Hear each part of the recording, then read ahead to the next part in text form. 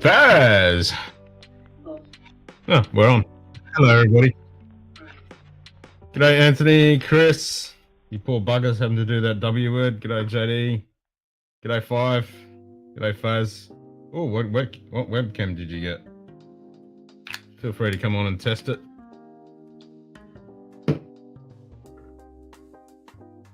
Exclamation mark keys. I'll tag it in a second. Let's go put this shit away.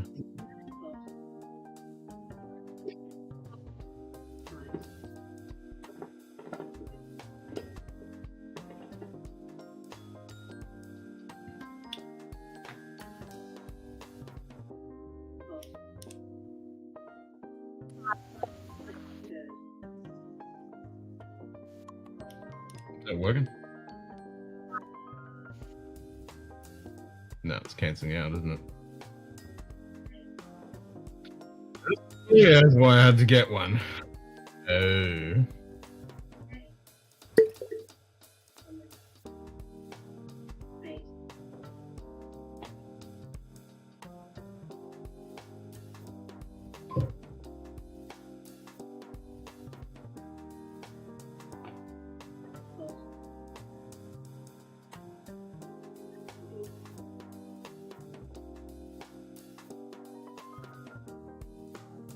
Phone is in the shop. Oh.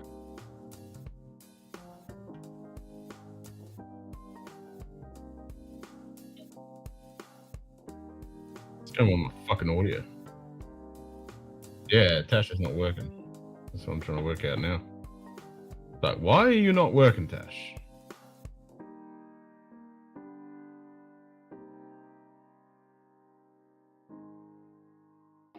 Let's do a refresh.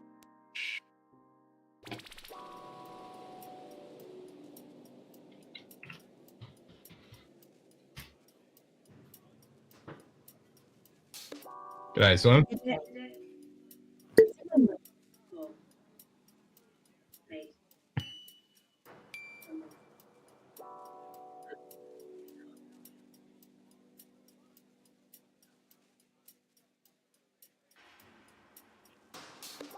Okay, 4 inches, okay for 8 inches.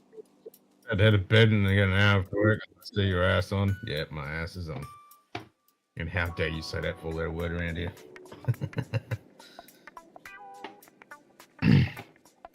Alright, let me change my audio output to aux. Where the fuck's that come?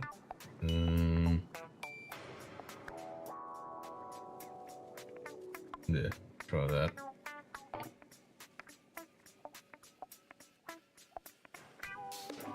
Let's try that.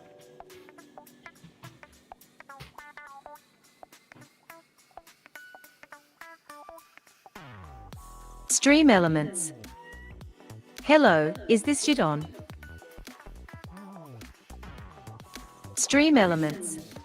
Okay, that's working now.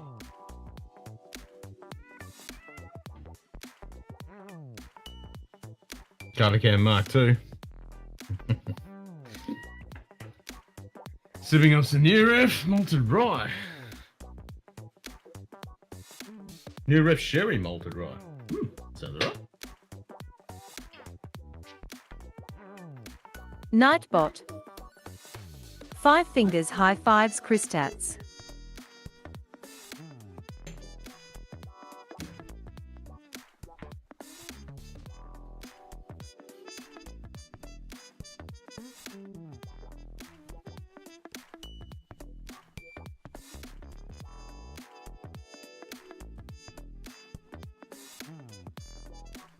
Nightbot.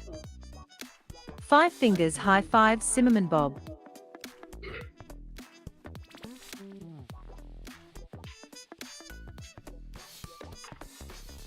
So we got Tash back now.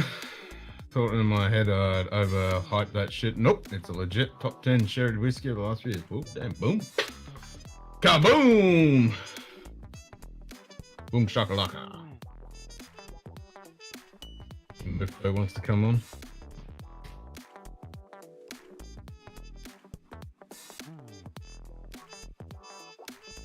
Nightbot. The shit. 5 fingers high five Simon Bob. Fuck him on top chat. Fuck that shit up.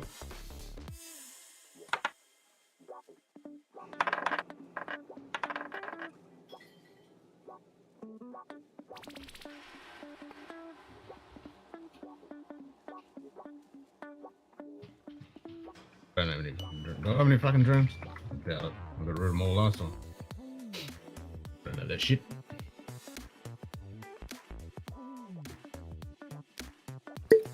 Good day.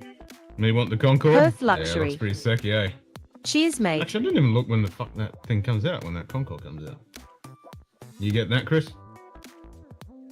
I got 110. Alright. Okay.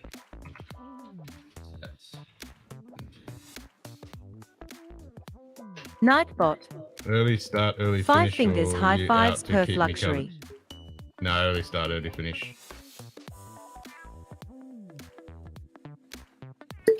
Hey, Sarah. How you doing? Good day. Whiskey Iron. I've Cheers, always mate. got to be early finish on Fridays Ken. because I'm on daddy duty. Says thanks for the likes. Fucking 8 o'clock in the morning.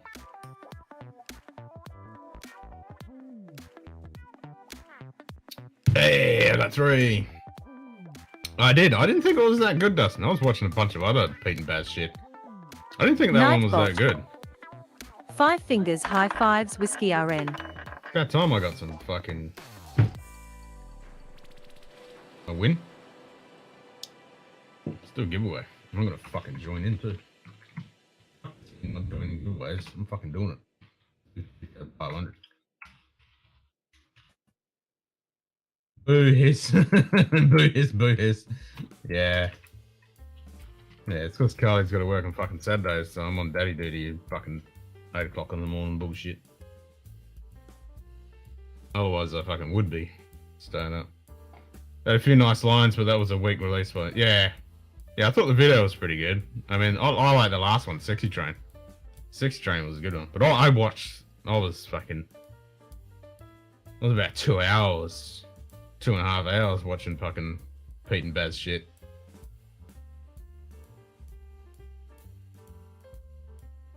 Like their first ever release, and then the interviews with them at the pub, and then I watched an interview on a radio station. They went to Birmingham before they did one of their live shows. I watched a whole bunch of their shit. And will you please get off my white slimline telephone with last number redial? This is a private slimline white telephone with no connection whatsoever to any business or trade. Especially not one of foreign extraction. It's like this glass looks hell lumpy compared to my other one. But it's just... they're all hand blown. 2 law firms, and there he is doing music now. I know, it's crazy, eh? And just the history of all the different guys with their music and stuff. And the reason that they did it was his granddaughter. Changing the fucking radio station in the fucking car. That's what started it.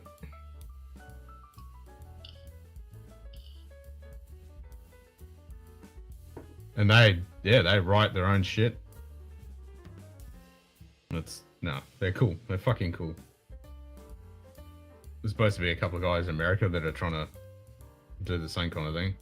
Yeah, it was Pete's granddaughter in the car. And then Baz was like, come in the car and he goes, what the fuck's this shit? And he's like, we could do this. And because Baz has done music in the past. We're fucking in pubs and bars and cruise ships and everything. Nah, the American guys are not. And Pete and Baz, they don't give a fuck about them. They're just like, yeah, whatever. They're just doing what they're doing. Which is awesome. But yeah, they've been doing live shows and everything.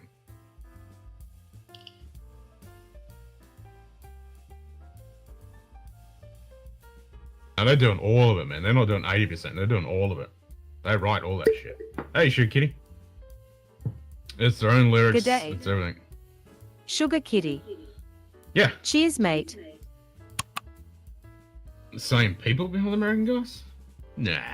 Yeah, early start, early finish, Shuki. The typical thing for a Friday night. As I have to be daddy duty early in the morning on Saturday. Nightbot. So I'll have a 5 couple of fingers brews, high couple of 5 Drams. sugar kitty. Fucking pissed because yesterday in the morning, fucking Nightbot. get notification that the Sugar heart rate kitty high monitor 5s 5 landed in fongers. Perth, which is fucking 4.5 hours away. But because in Australia with the postal system, the closer it gets to the destination, the slower it fucking gets. It's fucking ridiculous, man. Like it should have been overnight fucking here. Nah, that'll be fucking marketing producer, whatever beyond that Frank and Murray thing. I don't believe they write it all. I believe there's major work done for their voice and what. Oh, post. Yeah. There's definitely, yeah, Australia's slowest. I know. Snail mail. It's fucking ridiculous. Some people even think Pete's voice is from Murray. Nah, like if you hear him in the interviews and shit, you can tell, but yeah, they've cranked up some of the characteristics of their voice for sure. Nightbot. Simmerman Bob high 5s sugar. But yeah.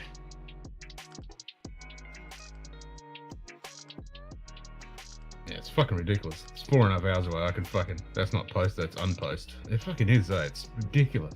Man, I can literally drive down to there 4.5 fucking hours and pick the shit up. That's how long it fucking takes.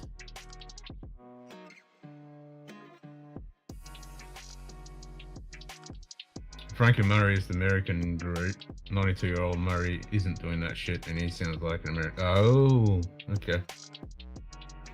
Some more stubby calls? Nice. Nice. I need to get one of them each. Have them on the fucking back shelf.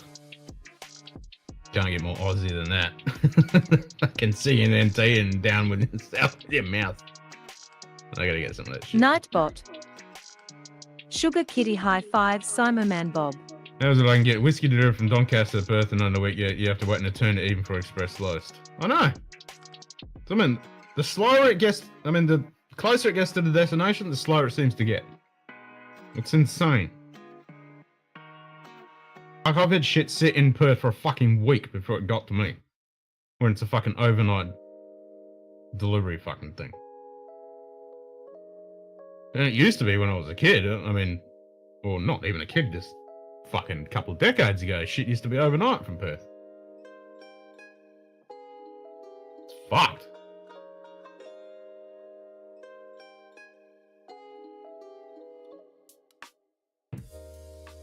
Traffic.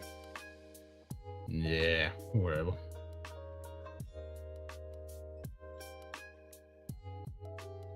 How fucking hard is it to get... Yeah, whatever. This is bullshit. The price goes through the fucking roof and the speed goes down through the arse. Plus they lose shit. You know, fucking JD's box just disappears off the face of the earth. And a puff of fucking smoke.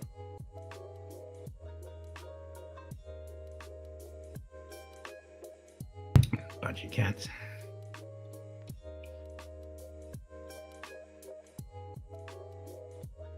So the bottle of whiskey coming out for the Single Malt Whiskey Club in the month will be a sherry cask strength from Milk and Honey. Milk and Honey Elements Sherry cask strength. I'll be getting that fucking thing. Right, we're all in the fucking drawer. And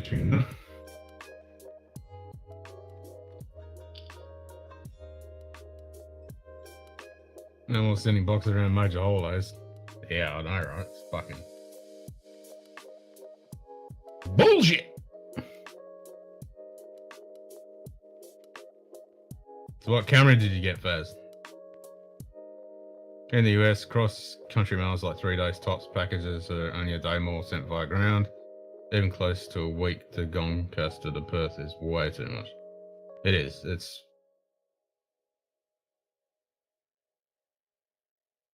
Lurkers come out. Elgato face cam. Yeah, that one's meant to be pretty good. Had a box of pics disappear in Memphis at FedEx. They then found it empty a month later. Shit. Hey, Martin. Well, that Good day. fiddle fucking with it at the Martin L. moment. It's meant to be a pretty good camera. Cheers, mate. If you want to come on and test it out, feel free. Alright, let's do the fucking draw. Boop.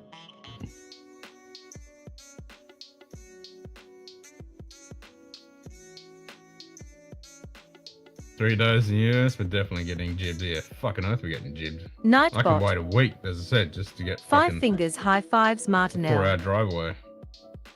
El gato? I am here. El gato. Chris Tats, you won. Cheers, brother.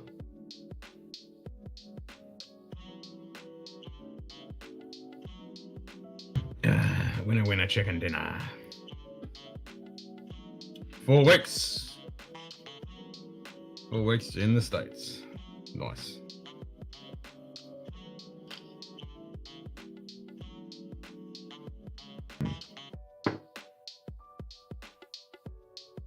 In 4 weeks, I'll be sitting here. Same time, same place. And the Drams stay in Oz.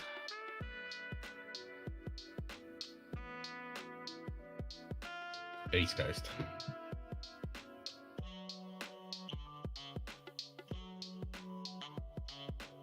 Well, if the Drams ended up in my fucking wallet, they wouldn't have gone too fucking far as well.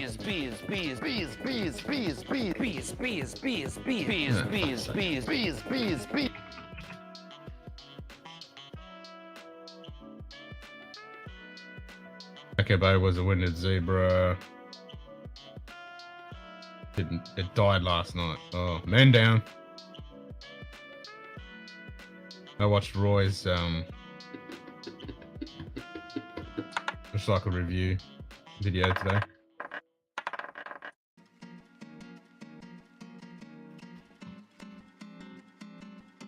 Yeah, Sanig. Like 16 to Valhalla during Roy's video last night. There you go. Nightbot. 137 bottles down, glasses up, pop the next one. Fuck, I'm on a roll. That's it. No more gambling. I'm done.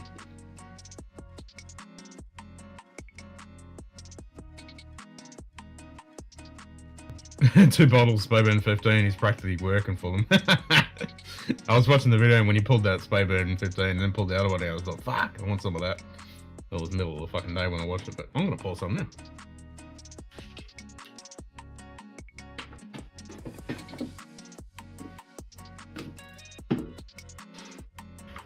I'm kind of with Roy. I love this shit. Recycle. Made a tiny boo-boo at the mention. I didn't post it in chat, but Macchio Bay is not 100% ex-bourbon. Yeah, I thought that too when he said that. Because it's like, isn't it like 70-30? And then Sanig is the other way around? That's what I thought it was. Yeah, there's a little bit in the sherry in the Macchio Bay, and then there's mostly sherry in the Sanig, but there's still like the ratio.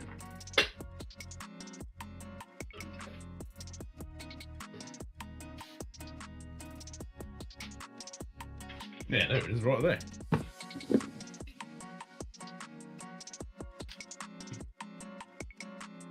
There's the fucking ratio. Yeah, that's what I thought it was. Yeah, that's a little bit of fucking sherry in the Macchio, and then mostly sherry with bourbon cask in the Sanig. Screw all that. He had what, 9 bottles of Kill Karen to kill off, I know. Not sure the exact percentage, but the Macchio Bay says it all has both casks right in the box. Exactly. Yeah, it's right there. I think it says it in here, doesn't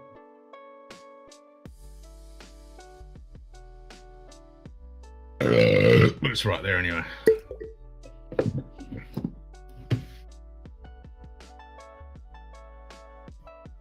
Could be 90-10, yeah. Yeah. Pretty much. And then there's a bigger ratio in the Sanig. Because you got... Has that camera gone to shit? It fucking has too, isn't it? Cunt. It's fucking... On my cam settings are fucking gone to crap. The Windows fucking shit. Fucking bullshit. Hey, Zenbud. What's up, brother? Got all the kitty cats. Just looked it up. 85.15. There we go.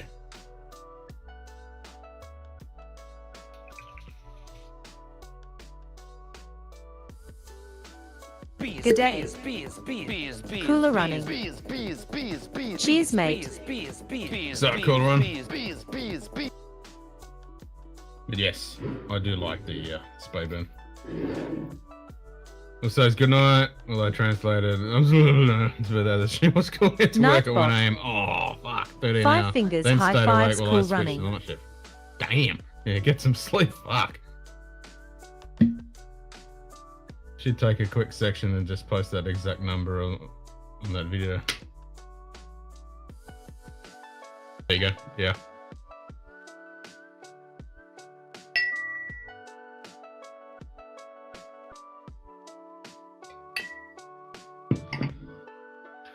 Spayburn 16 1 litre.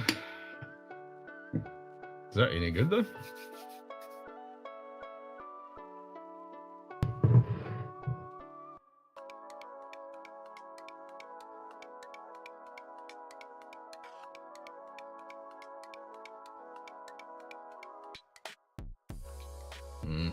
I do like this Spayburn. It's fucking good shit.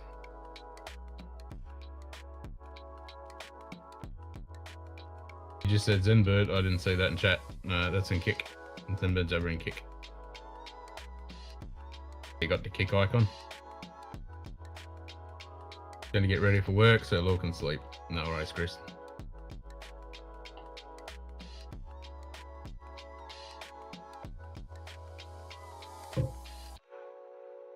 Foz with the new camera.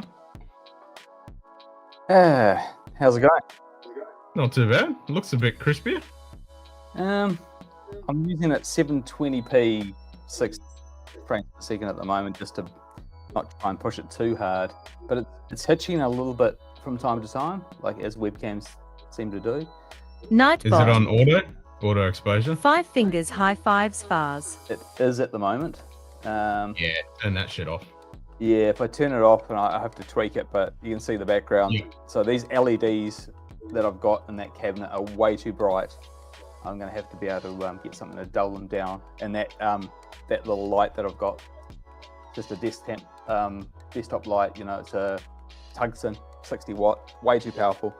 Need like an LED, like a nice low power one, something like that. Yeah, turn it yeah. off. But manually,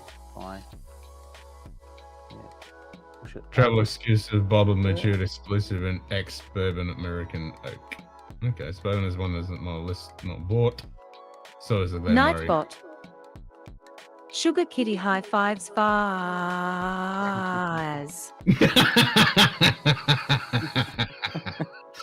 Nice. That's really kooky.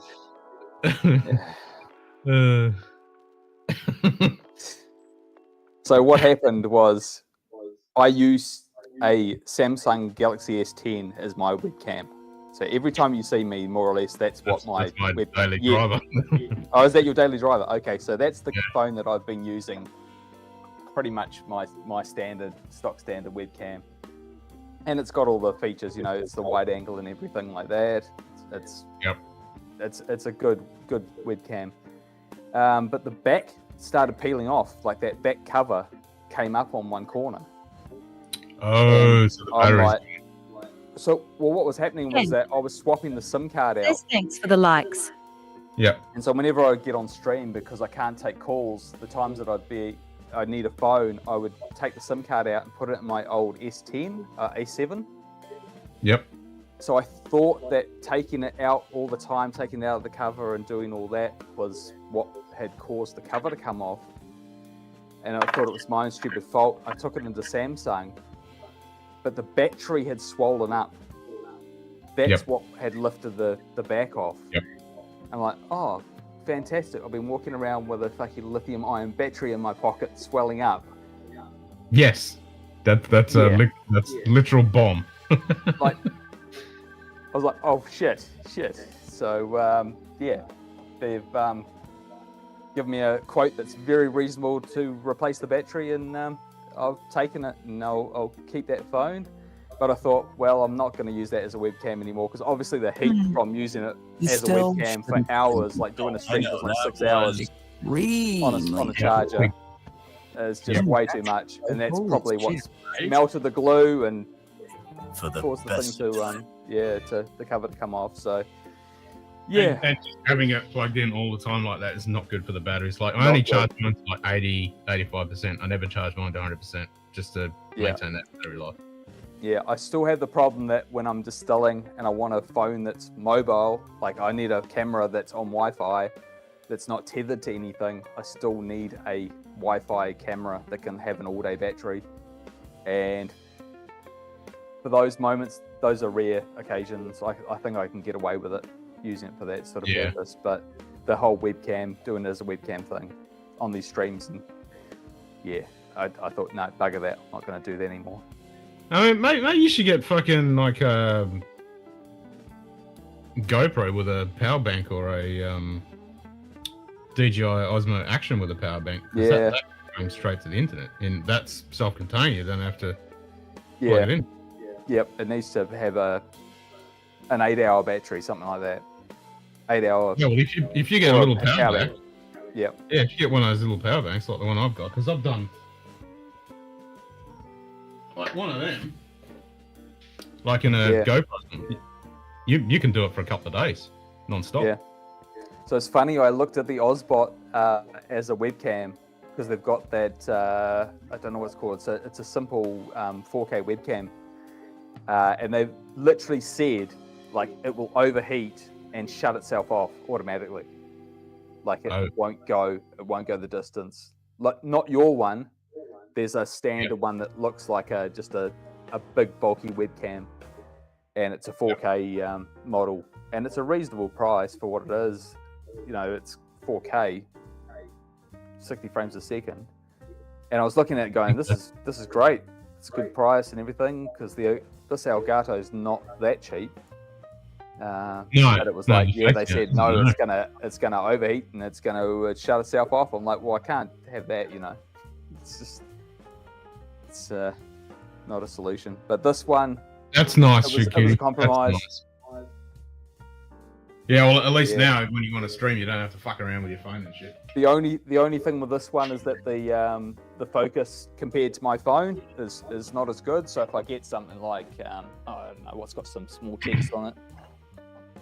If I get something with my phone, I used to be able to put my bottle right up to the phone, and it would focus, whereas this will not go at this focal length. It just will not focus. Yeah, the phones have actually got a pretty close focal distance. Yeah, so what I'll probably do is I'll have my phone on standby with OBS and just like be able to swap over to the phone and just put the phone up if I need to, you know, show anything that's super close or anything like that. But this is sort of starts to get a bit sketchy. Yeah, it doesn't really. Yeah. That's when you're lost. Yeah, it doesn't really go in that close. So that's a compromise.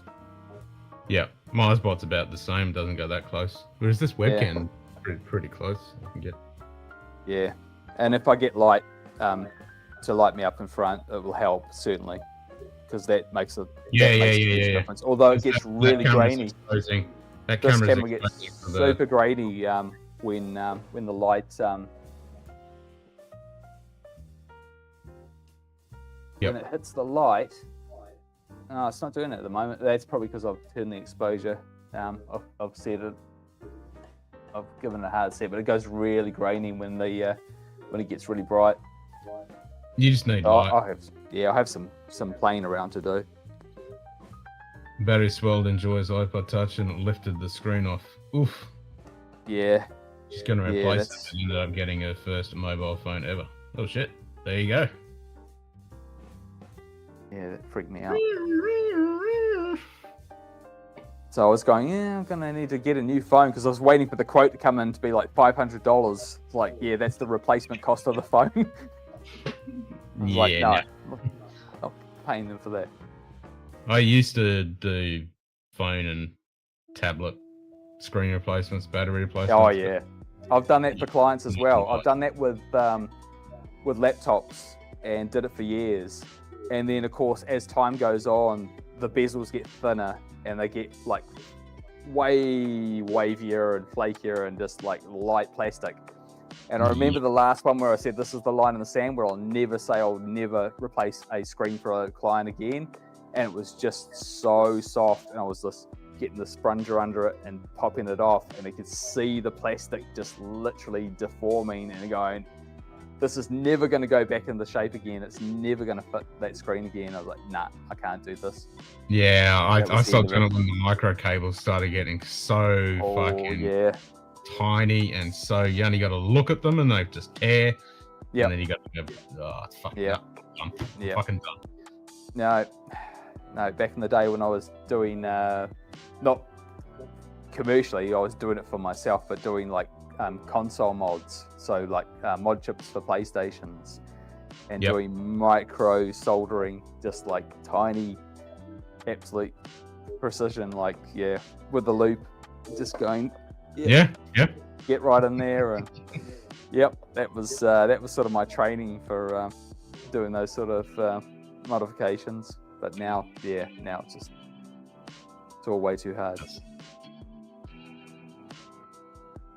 No, I gave up on that shit, because a lot of them now you can't even replace the screen. You got to replace the whole fucking digitizer and everything. Yeah. Because they're all sandwiched one piece fucking construction now. Yeah. Well, I've got my iMac that I got from someone with that giant glass screen on the front, and it's held in with those neodymium magnets, and it's so strong, and you get your finger under it and you like lift it up at one corner, and then next thing you know, you've crushed your fingers up. Yep. It's like, now I see why iFix have the big sucker pads, just to... Yep. Every time I do an iPad or something like, one of those iMacs, I have to get those big fucking blue sucker pads from iFixit, and then put lots of fucking wedgie spacer things when you take, because those magnets, because if you're not careful, that when it goes in, it'll fucking crack it. This is the latest one that I got from a client the other day, decommissioned. And I'm like, oh yeah, an iPad, I might be able to have a use for it. Yeah, it's got the old home button down the bottom. Maybe it's not too old. Get it home. That's a fucking Gen 1. Absolutely fucking useless. Yep. That's a paperweight. Good for nothing. You go on there, the built-in apps like YouTube. Like, no. Nah, YouTube nothing app will is fucking work on that. discontinued. No, there's not a damn thing. Completely redundant. Yeah, like even as a cookbook. No, and that's the bullshit about it. I mean, like that's still a perfectly operatable, fucking usable device, but they just make them completely redundant. Yeah. Bullshit.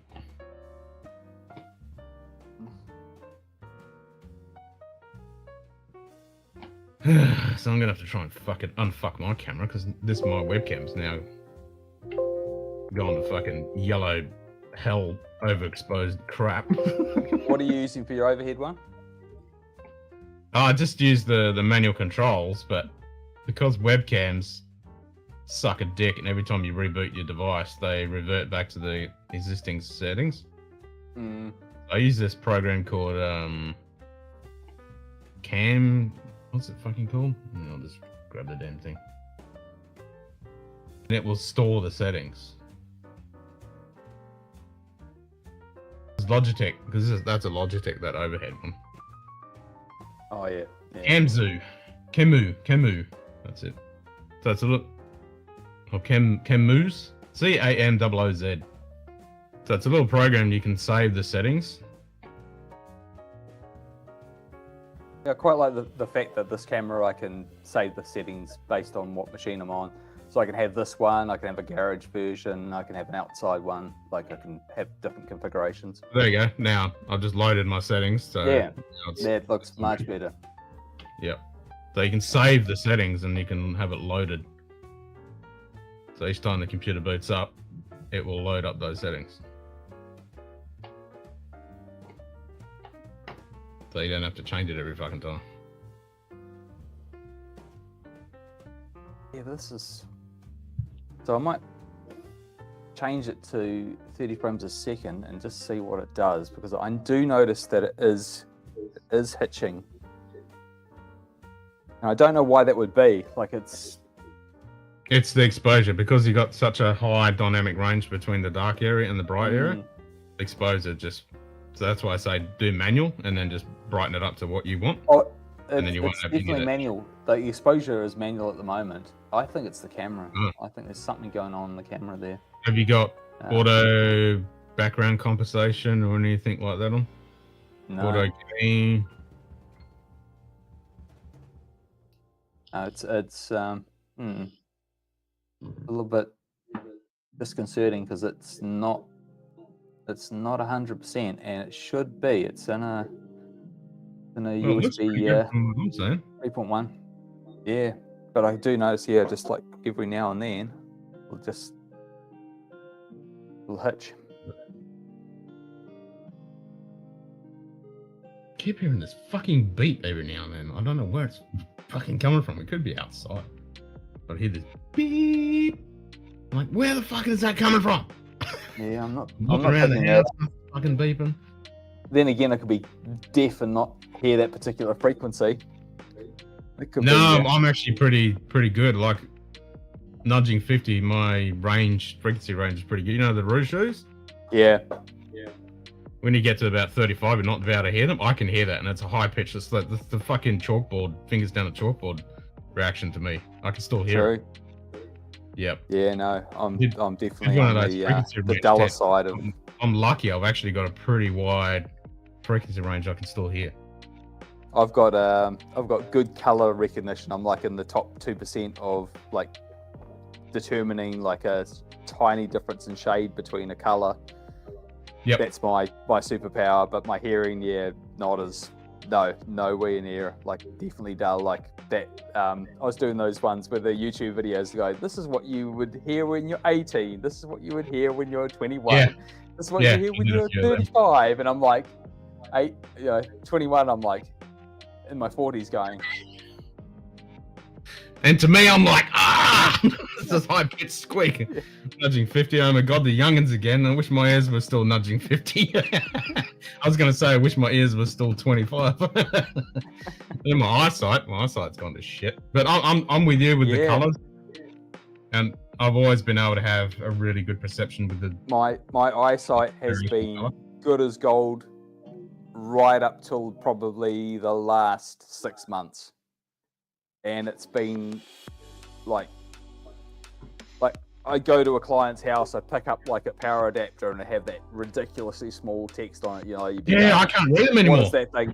I used to be able to just like zone in on that and go, yep, that's blah, blah, blah. And now I'm like, oh shit, get the phone out, take a photo, zoom in, just go. Yeah. So like all of a sudden and everyone in my family's blind as fuck.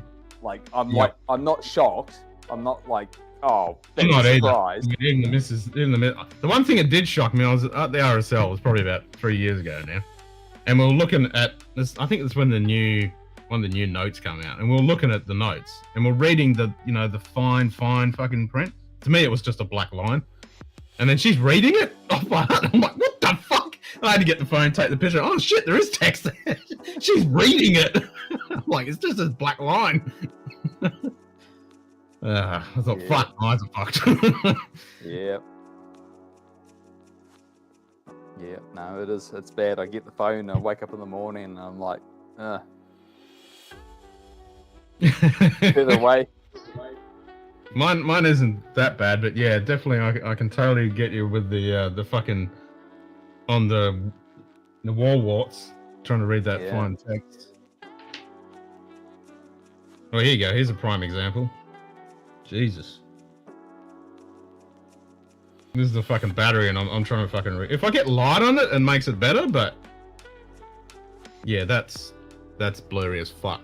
Like, I'm trying to read this. Yeah. It's a AAA battery. I'm just trying to read the. Well, have you got a cover on your phone? A cover? Yeah, on your Samsung S10. Yeah. Okay, so on the back of the actual phone, that glass back, there is a model number with text down the bottom, which I Yeah, I had don't to. think I can read that anymore. I had to get that in order to bloody log the job for the repair. And I'm Yeah, looking yeah, at with that and the I'm number. like, that is fucking impossible. I had to get the light to hit the right angle and the camera and everything just to. It was just. I must have spent like 15 Yeah, I'm minutes. just starting to going, do on bottles now. Like on some of these bottles where there's small print, I'm like, fuck, that's getting blurry as fuck. I can't even read that shit. That's called selective hearing, especially when wife talks. Yeah, well, that's normal. We've all got that.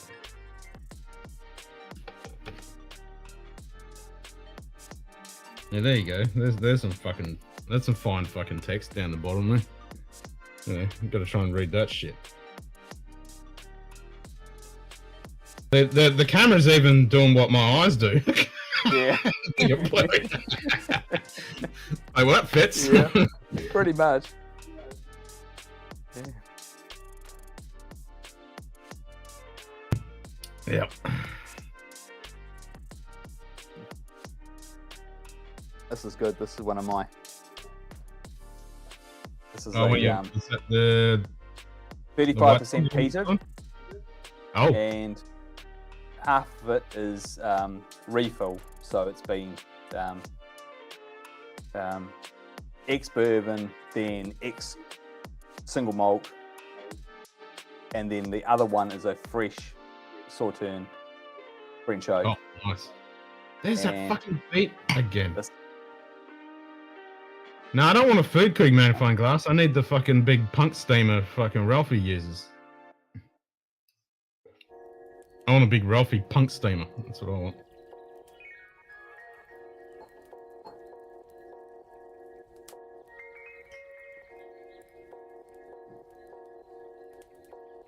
That fucking Yeah, beat. this- Where's that beat coming from? I know that we've got an equestrian event up at the park around the corner, but that's not till tomorrow.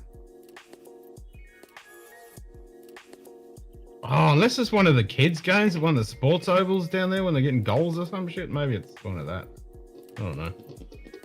Friday night. Hearing this fucking noise and it's annoying the fuck out of me.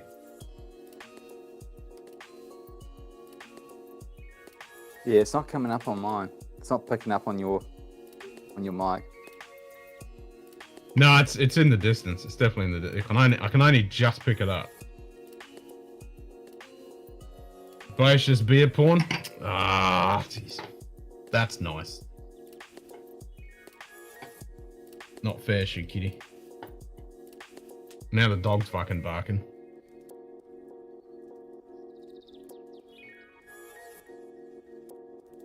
Oh, I like the fucking Pella in a box.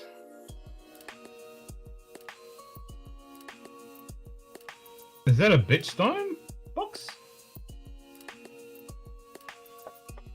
Yeah, I think it's a bitch. Oh, that fucking Mausen electroline killer. That is fucking beer porn for. God damn it! I can't get anything now. At the moment, there's still nothing dropped It's anywhere. like last year. Yeah, same. Yep, there it is again.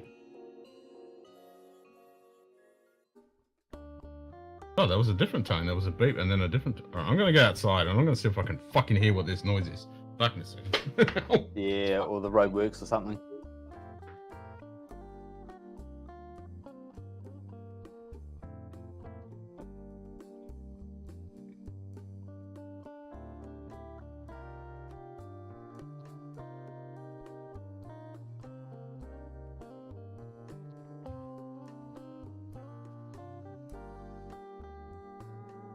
I can't change my settings. Why? Damn thing's streaming.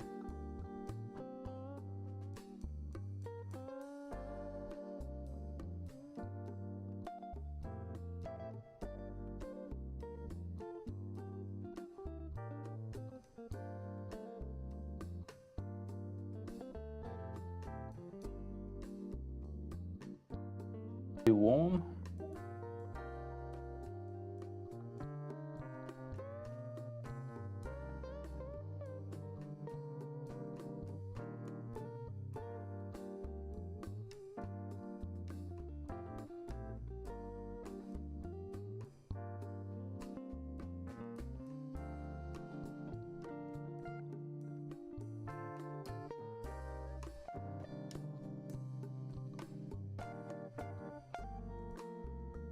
Yep, I think it must be something to do with the fucking horse shit.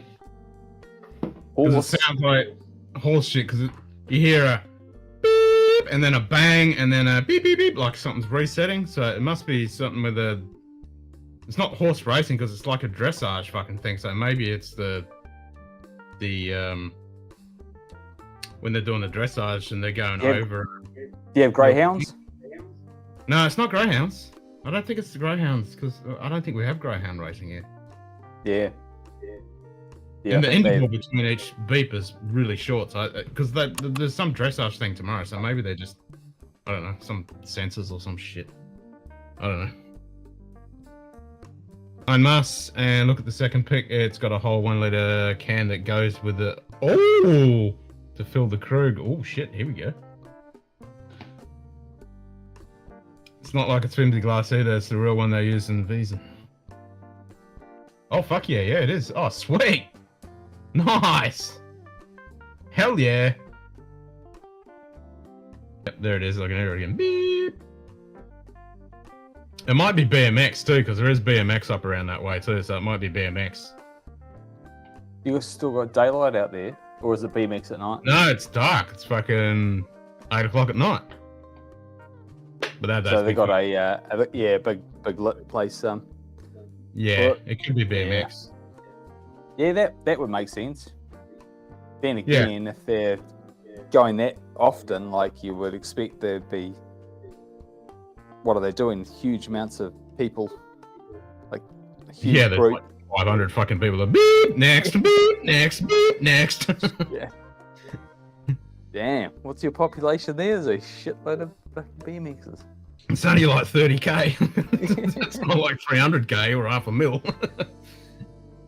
Half the population are into BMX racing. You can see on the box pick at the top mug and 2 separate things. Yep. Yeah, I saw it. Yeah, the bottles inside it, the cans inside it. Nice.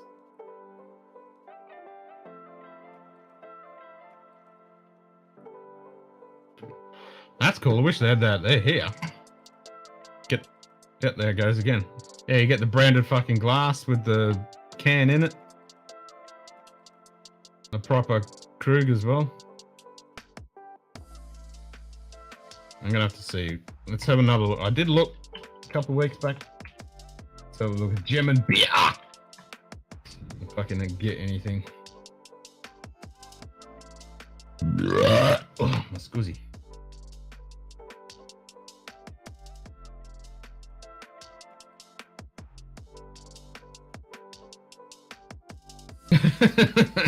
Faz, the moonshiner formerly known as Faz, does not respond to Faz. Oh, hello, Martin. Or Marlon. Yeah, that's Marlon. Exactly. Has Donald stolen your allocation? He has all of the fucking allocation. Donald has everything. Oh, shit. Okay, so we got Best of Germany mixed pack, low in stock, $100. I did get one, yeah, I got that. But I had some shit ones in there. I had some good ones too. Warsteiner, no. We don't want that. International beer pack? No, we don't want that. Total Wine has, boat has them, so it's getting national distribution. Donald is the allocation. Yeah, exactly. Oh, I can get Ed and go Dunkel.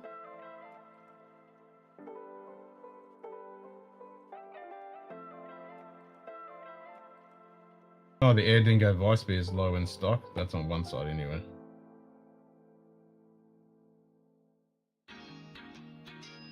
What? There's a Weinstefan Hefeweißbier light? A light one? Lame.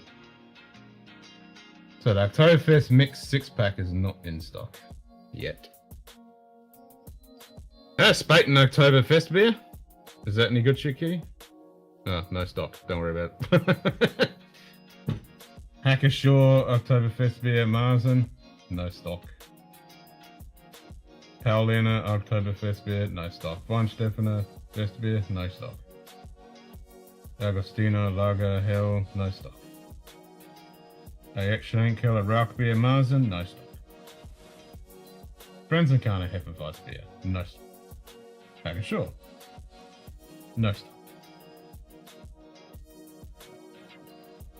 Light. That's what it is to begin with. I know. It's like, light? What? Everything Spaten is good. Hackashaw is the original. Yeah. Well, I got nothing. What's this fucking bunch of cunts got?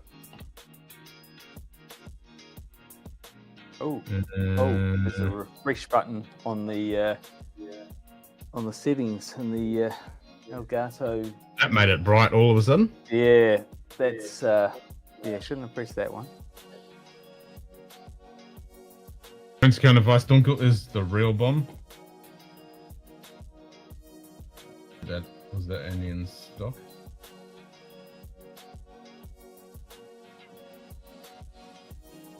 Where's the Prince and Count?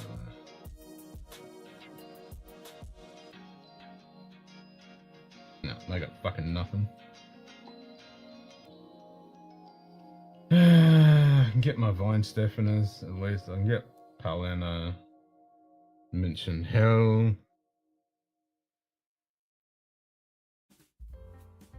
Hothbroy, no thanks. The Schäferhofer, non-flavoured ones. Uberbräu, never fucking heard of it. Weinstefano, Weinstefano, Weinstefano, Weinstefano. Yeah. Paulana.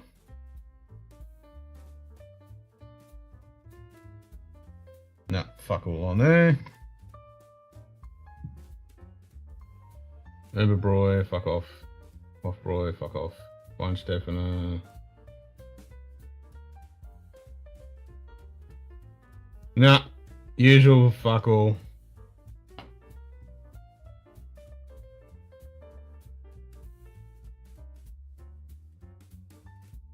Fuck all. Give me beer. Give me Deutsches Bier. Oh, I can get the Anakin Land Beer Dunkel. That's a good one. What else have we got? How much did you have left over from last year? Fuck all. So you bought the right amount. Yeah, I had a couple Rauk beers left because I didn't want to smash all them on the night. So you know how much you need to order in that case. Yeah, as long as I've got a couple of cases of Weinsteffen and a few others, I'm all good. Because, yeah, 24 hours, you end up filling the table full of lots of empties. Yeah. Augustina Dunkel? I can get the regular hairs, but I go to the border of Pennsylvania for the Frankana Dunkel. Yeah, I'm not just saying shit. I really want some Rauk. Yeah, I'm not saying fuck all.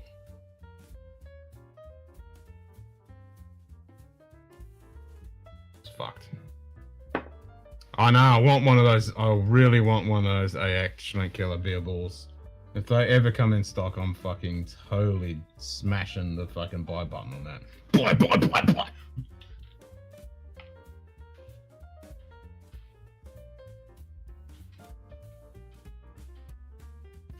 That's totally what I need. A fucking beer ball. The fucking stream.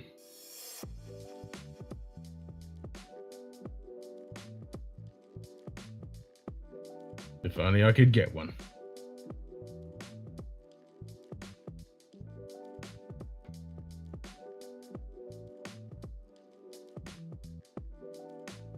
Adjusting on Looks the like I wrong might be able to get some damn monitor. Augustina Dunkel. Yeah, exactly. Should I kill a 5 litre? So buying that. I keep checking, but it's always out of fucking stock. We sent photos from the Sydney airport duty free. Yeah, cheers, Chris. Where you going, Chris? I don't expect them to have that much kind of stuff there, but yeah.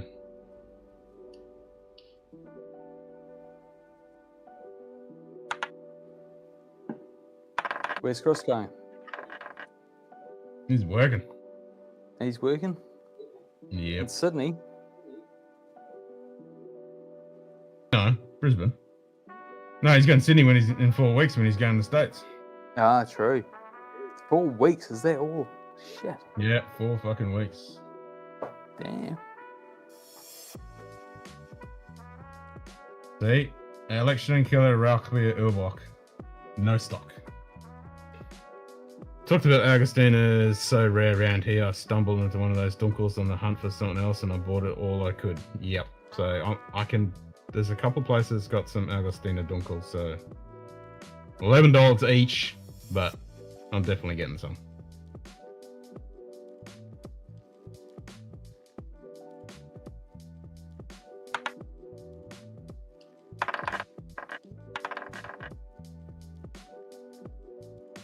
And there's 2 sites now I found with the Agostina Dunkel, so I shall I'll order some of that tomorrow. Let's see if anybody has got some fucking AX. Please, somebody have an AX.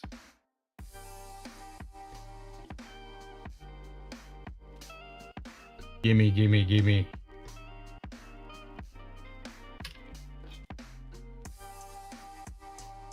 Fuck. This makes me sad. Out of stock. Out of stock.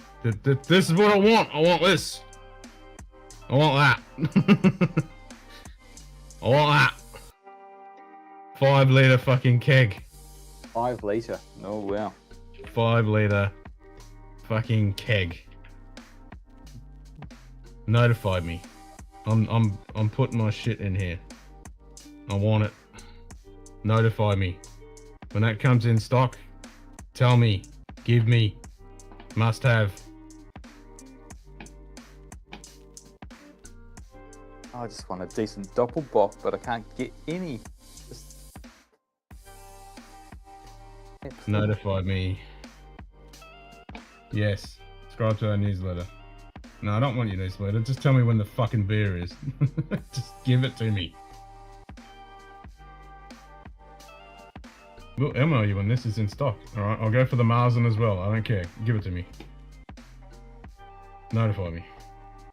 What else have we got in here? Just the Urbach when that comes in stock. Notify me. Yes, please. Notify me. Yes, please. And the Doppelbock too, yes. Notify me. Yes. Yeah, it's probably getting too warm for you for doppelbock, but for me, it's like perfect weather for it. I have to drink anything anytime because otherwise I'll never get to drink anything. Yeah. It's cold. It's still good. Are you? Well, if you're cold. Yep. I keep it cold in the fucking fridge. It's all good. It's like when people say I can't drink peaty whiskey in fucking summer. I was like, yeah, if I did that, I'd never get to drink peat. The only time I went to Isla, summertime, fucking stinking hot. Like, tell me I'm not drinking peat when I'm here. Yeah, exactly. Like hell. Shout to the distillery. Yeah, you got anything unpeated? Because I'm not really in the mood. It's too hot. Yeah.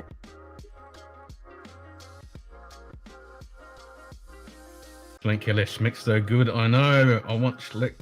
I want Schlenkeller. I really want one of those beer ball Schlenkeller. 5 litres of fucking Schlenkeller. I'd be in heaven. Just plonk that fucker right here and just give it to me. You'll get the double. Yes, Chris. Yes, Chris. You will not regret it. No, you will not regret it. That's it. Yep. 1 for the ciders, 1 for the beer. There you go. Done. Sorted. And a tap that reaches all the way to the spa pool. Yeah, I was gonna say it's gonna be right to the next to the fucking spa, so you can literally just lean over and fucking pour one. That's fucking heaven.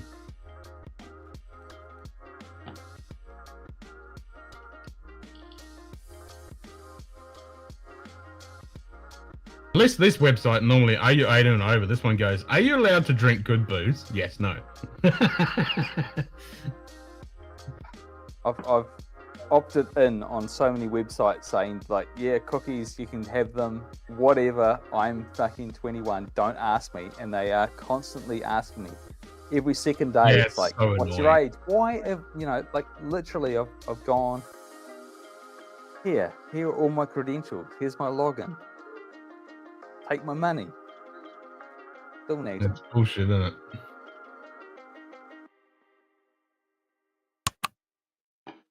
Well, Ken. I'm born January 1st. Says thanks for the First day likes. of the first month. Any year that will make me old enough. Yep, that's what I do. It's just like first, whatever year. Yeah, exactly. Tick, tick. The shit out of the way.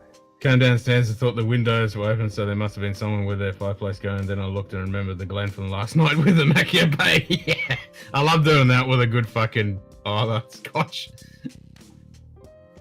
Yep. Damn right.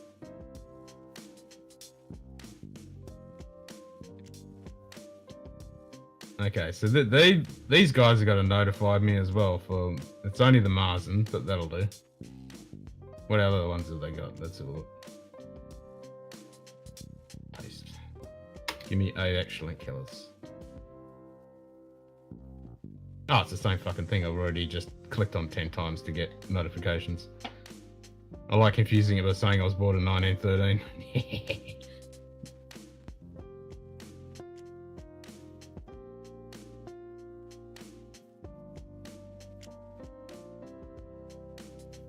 Oh, this is another site with the big keg. Notify me. Yes, please.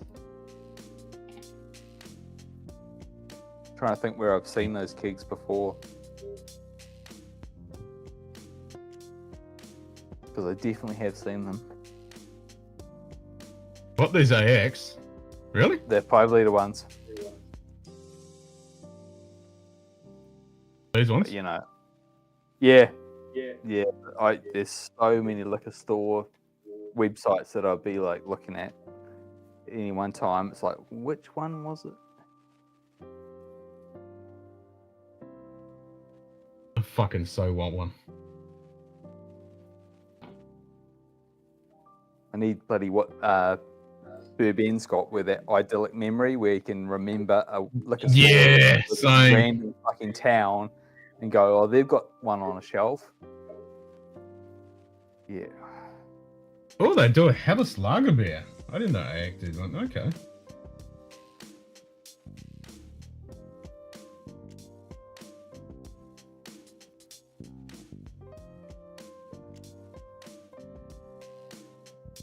Oh shit! I've got some in stock. Not for long. Just the bottles. $10 a bottle. Oh, that's the Crozen. Do they have the Ubok? Yes! Oh, it's sold out. Fuck! Fucking $10.99. Notify me when... Yes, notify me when it comes in stock so I can fucking order something. And hopefully this time it's fresh. Because last time it wasn't fresh.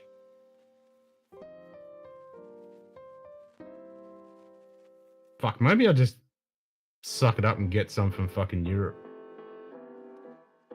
Because Chris would have seen we got a London forwarding address now. Did you see that, Chris? Did you get that email? Time to hit the road. We'll join back when I'm settled into my secret location. Get the Hofbräu regular lager over Christmas. They have a picture of Munich place in winter on it, made just for the holidays.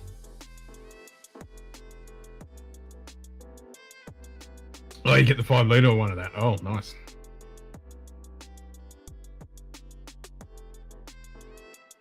So yeah, maybe I'll just fucking find somewhere in Europe and just cough up the fucking money because it's only beer, so tax shouldn't Yeah, be. they look at the tax on it and go, oh, fuck this. Just send it through. Yeah, it shouldn't be that bad. And the shipping will be nasty, but the tax wouldn't, because beer on tax on beer isn't that bad. Yeah. We've had a few high-profile craft breweries go bust just recently, citing the excise tax as the reason. Yeah, no, I totally understand It's that. like, we just, can't handle this, just too much. Can't make it. Yeah, I've had the can't UK make one it- for a while as well, Chris. But I mean, the new email, they're updating it, saying they're in London now with the bigger warehouse and supposedly better shipping. So I've got a London address now, so I can get shit from Europe and send it to London.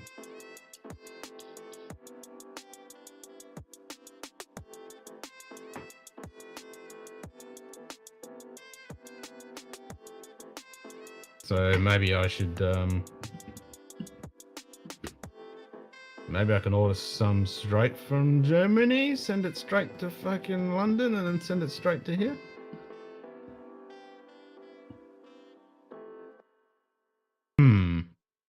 You'll need about 2 months, and you've got. Yeah, I'm thinking, is that gonna get here in time? It's not Yeah. summer yet, so it's not gonna get ruined completely. And it'll kind of be the freshest fucking beer I can get. If I order it straight from Berlin to London to here.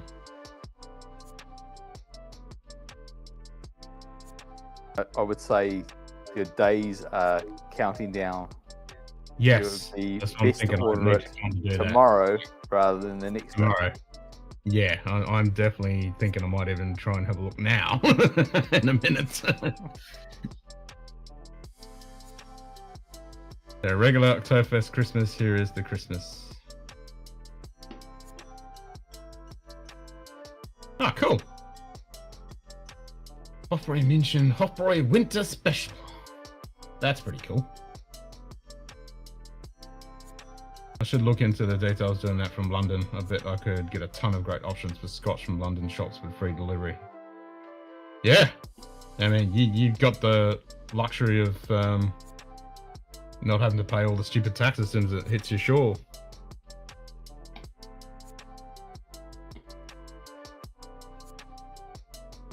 Yeah, so where's a good site in Germany that I can get beer that'll ship in Europe? That's what I need. Well, even better if there's a place in Germany that'll ship straight to my fucking house. Yeah, Europe's always been difficult for me to get stuff. Like anything from Europe, I've usually got through eBay, but getting direct, like Europe to New Zealand shipping, I've always had trouble. Yep. MyUS.com, should kidding? It costs you like $100 a year, and then yeah, you have that address. You just whatever you buy, you send it straight to that address, and then they'll send you a thing and say this is going to cost you this amount of shipping, and they box it up and ship it to you. It's great. Chris has used it many times. I've used it a few times. JD definitely knows the German sites. Yeah, the Polish sites. That's true. Poland's a huge fucking.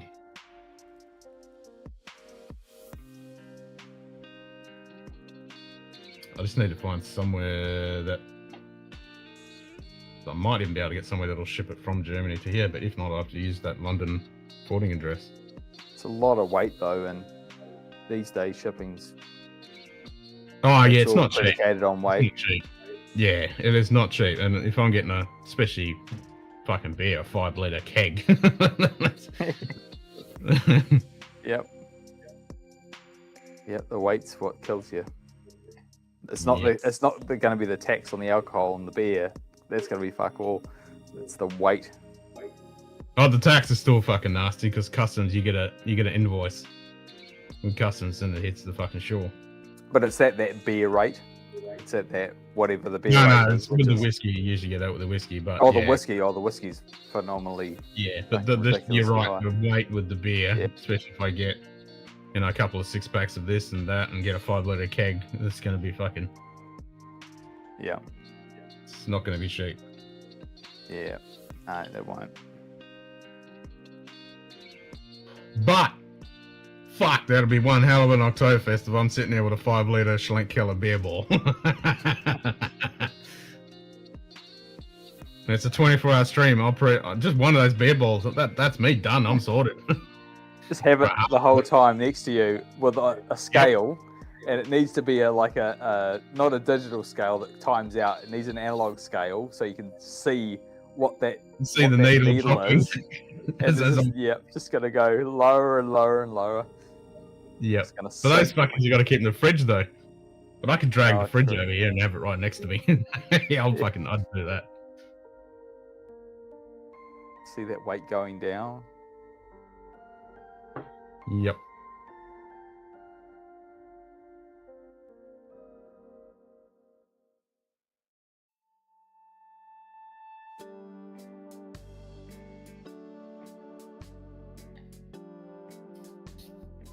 Yeah, where's a place I can fucking get that from?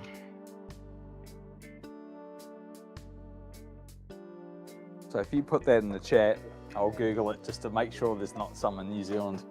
It might be cheaper getting it from here than Yeah, over there. the beer itself, that's the name of it.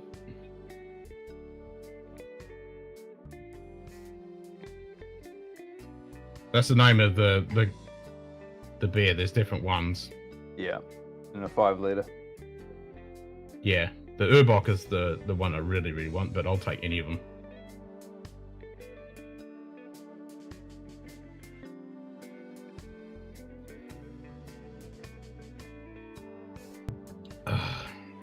Yeah? Where did that show up? I did not. In chat. I can stick it in here Green too. elements. Oh, stick it in here too. Ah. Why didn't I see that in chat then? And I'm not in top chat. That did not show up. Yeah, Marzen is definitely the one you find most often. Yep. Yeah, it's in chat. There it is right there. I stuck it in Video Ninja chat too.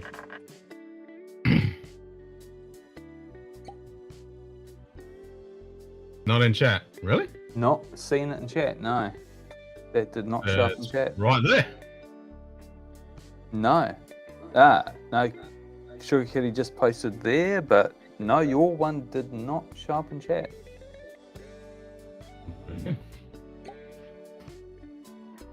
That one did. That's weird. Yeah. When I can see it. Yeah, your second one did. And your double up did as well. Well, that's fucking bizarre. Yeah.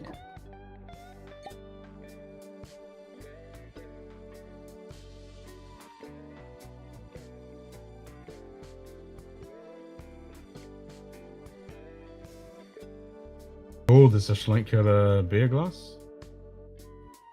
Yes, please. 500ml bottles.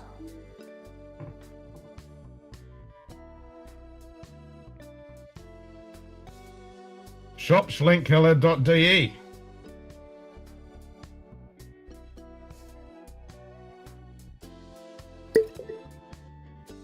Double showed up. G'day. Zenbood. Cheers, mate. I can get 500ml bottles at $16 a pop, and they're all sold out. So I can't. Yeah, that's the situation I have. They're all Yeah. fucking sold out. Oh wow, they have a shitload of fucking if you go to schlenkeller.de, they have a fucking shitload of glassware you can buy.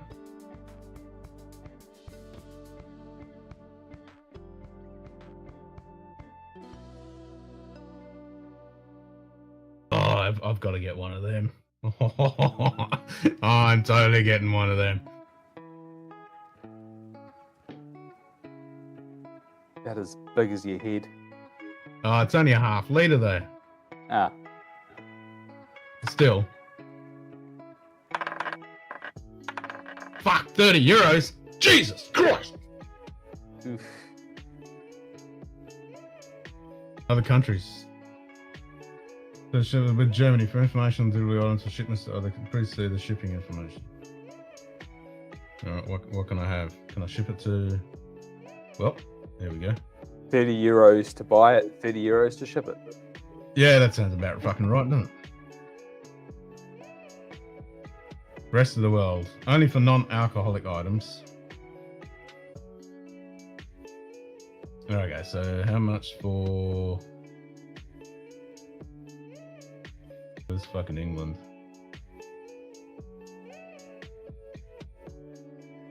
Ireland. France, Austria, Denmark, where's Belgium, Luxembourg, Spain. Come to see fucking England. They'll ship it to Ireland. I'm not going to ship it to England by the looks.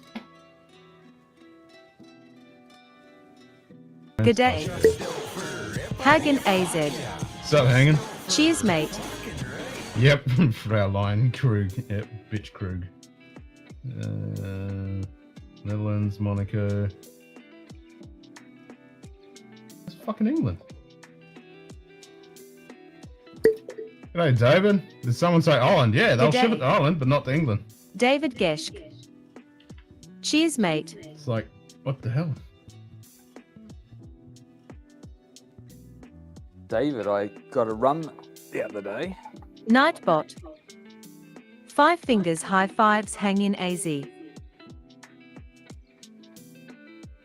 will be all onto this, Clement. Brexit bullshit. Is... Not near you anymore. Screw them. Yeah. Fuck.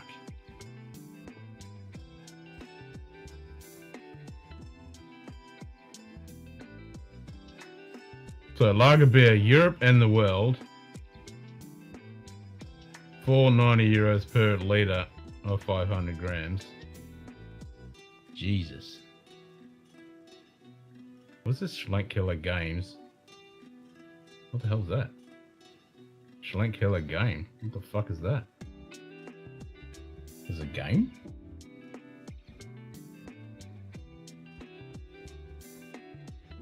Party keg. Palate cleansers for cocktails. Yeah, it's a different one, David, for sure. It's very, very salty, and if you gave it to me in a blind, I would probably think that it was a new make peated Isla. It's yeah, a white rum.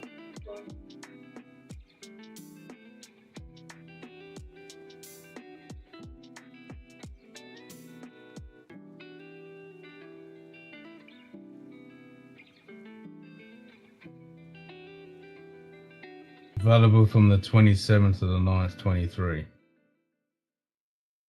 Well, that's not fucking good. Mm. Ah, party keg. Yeah, well, that's not game.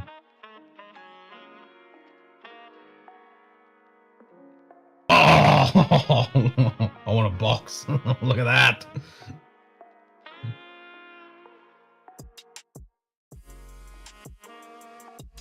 Oh. Yes, please.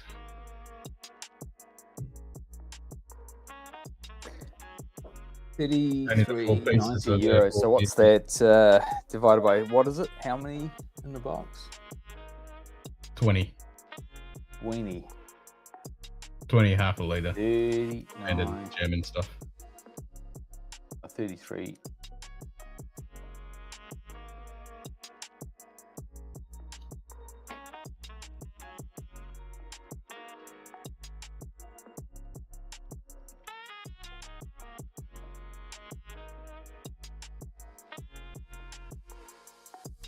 Yeah, I think at $16 New Zealand, I might be getting a little bit ripped off. Yeah, I can usually normally, when it's in stock, it's like $13. $13. That's 500 mil, is it? Yeah, each bottle. Yeah. It's a bit expensive on my end.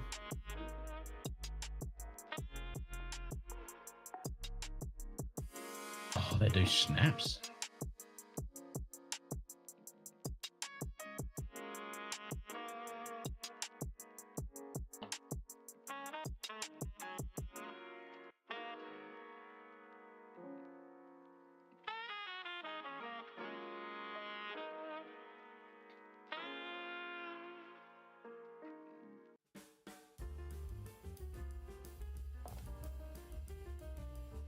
$20 when I buy the real France and come in, import and pay there, $20. Yep. Yeah, what's the game?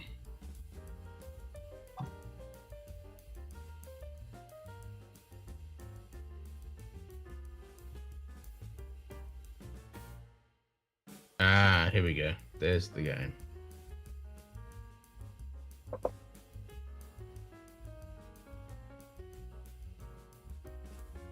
Who were the first to bring home their smoke beer? That's what the first official Schlenkerla game is all about. The game is played with Schlenkerla beer bottles. Nice. Aim of the game is to be the first to bring all 4 bottles to the finish line. Be careful, you pass various action fields on the way, so you have to keep a cool head. The Schlenkerla game comes in a 1x1 meter tarpaulins, waterproof, therefore weatherproof. Played outdoors, indoors, at the next barbecue, or on a winter's ski hut, whether you are the Schlenkerla game is guaranteed to be fun. Of course, the bottles can be emptied in between. And my last pour is going to be the Macklemore car strength. Nice! In the old black bottle.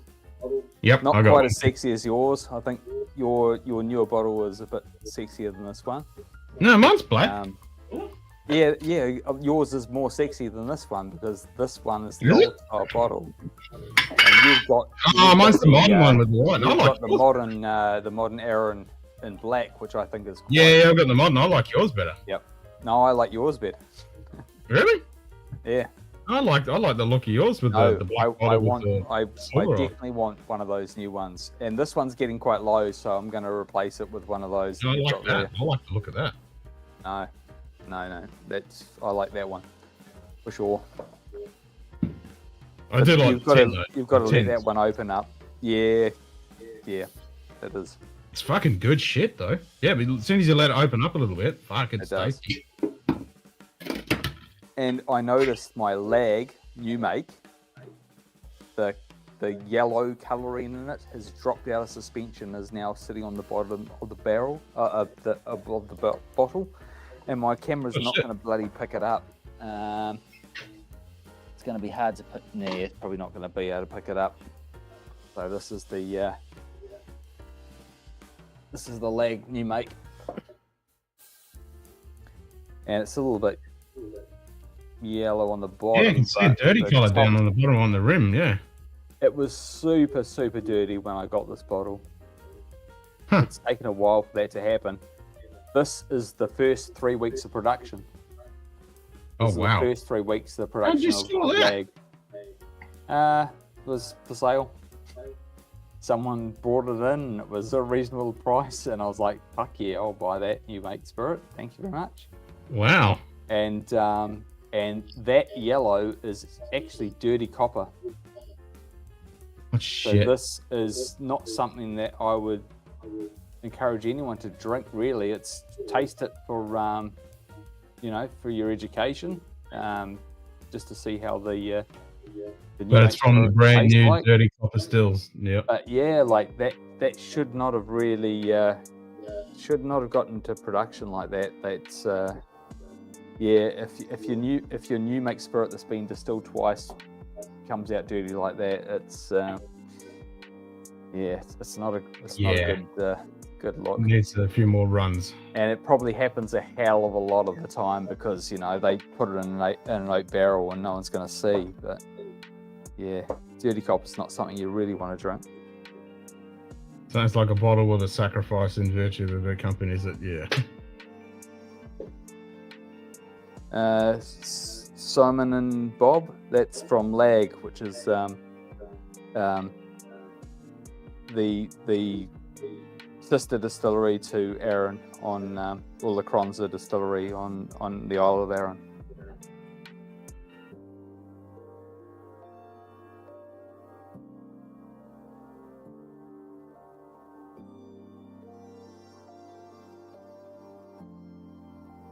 Yeah, David, I was quite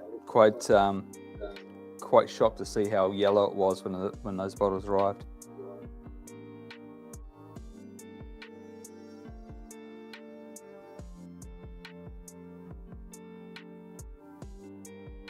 But they know what they're doing. But really, So they order. they shouldn't be putting that out in the market though. Fuck.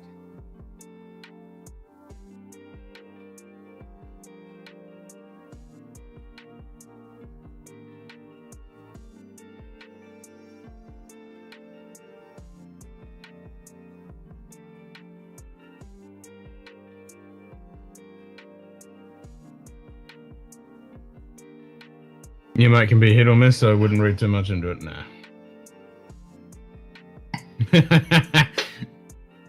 Yeah, but it's not just new make, it's new make off the new stills. So the stills haven't been seasoned.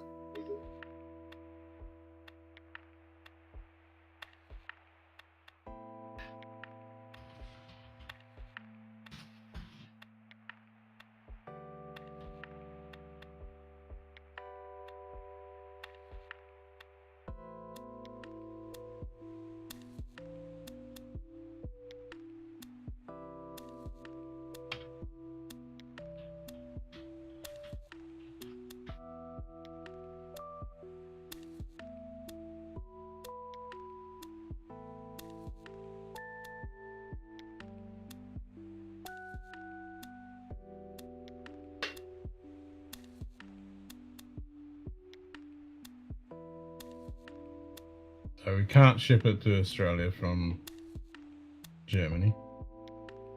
Yeah. But let's find somewhere where they do have some.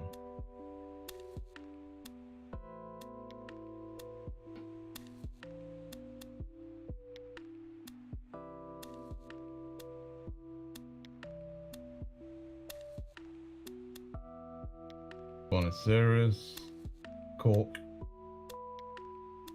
San Francisco.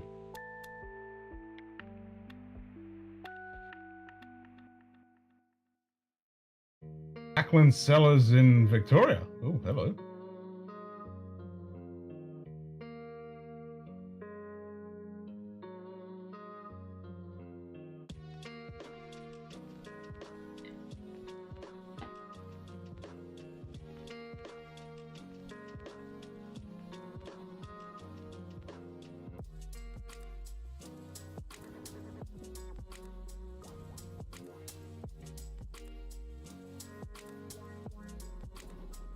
They don't have a website though. God damn it.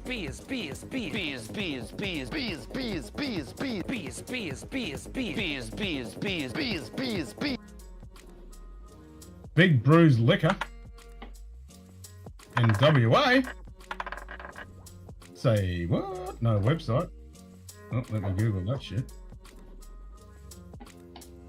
Give me fucking details on that. Somewhere in WA, the Scotch Schlenkeller. No website though. How the fuck are you supposed to? That's in Wanneroo. One bro. Where the fuck's that? Big Brews Liquor. Yeah, I'd love to say some of that, Pochine, David. That's yeah, that's a spirit that is quite fascinating, and especially when you look at the traditional stuff where they were using peated oats, malted oats, because they only had one way to stop the barley and the malts from from growing, and they used peat fires. So traditional poaching would have been quite peaty. There's some Irish distilleries that are doing some traditional stuff that's a far cry from some of the nonsense that's out there. No, I haven't watched it, Hang, and I don't want to watch it. I can't make myself. I can't do it. I really can't do it.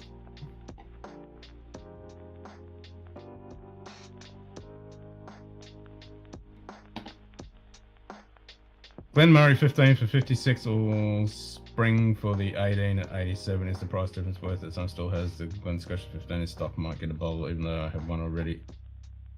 Don't know. I haven't had the 15 or the 18 Glen Murray. I've only had the cheap ones and the 12. Yeah, I've never seen any of those 46% ones. That one that Roy had in his recycle review today, that's never showed up here. And I assume that's Fucking Jesus. Cinnamon Bob tipped $25. Tigger kaboom. $25. Tigger kaboom. damn. Yeah, big cut of boom. Cheers, brother. So there is now EU approved technical file. What the fuck? Alright, hold on, get another beer.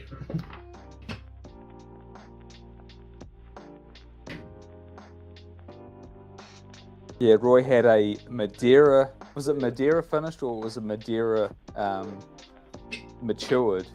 Glen Murray. Yeah, it did. Yeah, like that shit's never showed up here. Like, No, I've never seen. I can only Never get seen like anything the like that. 12 and the cheap low level ones. the Chardonnay. It's 40%. That's the only one I haven't seen. I've seen all the others. Yeah, Chardonnay. Had the peat, had the port, had the normal one. Chardonnay I haven't had, and I've got a bottle of the 12 Glenmurray. And that was Kirsty. What's her name from Bunnahaven? Yes. She was responsible for getting some of those higher proofs out. Like they were just doing 40% pretty much up to when she got there, and then she was there for a very short period before moving on. But, The Chardonnay cask is good. Yeah, I think. Yeah, I haven't seen it. Yeah, the Chardonnay cask is good actually. It's 40% though. Yeah, but it's cheap. It's fucking cheap. Yeah, Nice. cheap. Yeah. 5 fingers, high fives, Weinstefener Hefeweizen. And I've always said those Glenmurray line, those 40% El Cheapos are really good to introduce someone to whiskey, to the different finishes. You can go, okay, here's a peaty one, here's a standard bourbon cask, here's a shardy, here's a wine finish. You know, you've got different finishes just to, and they're not going to break you the bank. Yeah, for sure. Cheers, son.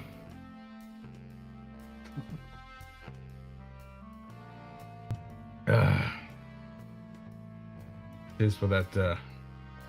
That one that Roy had in his recycle review today, that's never showed up here.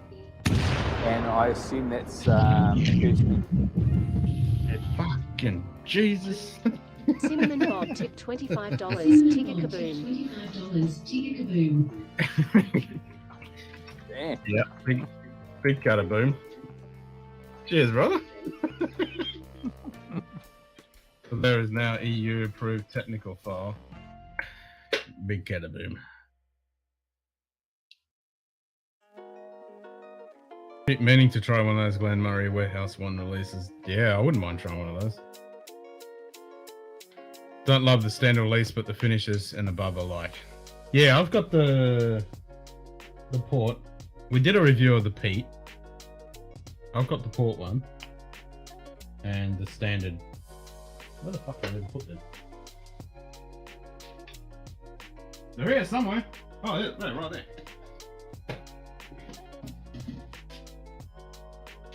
So I got the port cask and the standard 12.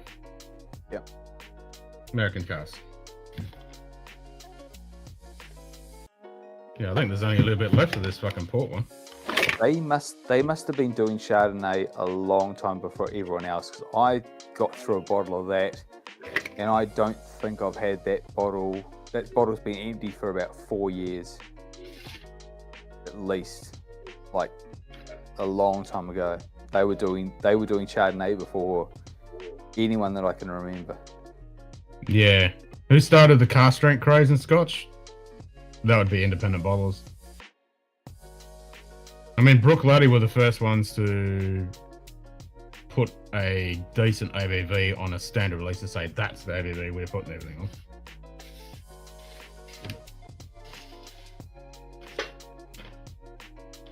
What was that? Was that Brook Laddie or was that Bunnahaven? No, 50% Brook Laddie. Yeah. No, Bunnahaven's got that 46.3 or whatever the hell it is. Yeah, they were the ones that would say, okay, this is what we're having. 46.9 across our fucking line. Yeah, it was Bunnahaven, that's it.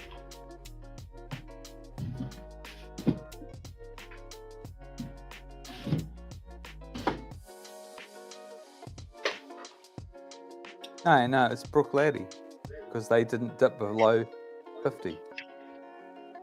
Once they drew a line in the sand and went, we're not going to be. Have I they thought put it was anything winning. else lower than 50? No, I think it was Hang one on, of them. They said they were going to do 46.9 and nothing less. It's one of them. Yeah, yeah, I know. Like, what was the timeline? There's probably about a similar timeline, but and Sugar I Kitty think will know Bonner this. was first. Bonner was the first. Sugar, They're the ones that put the Sugar line Kitty and will, said, no, fuck it, we're Sugar doing Kitty will 0.9. absolutely know That's how this because Sugar Kitty gets 10 out of 10 more often than I Yes. get fucking 4 out of 10. He will tell us. He'll tell us what's right. Exactly. Yeah. I'll average about a 4 out of 10 on a I normally get around 6 around there. 6 is a high for me, I usually get around 6. but I'm Some usually I completely bomb out. I'm Others usually I've got like 8 one time, a couple times. I'm usually distilling at the time, and Oh, I'll be like pen and paper. So I've got all my distilling notes, and then I've got this little fucking scribble down the bottom where it's just like A, B, A, C, D, A, but tick, cross, cross, cross, cross, cross, cross, cross, cross. yeah. I don't write them down. It's just as they come up. So I do it on the replay as they come up, and I go, "Yep, that's such and such," and I go, "Nah, didn't get that one. Take one off. Nah, didn't get that one. Take one off. Yep, got that one," and I just count them up.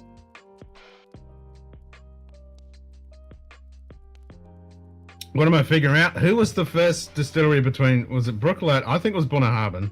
They put a line in sand and said, "This is the ABV. We're going to do all our expressions and not below." I think it was Bunnahabhain, the 46.9.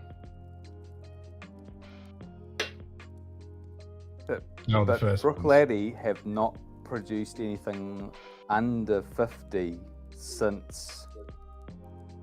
No, they haven't. That is true, but I think it was Bunnahabhain. They were the ones that said, "This is what we're going to do it as." Well, that's the Stell group. So they had that across the board. So it would be Lechick, Tobermory,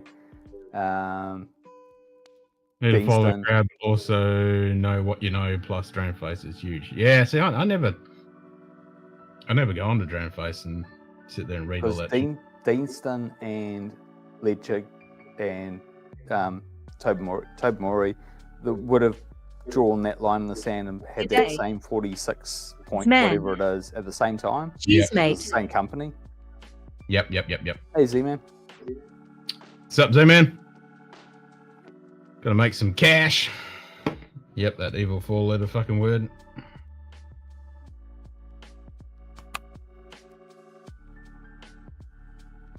And I've got the original Tochik, which got me into whiskey in the first place, and that's only 46. The Not the Touchy point, da. No, the original. Ah, The OG is 46. yeah, my Touchy would be 46.9. To put that on mute, otherwise it's going to be... Oh.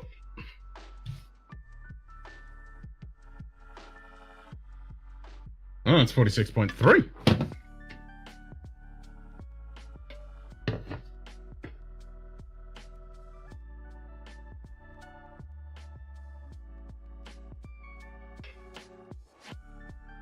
Can't say I know which one would have actually made some kind of announcement. I do remember seeing something about it a couple of years ago. I think it was Bunnahabhain. They're the ones that put a line in sand saying, "This is what we're going to do," and then all the other distilleries started increasing their ABVs after that. Could be wrong, but Slewfoot and hockey.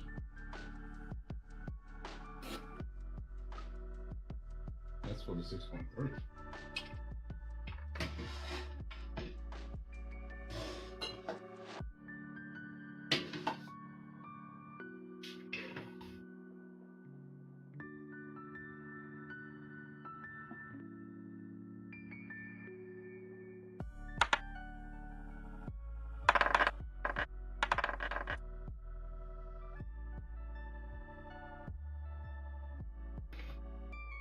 So this Ackland Cellars, they just have wine. I can't see any beer.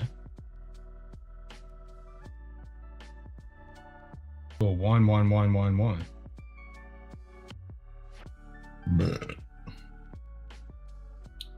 that's a shit website.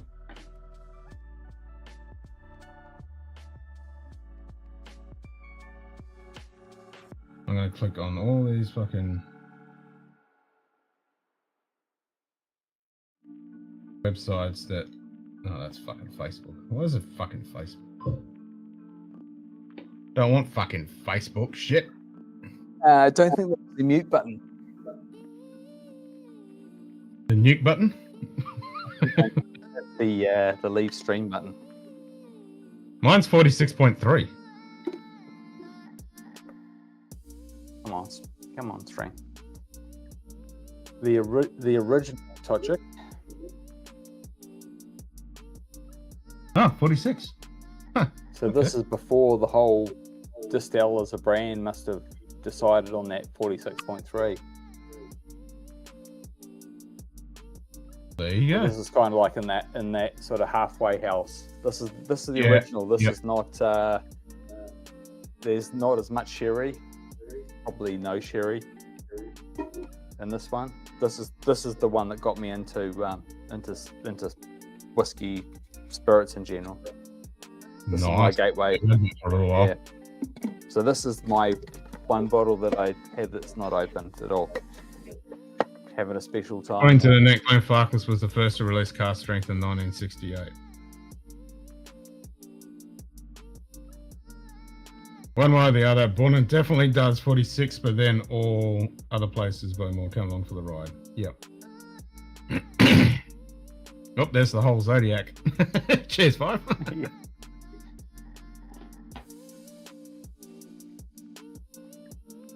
Yeah, so this is like if you're religious, you'd say like the Bible.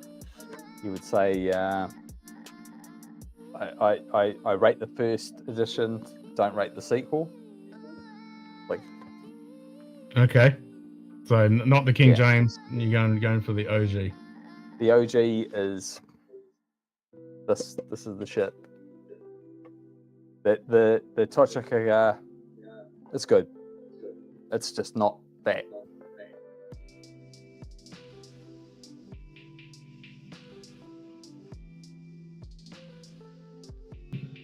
Okay, let's have a look at one of these bottles that's supposed to have sold out, sold out, sold out, sold out. Great, so that's a website that's meant to be fucking distributor of Schlenkeller. And they got nothing. And this website, you go to it and it just comes up with a blank page and says this plugin isn't supported. So that website's dog shit.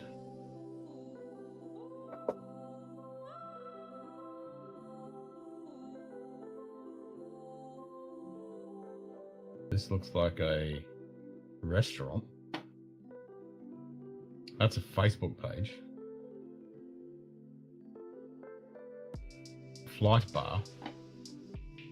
Fuck's sake. Just give me goddamn beer.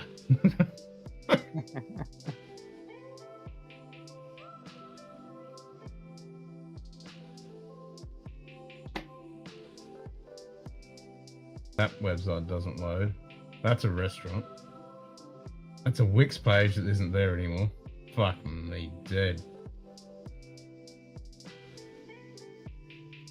Park Hill Cellars. Okay, what do we got here? Beer. Give me...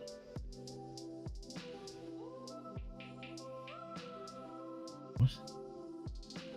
Dark ale, like a gluten-free ginger beer. No. Just give me the fucking...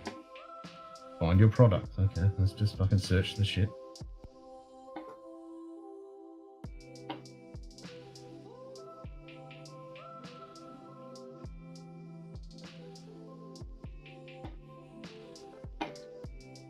Coming up fucking giant blank so far.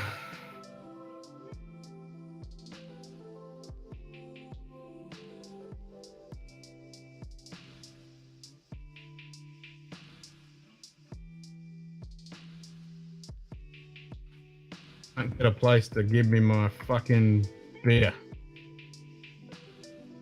Still FYS 2014, but the ABV was 46 before that. Yeah, I thought Bunna was way before the actual thingy. Nah, that website is supposed to be a fucking distributor. They don't have anything. Great. 2014 would be right because that's when I got into whiskey. Okay, so this is just a restaurant where you, a beer place where you book a fucking event.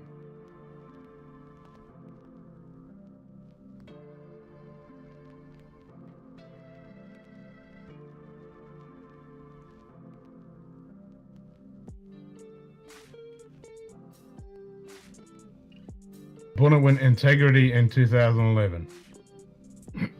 I think they were the first ones to do it, if I remember correctly. 2011. So they were doing 12. They were doing Boona 12 at 46% in 2011. Yep. They went, Wow. we're going to do all of our line at 46 Yeah. points.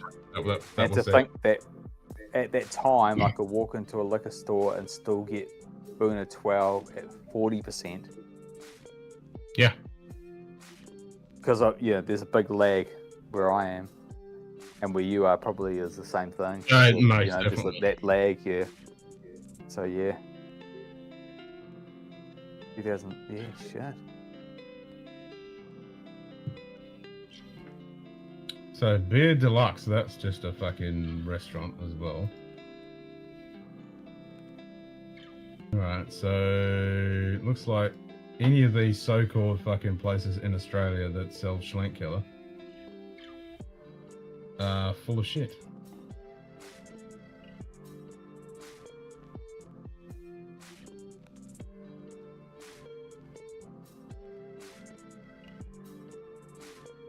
None of them fucking work. There's Purvis, that's where I get some shit, but they're always out of stock. German club, Kangaroo Point, Queensland. It's not much more fucking Australian than that.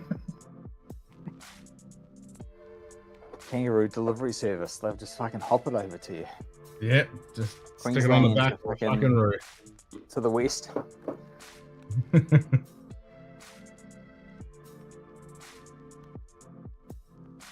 Kangaroo Point. Lemonade for a pomelo. Oh, the street is 416 Vulture Street, Kangaroo Point, Queensland.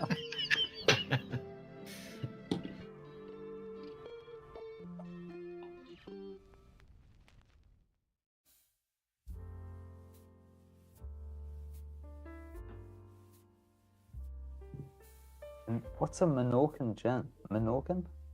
Mallorca? What? Mallorca? What's that? Menorcan. Mallorca? What?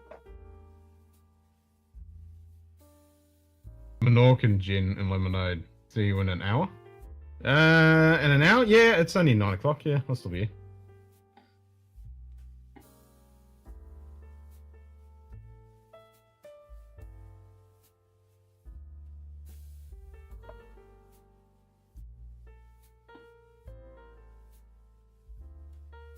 Lives in kangaroo pouch. Yep.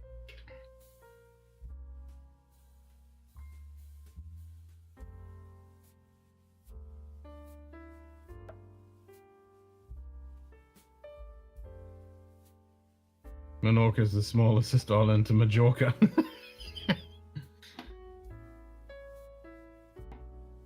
Mallorca? You got Menorca, Mallorca, Elba, Powderfinger. Out in Little and Chris's area, yep.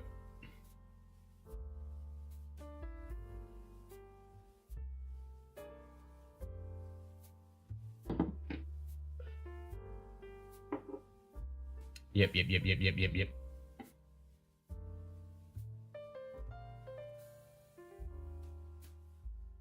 Oh, so now he comes out with an even harder word to fucking say. Still done centuries old, copper pots, and it's still wood fired. Oh, nice.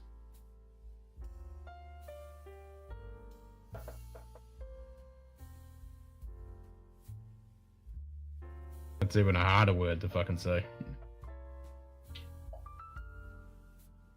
for dirty gin.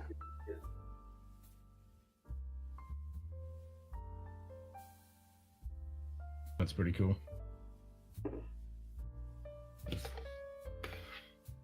I do like this spray burn.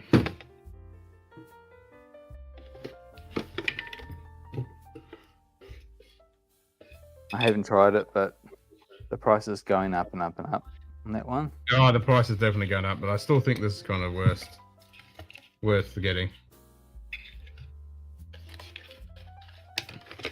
Sobriety, Ken? Nah, no such thing.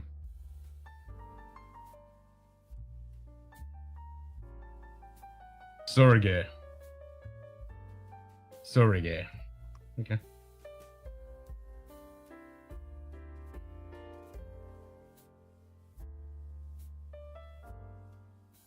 David, you're just making up words, you cunt. For later, this documentary about it. Oh, cool. Yeah, watch that. Centuries old fucking wood-fired still. Nice. That one. Good day. Everything Lee. I made's Ball been and Lee. hostile. Cheers, mate. Hey, Fuck, Big Muller. I'm kidding, because I've only had this one. I've only had this one, so I have no fucking clue.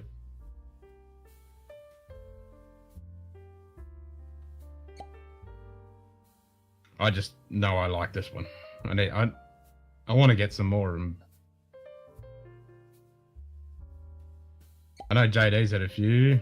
I think Simon has had the Nightbot. 18, if I remember correctly. Simmerman Bob Yeah, the high fives. 18 is 46% as well. Nightbot. 5 fingers high fives BB Lee. And the There 16 you is go, Eric's 40. up there, eh? What's up, Eric? Eric Waite Whiskey Studies. Who's not cracked it Eric. Cheers, mate. Yeah, the 16 is 40%. The 15 and the 18 are 46. yet. But the 16 is a 1 litre travel only, so that makes fucking Yeah, sense. it's 40. But yeah, it makes no Ah, fucking like, sense why the hell it's ah. 40%. Like, why the fuck would you do that? You know, I'm backwards. So the British invaded Minorca, but not Mallorca. So gin is traditional Minorca, while wine remained traditional Mallorca. The islands are actually visible from their closest points. There you go. Learn something every day.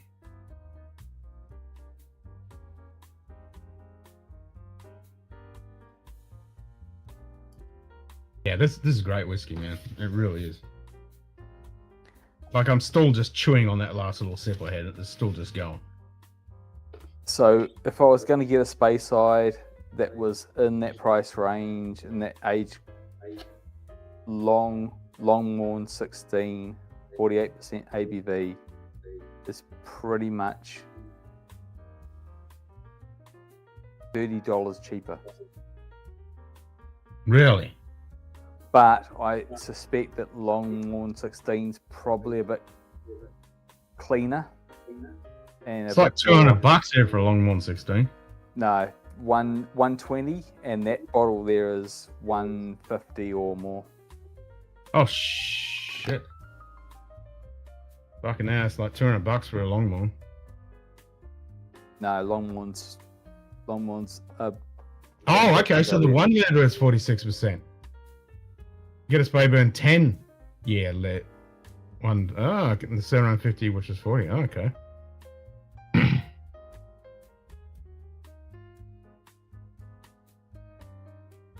it's a 1 litre travel version, and it's 46%. Compared to the 750, which is probably the 10 year. 16-year-old. 10-year 1 litre. Okay. I have not seen the 10-year 1 litre. No, I've not seen it.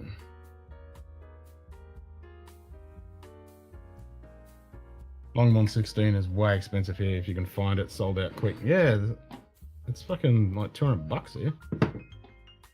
Or I think this was like 150. Yeah. 150 for me for Spayburn 15.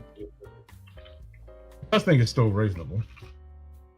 It is. It's fucking good whiskey. What year was that, Eric? That Glentarrant 10? Because that's one that's been on my radar for a bit. The peated, the smoke. they're different batches, they're different years. No, actually, I can get it for 130. 2021. So I can get the 2022. 130, 150.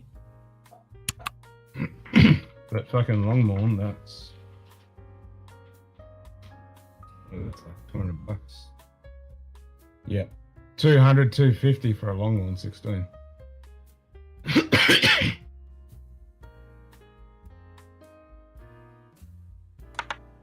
Yeah, 200 bucks minimum.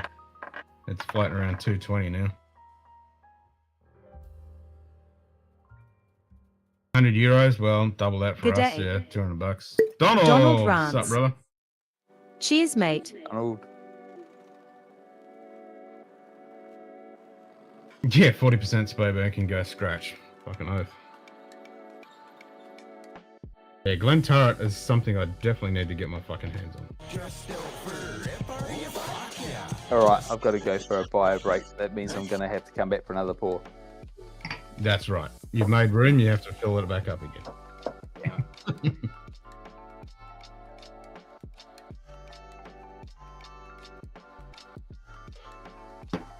Now that's how you do it, fucking fancy bloody away screen. 190 I saw for the Longmorn on our cellar, but most are 210 plus. Yep, same over here. Yeah, 200 minimum, 200, 220. Need to patch my bike, tire of no rip. Glentarret 10 Peter, didn't check what year.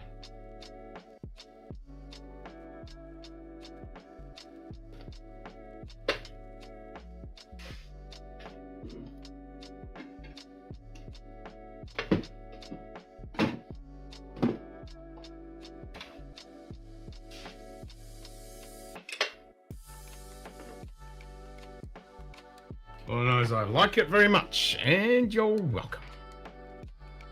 Yeah, I hear good things about the Glen Turrets. I need to get some.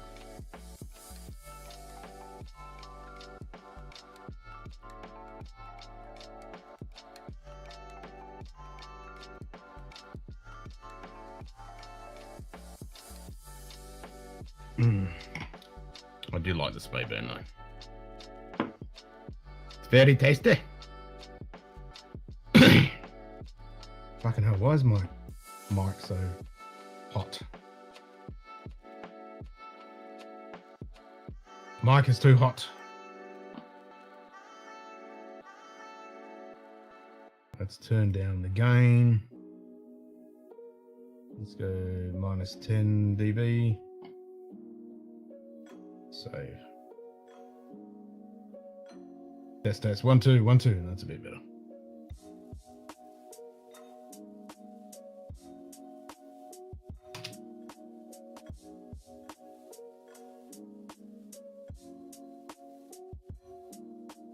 Mason jar, exactly. Unless it's over 40%, not even considering as the price point, it's not 46 minimum unless it's an old bottle. Yeah.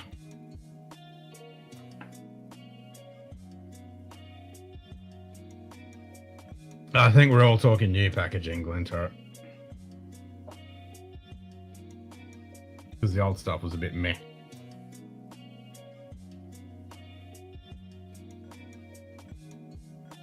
Yep, a leak style deco bottle. Yeah, so this has been Highland. That must be Highland Peat in that. Mhm. That's not Aaron. That's sorry, it's not Isla Peat. It's No. Highland. Yeah. And so Fucking good though. Glen Turret, I think, is Highland as well.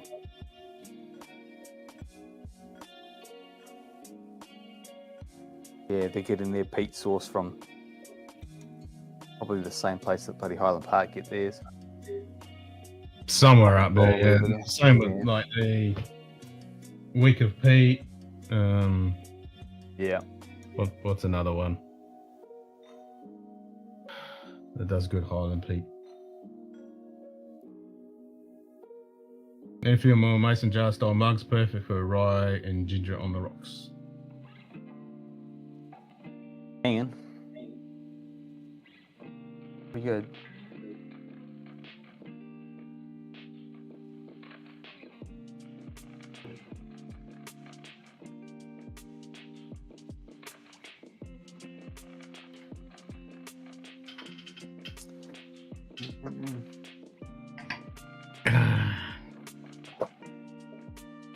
I rethought it this time around and better for it from what I've heard. Yep, that's same what I've heard. The Glen Turret was kind of just no one really talked about it, and then after they revamped it, it's pretty good. That bottle though, that bottle they've got that in is quite sexy. It is an awesome bottle shape. Like Shukity said, it's that elite style Art Deco style.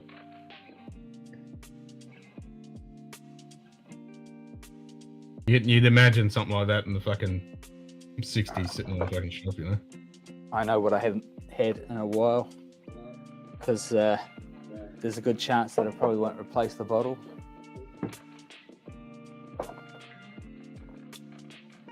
Fuck yeah, Victoriana. Let's get Nice. down though. Ooh, yeah, I think mine's like a little low.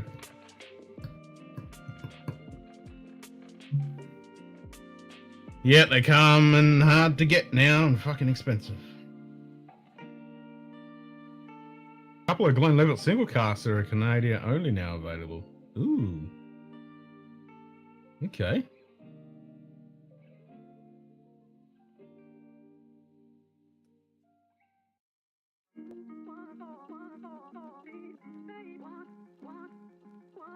Nice. This is quite a good good comparison actually. They're both about the same ABV. Probably similar peat source. That's Campbelltown, Pete. Yeah, no, it's not. No, definitely not. They would have got this outside of Campbelltown for sure. This would be mainland peat. I used to say, fuck off. And now I say, that's nice.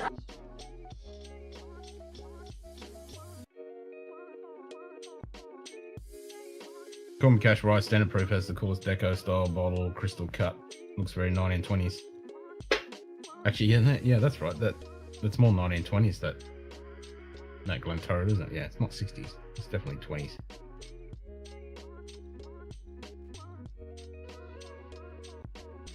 On the nose, the Glen Scotia. It's got it going on.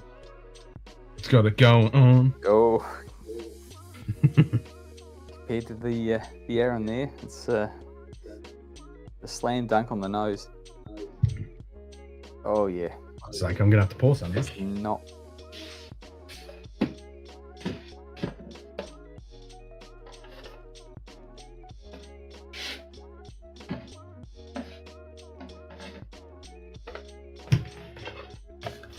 I'll join you in said bottle. Yeah. Oh, that's right. This is my second one, so I'm only just taking the top out. Actually, I don't even know. It's a fresh pop. Fresh pop. I killed my last one. The cork fucking died. If I remember right, yeah, the cork died in my last one. This is a fresh. Really? On the Glen Scotia? Yeah, the cork fucking. Hey, why is this sticky? This is fucking. This bottle's sticky. What the? Oh, I can guess. What the fuck? Like it must have been when it went through the fucking machine and put the label on. They must have spun it around and put all the glue on it. No. You would have had some night where you were just like. I'm like, ah! Eating dessert, bottle in the bottle. Not even open. It smells like glue. Let the historical record show. Yeah, the Roaring 20s, exactly. Yeah. Yeah, it's like some fucking sticky fucking shit on it.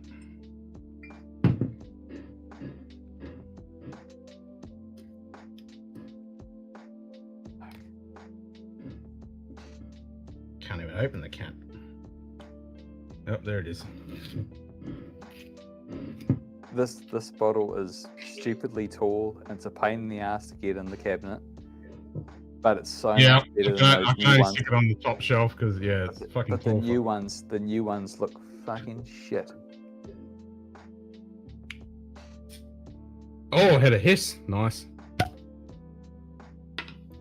Oh my god.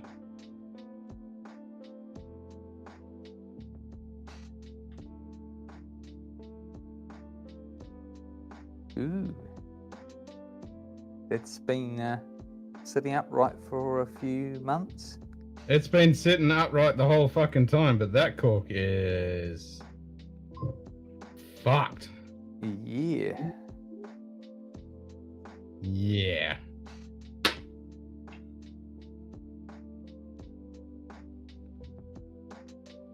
Fuck me dead.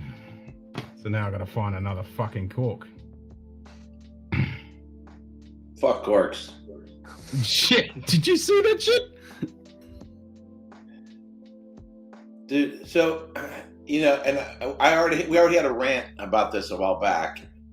You know, everybody complains about E150, and I don't like E150, and everybody complains about, you know, cold chill filtering. I don't like cold chill filtering, but I've never had a whiskey destroyed by those. I've had several Good day. bottles. It's not just a cork Old breaking. Man Joe. It's a cork breaking. Oh Yes, crap! I mate. gotta get the Nightbot. high. Shut Five up, Nightbot. fingers, high fives, Eric Waite. It's cool, Ronnie. it's not just the cork breaks and what inconvenience. Now I got to put another freaking cork in there. It's the high ABV of the alcohol dissolving the cork slowly over time. So Nightbot. it turns into a cork. Five fingers, dust high fives, that Old goes Man into Joe. your whiskey, and your whiskey is screwed. It's not just cork breakage. It's cork dissolving into your freaking whiskey. Nightbot. Exactly. Yeah, and Old then Man it's Joe, high screwed. fives, five fingers. Eric, So I have to play devil's advocate. So, and you're going to have to get used to my accent because it's different to Ken's, and you've just got used to Ken's accent, and mine is a different accent again. Wonga. Alcohol is a solvent. Alcohol that is a vapor. Also a is lubricant. Alcohol as a vapor is even more a stronger solvent. Nightbot. Yes. Oh, for fuckity fuck's And- sake. When it is a vapor and there's a synthetic cork, you will eventually, over time, be drinking some of that cork because it's a solvent. It's a plastic. Plastic doesn't hold up to alcohol. Doesn't matter about liquid content. It's the bottle sitting and I'm not evaporating. advocating synthetic corks either. Give me a good old fashioned screw cap, the kind Mama used to use on. Yes, Yeah. that is the good argument. And then you would argue the liner, whatever the liner. Like I was is. saying, Faz, my last Victoriana, it's in a Glenlivet bottle. Oh damn! I haven't. Yeah, this it- for Now a I have while. no fucking cork for this. So I've not yet come across. Excuse me, I got peanut butter in my beard. I've not had a artificial cork that I know of dissolve into my Oh, whiskey. it won't dissolve. I hear you. will- That it's surely possible. You are drinking it over the time of the bottle because alcohol is a solvent, and I'm a home distiller, and I am very familiar with high proof alcohol and synthetics and anything that's not natural. I know what it does to those things, and it's a case of devil, you know, like what's the Do you worst think case? synthetics are better than natural corks? No, natural corks to me are the best thing ever. All my spirits are with natural cork. So Everything that I mature is natural cork. It breathes as well as it's not going to dose me. I'm not going to get any. Okay, so I don't know if we've ever met. And I don't think you know who I am. Eric, Do you know? I know Other who than you Eric. are. I'm a subscriber. Oh, okay. I stayed in the same hotel room as you when I went to the Beaumont house on Isla. Shh, we weren't supposed to. Shh, we weren't going to talk about that. That was just between you and me. What goes on and stays on Good island? day. Marcelo time. So, Cheers, I'm mate. the Zealand guy that is in your chat. Oh shit, Marcelo! And Fuck I'm yeah! just telling. There you go. Got the Aaron 18, 21, 25, and the Kalita 12, 15, 18, 25.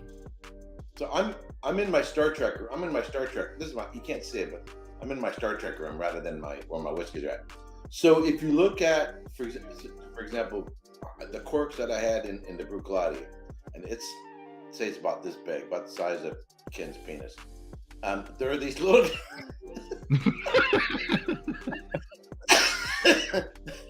there's these little tiny gaps.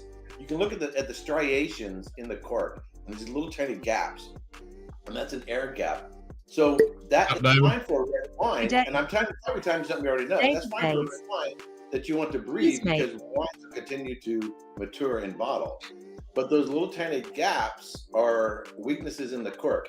Now, if you use a composite natural cork, to where you've taken cork particles and then essentially recreated a cork, it's that the material is natural, but they didn't just punch, the bark from a cork tree and then use that as a cork. Any Lefroy cork, any Diageo cork, Lefroy corks, right? Lefroy, Diageo, those composite corks that have got that. They've got that glued together. Right. So.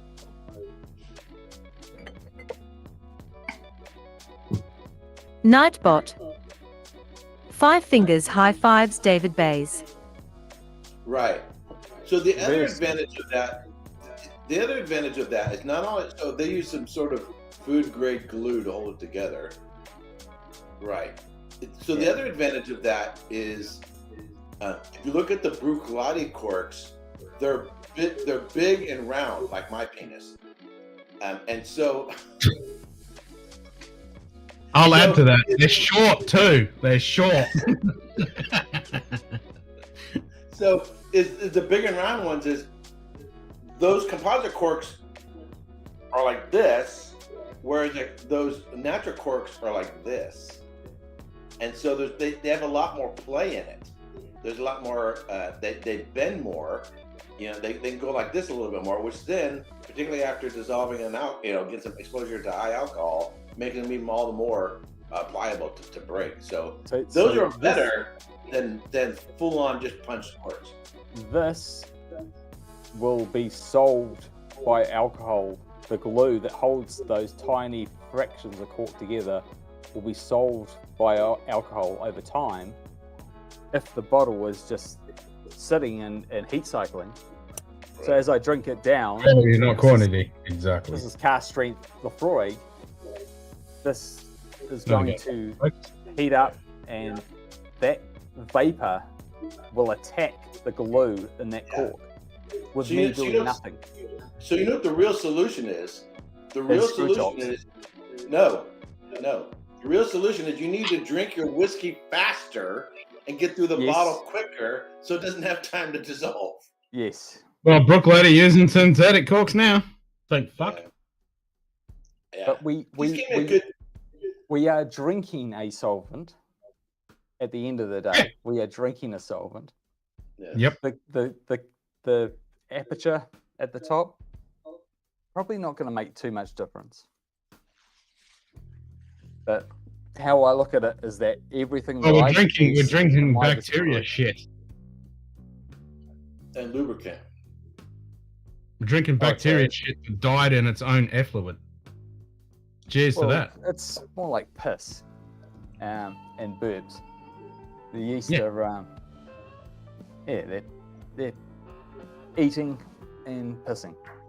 Eating sugar and excreting alcohol, and then they drown in it. And we drink it. Good day. Eric Isaacson. Cheers, mate. There's got to be someone with brains and money. There's got to be a better solution to this. But, I'm a big fan of PTFE, which is the same as plumber's tape, which is that Teflon essentially. It's a inert chemical. Right. It's fucking terrible for the environment as far as production goes, and if you throw it out. But alcohol won't make a lick of difference. So what Waterford, you subjected to. Waterford and a few other distilleries use these funny glass corks that once you learn, it's fine. Got a little silicone around the edge. Yeah. Yeah. So Yeah, like you've got a tiny amount of surface area where alcohol can touch. It's not going to be over a long period of time. That's not going to be a problem, I don't think. yeah, I think so that's, I think those are better than corks than regular other corks have. Yeah, but a screw top with a insert that's like PTFE or something like that. That's just not going to break down over time. It's not going to add anything to the whiskey. It's not going to change the taste of the whiskey over time. It's got to be the way to go. but then you hear these morons go, And- but you can't hear your pot. Thanks, You Mike. open it. Oh, that's got a good Just pot. like you say, that with a screw. Job done. Yeah, but you don't even need that rubber piece. You just need the No, screw I mean, and a flat yeah, cap. that if it's put in there properly, so it doesn't fucking break. I mean, that's a solid. That's People the have lobbying response to the pop sound, and they think they need the whiskey to sound like a freaking bottle of champagne. So, anyway, We do like it though. yeah, I know. I mean- Yeah, well, Yeah, when you do a screw top, it's kind of anticlimactic, and especially if it's an expensive bottle, and you kind of feel a little let down. we want that.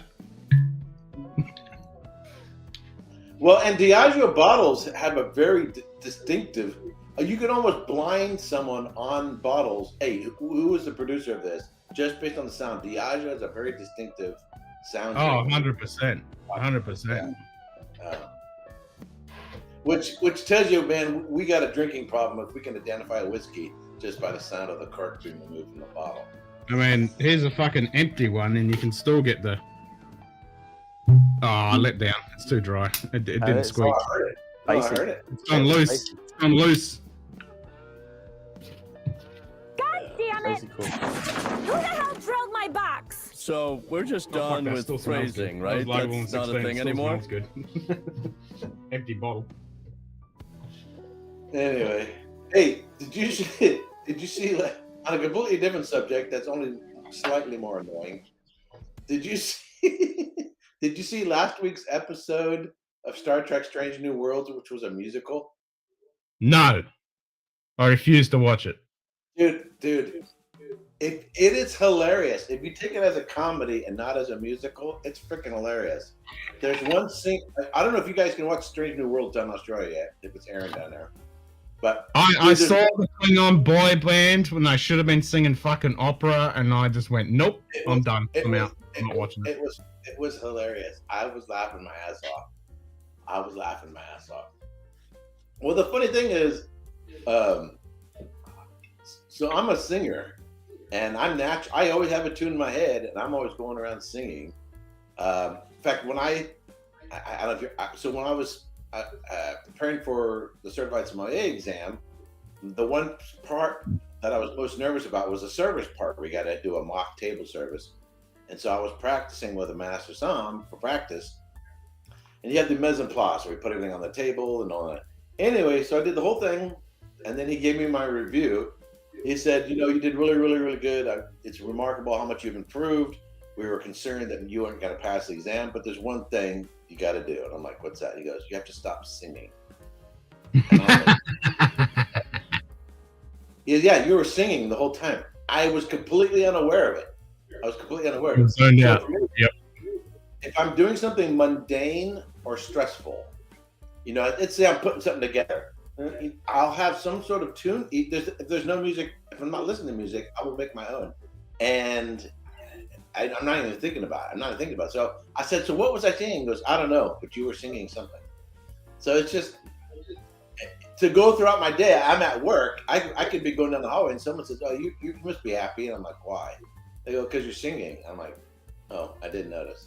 You know, it's just something I'm always just going around doing.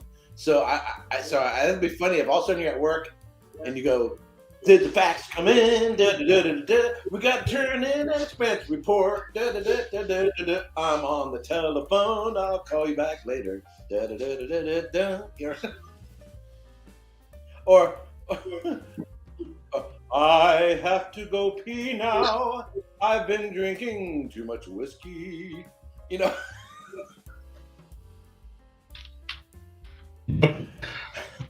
I reckon the musical does not connect. If they did it in the holodeck, Good that'd be day. right. What's up, Shred? Yeah. Shred Ward. Anyway, I thought His it was mate. funny. It would have been Night funny if the Bob. board showed up and they started singing. 304 fresh bottles have been popped. Well, if they Drink did up. Daft Punk style, that'd be fine. But Anyway, so it was funny. I wouldn't watch it Kraftwerk again. or something. It was funny. I enjoyed it just to be funny. No, I mean, I can't do it. And this last episode's meant to be fucking dog shit too. oh, with the Gorn. Yeah. The problem I have with the Gorn is, in order to create very complicated machinery, you need dexterity. You need to be able to make fine movements and stuff like that. You know, so unless our advantage over a lot of other creatures on this planet, dolphins can be as smart as us if they wanted to be. You know, but they ain't gonna build shit. They ain't gonna build shit because they can't do nothing with them. The Gordon Arena in the original series were they were more advanced than fucking Starfleet. Right. And then now they made them some fucking alien xenomorph fucking bunch of fucking aliens, which makes no sense. they Like wanna you're saying, you know, why can't they just make a different race? Why'd they have to call them the Gorn? Well, they should have given them more. Something that can actually have the physical capabilities of making complex technology, not something that's too animal-like. To animal-like. A creature like that's not going to be able to build shit. Period. Oh my god, it's Russell Crowe! Oh my god! Why don't you go flush yourself down a toilet, you Double Crow. Anyway. Yeah, the Klingons could have done heavy metal. I would have allowed that, but it should have been opera. Ramstein. Yeah, Ramstein. Yeah, a bit of Rammstein, exactly. I should have gone heavy fucking Rammstein. Dude. That would have worked. Kaplach. Kaplach. Yeah. Yeah. Exactly. And like Dustin says, it should have been opera. And they could have been some real Wagner heavy style fucking opera. That's what it should be. Oh, Putak. Putak. Yeah. Yeah, Patak Mr. Tak, Patak Mr. Tak.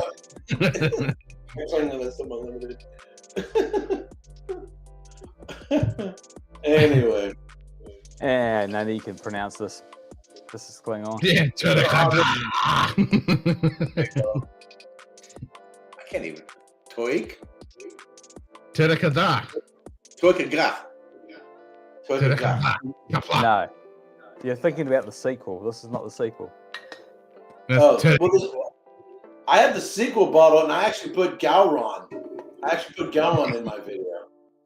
Yeah. That's the one without the agar. Yeah. That's the Turek Gotcha. minus the Adar. Yeah.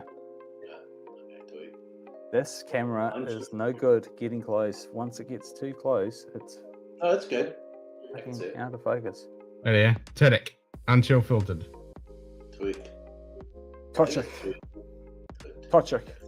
Turek. Toe check. Exactly. Toe check. Tochik. Toe check. It's like Gonna remember a bike tire in the it's house like to work on the Sean tools of Connery it. speaking Klingon. It's Sean Connery's version of Klingon. It's like Tochik. Oh, Yeah. Tochik. Oh. Torak.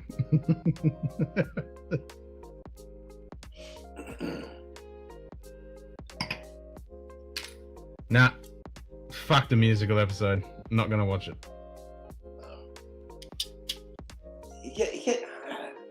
I mean, do what you want. I started watching it and I just thought it was funny. I took it as a comedy. And... It's not meant to be fucking funny. You can have Lower Decks be funny and be a spoof and all that shit, but this is meant to be a proper fucking Star Trek, and it's turned into shit. And now they've introduced fucking a way too young fucking Scotty onto the show. It's like, what? Yeah. The casting director needs to be kicked in the balls. So apparently Gene Roddenberry didn't like Trouble with Tribbles. He didn't want to have that kind of a comedy thing introduced into it, but it turned out to be a super popular episode. So I just kind of put in that same camp of, hey, this is what everyone. Well, of course, look what Armin Shimmerman did with Ferengi. I mean, they turned him into a comedic, Well, they were a pathetic joke in the TNG when they were first introduced. Yeah, they're little. And with the fucking whips and shit, yeah, they were a fucking joke. Yeah. I hit you with my whip. Chains will come later. Whip it good, whip it real good. Yes. Anyway,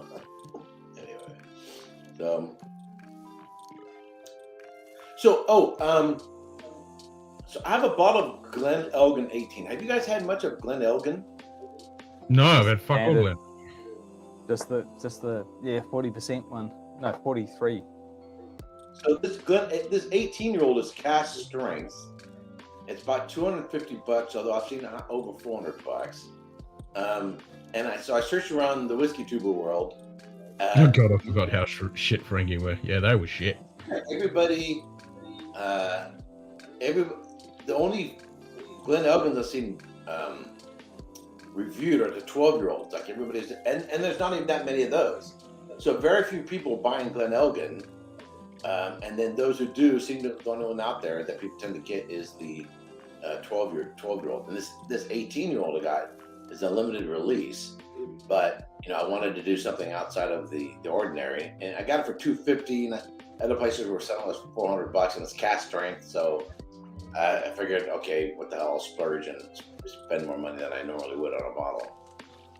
But then searching around on Glen Elgin, looking, because I mean, if you watch my videos, I have do the history and put all these pictures and put the words, but it's like there's basically 5 pictures that have been taken of Glen Elgin, and they're all the same angle, and it's just the front of the place with the worm tubs, and they don't do tours, so they don't do tours, which then the reason why there's not many pictures because nobody has the opportunity to go in and take pictures of anything, and I've never been there. So my guess is, and I have to look into this, that most of what they do probably goes into Diageo blends, which is the reason why you don't see that many Glen Elgins. People aren't talking about Glen Elgin. I've never heard anybody go, man, have you tried a Glen Elgin? It's awesome. It doesn't get talked about much. Yeah. But it's in Charlie McLean's book, one of his books on whiskey. So out of the 40-odd distillers he covers Glen Elgin. I'm like, why? There are a lot of other more prominent, older or as old distilleries that are more prominent that his readers should know about when they go out to buy whiskeys and stuff. So anyway. Yeah. It's kind of odd. Yeah, I can't believe how fucked that cork is. Both of my Victoriana bottles were fucking rooted corks. So I cracked this one tonight. I probably haven't opened this one in about 6 months. So yours has been sitting there for how long? Probably 6 months, unopened. Damn. And it's been upright the whole time, and that cork's completely fucking rooted. Yeah. You've got it's a shit fucking cork though, because you look at, like, half of that is just Munted cork straight up without even being that's eaten. That's It's just a shit fucking cork. Like this side in a is, bad state. yeah, Oh, that's rough. I'll be back in a minute. so I'll how come was back it? in. The whiskey's fine. That's good. Whiskey's fine. That's good. Yep. And I looked in the bottle. There doesn't seem to be any chunky bits in the bottom, so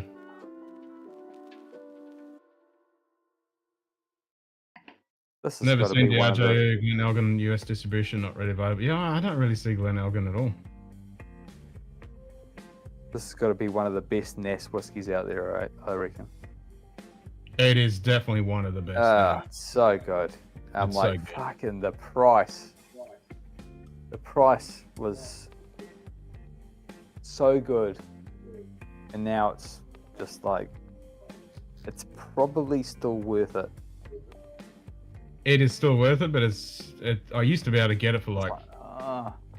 $900, but now it's just Yeah, that's the same thing with Glen Scotia 15 as well. It's like yeah, same. probably still worth it. If I can get it, because now it's all gone. Campbelltown is just. I can still get both of them, but pay the price. Yeah, the price has definitely gone up. It sucks. Yeah, I was going to buy Aaron Sherry Bodega the other day, and that's gone up $10. And I was ready to replace it. And I said to you, I was going to buy another bottle of this to replace this, but the Aaron Bodega was first in line. Yeah, the that fucking Aaron price Bodega went is up. fucking good. The price went bloody up on it. God damn it. So the price on that one's probably going to go up pretty soon too. Oh, everything's gone up. I mean, every time I walk in the bottle shop, I look at all the fucking whiskeys and I'm like, oh, for fuck's sake. Every time. Don't talk about Glen Scotia. Terrible shit. It is. It's terrible. Disgusting. 72. 72. Fucking hell. Yeah. Glenelgan basic one of the flora and fauna style hidden off in the corner. Yeah. Yep, fucking Diageo.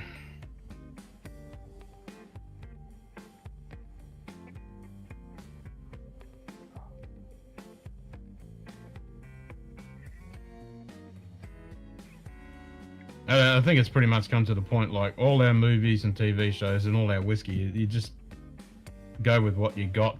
All the new stuff has got it. Well, you kind of go, I can see that going up astronomically. I want to buy a backup bottle. And it's kind of like, I could just be filling my whiskey cabinet with backup bottles. I'm like, at the same time, I'm like, kind of want new shit. Yeah, I want new shit. I don't want to back up a bottle that I loved with something that might be subpar that is on the fucking price increase. Exactly. Because if I went out and bought Glen Scotia 15 today in that new fucking bottle, I guarantee you it's not as bad, it's not as good as the bottle that I'm about to drain in the cabinet. Yep. In the old style. And I totally got that with the fucking double cast. The 2017 double cast were amazing. I couldn't believe the sherry quality that was in those. And then I bought two more backups, and they were the 2019s, and they're fucking shit. Yep.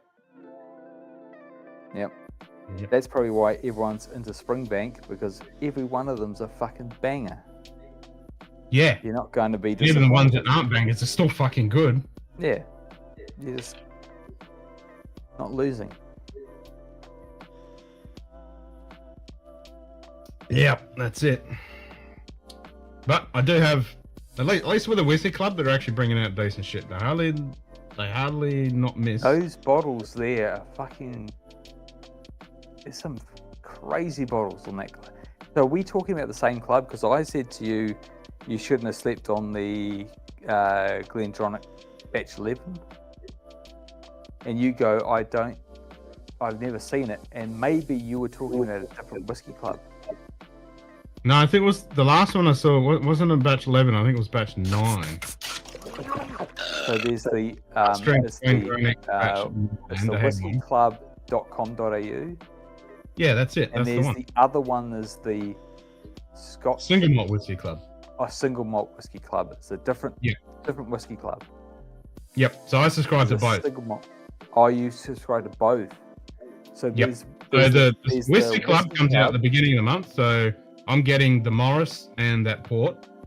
Plus, I got the Loch Lomond single cask. That's finished Is- in, I think it's Madeira, or one of them. Anyway, so I'm getting that, and then Yeah. the single malt whiskey club that comes out at the end of the month. They're bringing out a milk and honey elements cask strength sherry finish. So is that Glendronach 11, batch 11 cask strength for 140 still available? No, they're all gone. So they don't show on their site whether it's out of stock or not. They just have Some of them, like if you go to the in website, archive. they do have some in stock, but I don't remember seeing that one. Because that was still on the website last I checked, and 140 for that was that was good value. That's good. Okay. Let's have a look. Let's see what they've got in stock. Okay, so it's a Loch Lomond Inchmere 2010 Madeira single cask. Mm. You got a giant Pokemon. A giant And I- Pikachu. Hey Samuel, how's it going? Giant Pikachu. You got Okay. soccer tomorrow? Yeah, soccer tomorrow. Midday game. It's a lunchtime game. Wait, I know what to say. I know what to type. What? Well, we're not typing. I'm looking for stuff. It's for Pikachu. New Glen Scotia label 15 full release with 22 is better than the Glen Scotia 15 year 22 old label March release. There you go. I do remember JD Can you saying. type it? No, we're not typing anything. I want you to type something for Pikachu. Hi, Faz. I want you to type something. Hey Well- Kelly, how's it going? I'm good. How are you? All good. I'm about to sign off. off. Well, I should have signed off another dram ago, but yeah. Who that? Fish at Simon. Pikachu. No, Eric's back. Eric's moved. Pikachu. Eric's moved to the whiskey collection. Oh, okay. Hi. Pikachu. Nightbot. Pikachu. How are you? Simmerman Bob high five surfarts a lot. Pikachu. So that's a lot. So that's a lot. Pikachu. Nightbot. Yes, all right. It's Pikachu. Pikachu. Sugar Kitty high fives Pikachu. Hey! Hey, Chris. Mm. All right, come That's on. not how you spell Pikachu. Yeah, but that's how you got. Pikachu. That's how you got to do That's it. phonetically. All right, get it away from my beer, thank you. All right, Sounds like I should say Gesundheit. The bottom, that was the cork. Pikachu. You're open. The Victoriana. What happened to the cork? Yeah, you got eaten. Say Pika Pika for Pikachu. Got eaten by what? Alcohol vapor. What'd you put in it? I stuck the Nightbot. Bunnahabhain cork in it, fit in it. Shred Ward high fives Beardos. So that's another fucked cork. Look, Mama. Such language in front of a child. That's normal. We're Australian. I said to. Oh yeah, I forgot. Yeah. You're Australian. Yeah, Say you Pika forgot. for Pikachu. Yeah. All right, good night. Sam Bob. Good night. Say night, everybody. 9:39. Wait, Yeah. Pika almost. Pika. Go to bed. There you go. Pika Pika. Yay! Good night. Yeah, but that's how you get it. Just say it right. Exactly. Pika. Pikachu. Come on. All right. Good night. Pika. Come Good on. night. Whoa, Daddy. Good night. See you in the morning. All right, off you go. Let's go. Pika. Keep going. So, if the kids use those words in class, do you get called into the class to talk to the principal or? No, so in Australia we Nightbot. learn when to swear. Sugar Kitty high So we fives don't. Well, Pikachu. you do get some people that swear every second word in any situation, but he is smart enough that he swears like if he stubs his toe or something like that, and he'll say, "Ah, fuck," Nightbot. and that's perfectly fine. Simmerman Bob But when high he's at fives school, he Pika. doesn't swear, or when he's with elders, he doesn't swear. Okay. So he swears in the right context. And So we taught him- Gary, you know who Gary Vaynerchuk is? Yeah. And so Gary, he drops a lot of F-bombs in business meetings or whatever, and he doesn't care. And he doesn't care if his kids cuss. So his kids, of course, he's got bank. His kids go to a very hoity-toity private school. and he gets called in because his kids are cussing in class.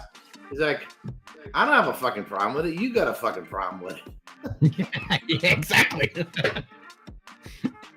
as long as he, I don't mind if he swears, as long as it's in the right context.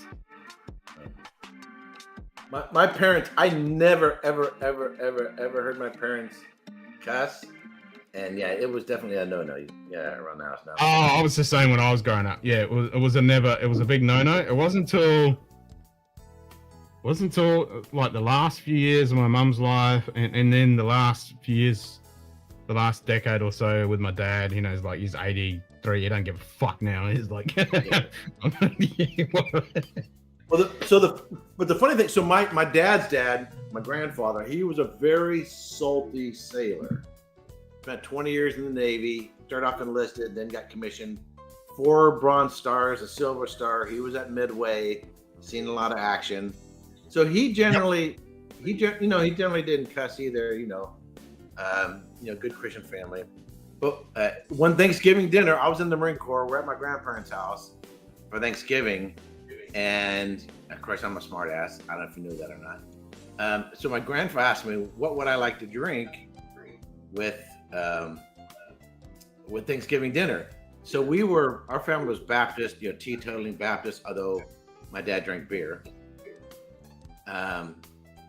So my grandfather asked me, he goes, Eric, what do you want to drink with dinner? And I said, oh, I'd like a Chateau Opinion. My grandfather goes,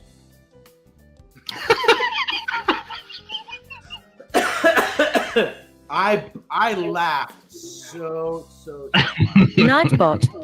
Nice. 5 fingers high five Sir Farts-a-lot. So, because there was multiple layers there. One, I'm being a smartass, and this is his response to a smartass. 2, he's an old sailor, and I'm a Marine. Yep. He's an officer, I'm an enlisted man.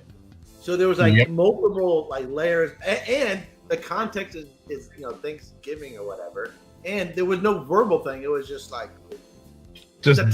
timing. So I'm busting out laughing. I don't take offense to it. I never seen my grandfather do anything like that. I'm busting out laughing. My dad was all, "Oh, that was so offensive," And he says, "We're not sorry. Eh? We just embrace it. It's a way of life. Get on it, brothers and sisters." And then my grandfather said, I guess I shouldn't have done that. And I said, "Why? I thought it was funny. I wasn't offended by it." So anyway, yeah, it's a completely culturally derivative thing as to what people find offensive and not offensive, and context. It is. It is very much so. The difference between us. If you did something. Say you brought me some extravagant gift that just blew my mind. I'd be like, "You motherfucker! God, I can't believe you did this." That's completely different than me going, "You motherfucker." That's completely different. It's completely different. So. Yep. Oh, that's like because we're pretty loose with cunt, but we say it in a friendly context to our friends. It's like, "Hey, how you going, cunt?" Or we'll say yes to a friend and say, fuck yeah, can't. But we still can't use the N-word. No, we can't either. No. Anyway. Don't even think about it. Oh, you can think about it, but that's as far as you can go. It's like window shopping. There you go. My section 31. Coffee mug. Fuck Section 31.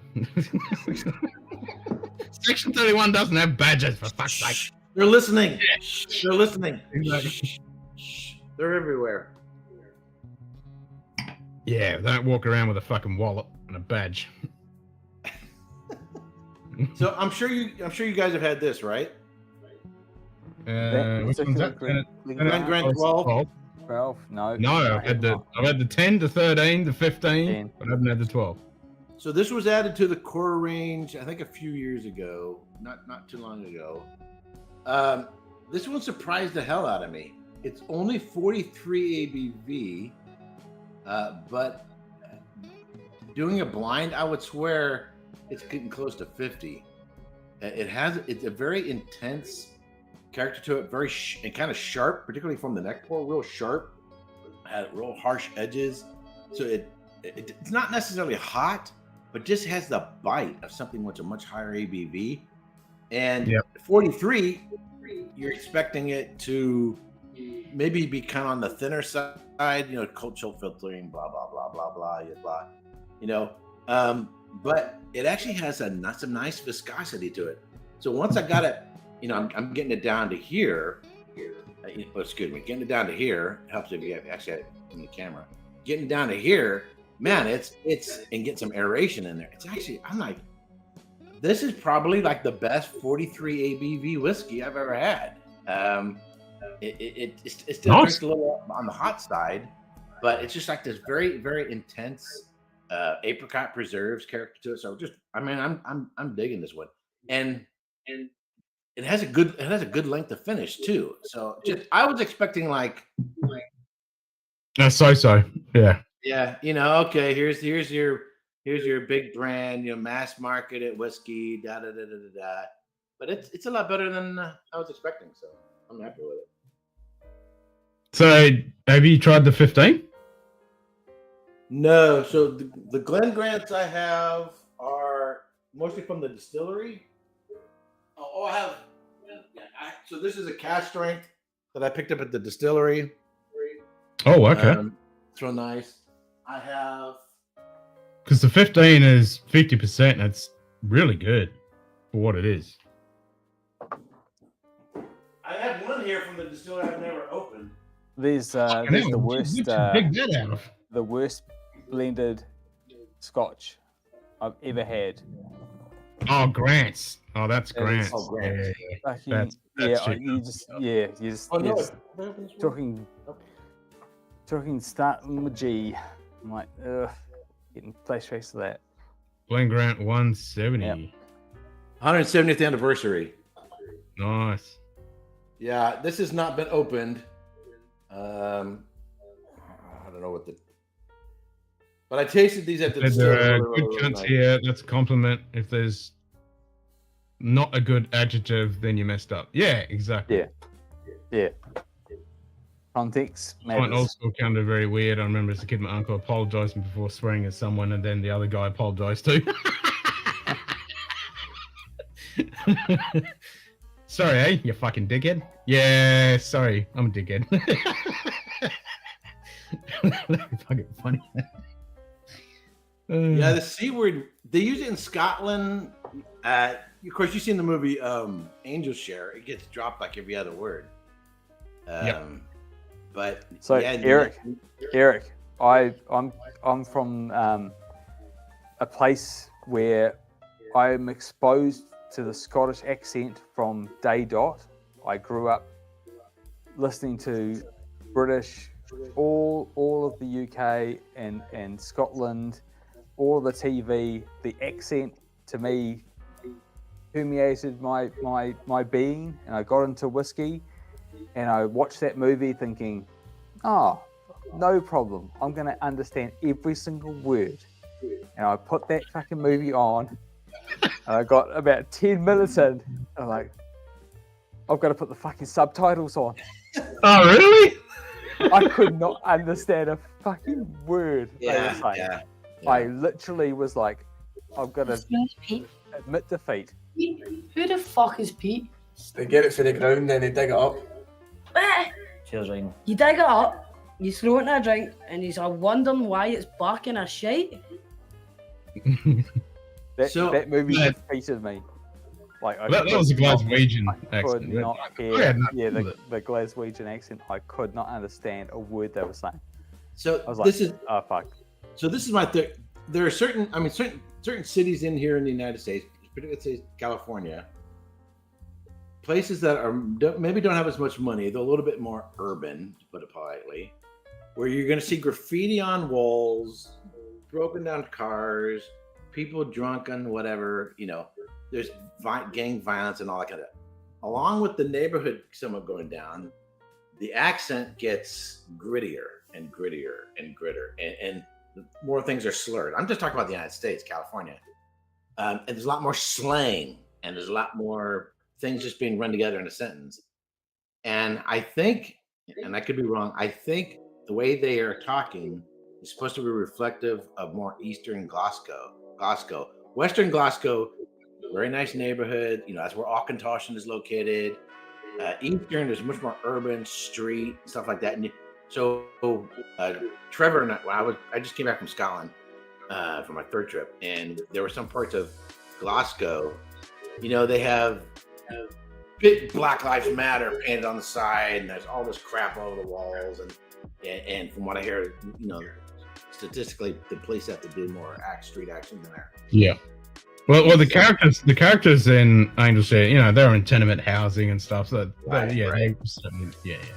So I think that I drank in the Bonaccord with Glaswegians before I saw that movie. Yeah. So I'd been to Glasgow and been drunk and having conversations, and then watched that movie going, oh, fucking yeah, I'll be able to watch that movie. Couldn't understand a damn thing. Like, oh. Yeah, I stayed at the our first night, our planes arrived late, so everything was sort of off the timetable in terms of what we're planning on doing. So we ended up staying the night in Glasgow, the Glasgow Hilton, and you could walk to the Bonaccord. I was in Charing Cross, and it was the hotel that was above the motorway, like across from the motorway to Bonaccord. Okay.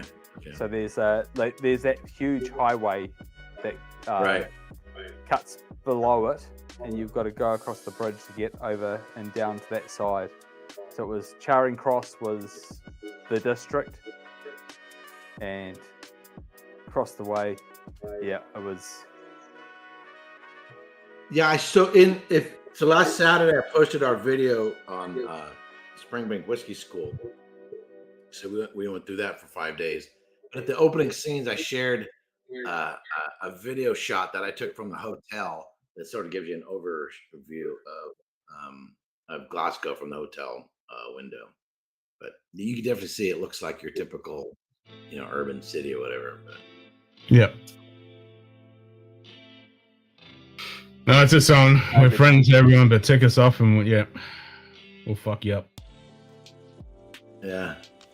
Oh yeah, Stockton and Sacramento, crazy talk around. I'm thinking more of Oakland, parts of San Francisco, the Mission District of San Francisco. Obviously, too nice. Yeah. He's way too nice. He's too nice. Compton of Los Angeles, you know, but fuck the W word. But you know, there's even weird parts of the valley where you think you might be in the Midwest. It's more sort of out in the country, like. But anyway. Oh wait, my management meeting is at noon. You can leave early. Hey. All right. Well, it's just about 2 a.m. So we're coming up on 7 a.m. Cheers. I didn't solve my camera problems at all. I've learned nothing. But yeah. If you go Drams, oh, this is funny. Just we can see you. Well, you have lighting. You need lighting in front of you, not in back of you. When the lighting's in back. Exactly. Oh yeah. Oh, for sure. Yep. And I need to have a control on the LEDs that in that bloody cabinet. No, if you have light in front of you, that'll be fine. As long as you got light in front of you. That'll be still too bright. And as long as your head's not too shiny. Oh, it's super shiny. Yeah. Not getting any duller. And look at this giant fucking reflection right there. Yeah, I want that to be dull, and I want the light to be just enough and not enough to knock off my circadian rhythms. So I'm like not sitting in here at like 2 a.m. going, that's fucking daylight. Yeah, we're whiskey tubers. That's what we do. Yeah. Yeah. That means I was lying there, go, fucking sleep. Oh my got it! Why don't you go flush yourself down a toilet, you cunt?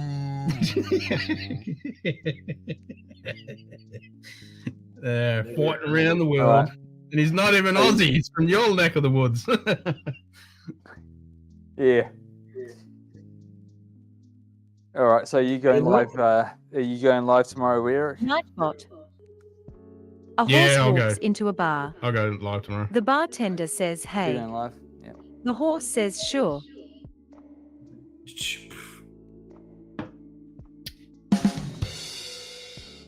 So Eric, are you doing a live?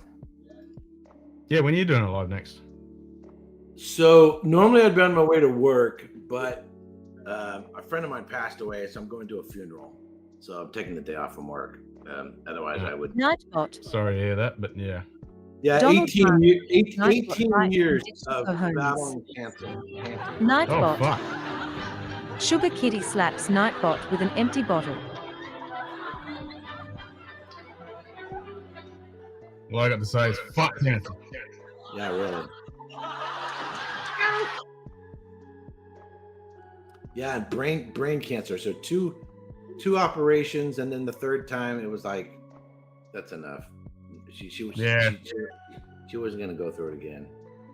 No, brain cancer got my mum. They couldn't even operate. That was it. She got skin cancer, breast cancer, then brain cancer. Dead. Fucked. So, Yep. anywho, yeah, and nicest, most gracious woman I've ever met. You know, really great mom, great wife. You know, just all around great person. There'll be like 500 people at the service. Wow. Good life service. And it's out in the Central Valley, so I got to drive 2 hours to get there. Yep, I'll second that. Rest in peace. Fuck cancer. Yeah. Yeah, one of my best friends. In fact, we did if you were to go to my wine channel, and we did a 1990. It was on my 50th birthday. Cheers, mate. We did a review of the 1998 Chateau Lafite Rothschild, and it's for my 50th. Yeah, for hoity-toity. And so his name was Chris Lloyd. His name's Chris Lloyd. Sorry, Chris brother. Lloyd, Fuck cancer. like the actor. Oh, speaking of Chris Lloyd, I'm getting the Crew XO6 figurine. Oh, okay. The Klingon one? Yeah. Yeah, okay. Anyway, he had cancer. He had cancer, brain. He had colon cancer. The second time I got him. Yeah. Fuck cancer. Yeah.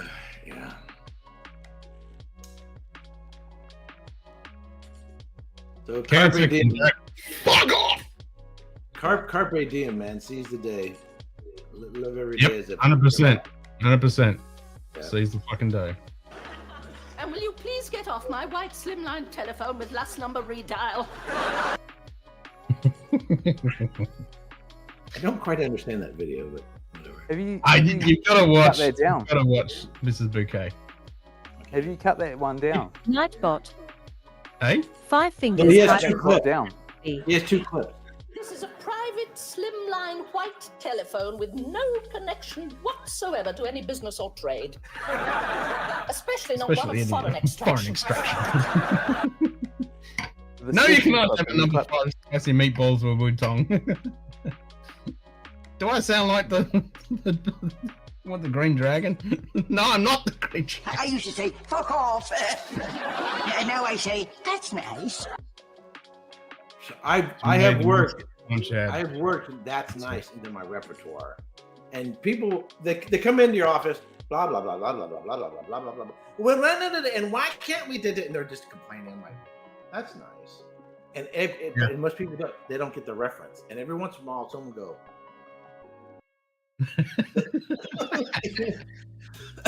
go. They get what I'm referring to, but most people don't.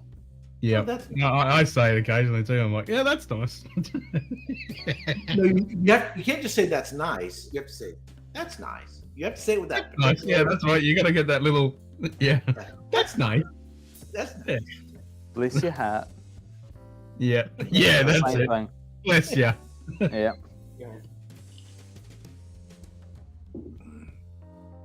Getting paid to talk to you. I'll season my corporate overlords by the balls. Fuck yeah. So, me and a buddy of mine, it was hand signals, and so that's what she said. That kind of thing. Yeah. So instead of saying it, we would just do this. So we would be in a meeting. There's 100 people there, and something would be said in the meeting that would fit. Yeah. So we'd be on different sides of the room, or we might be sitting next to each other. And it's just like blah blah blah blah blah. And someone said, and I couldn't get it to fit in. That's what she said. And it was like this inside joke between the two of us, and we would just have the hardest time not busting up. I get a raise every morning. But we'd have a hard time and you're talking about a boring meeting, blah blah blah blah blah blah. We would look for it's a way to make the meeting entertaining, and other people would be like, "What's with those guys? What do they find so funny about this lecture or conversation or whatever else?" Because they didn't get. We had our own little inside joke kind of thing. Yep. Going on in the meeting. Nice. Yeah. No, it's not just sticking. It's like you have to unfold it. It's like, You gotta unfurl it. Yeah.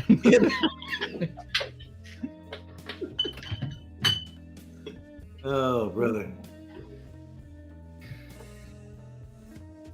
Oh, man.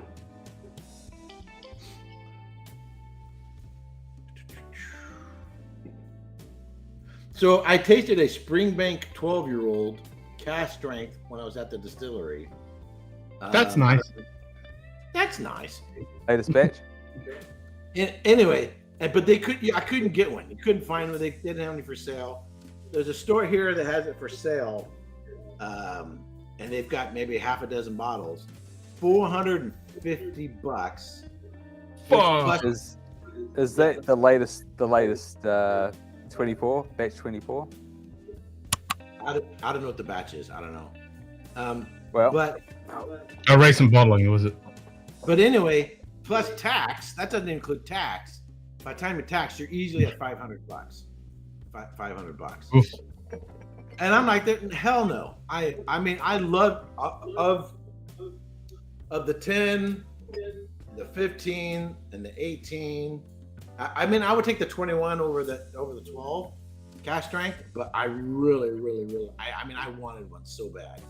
So if it comes with a box like that, yeah, that's batch 22.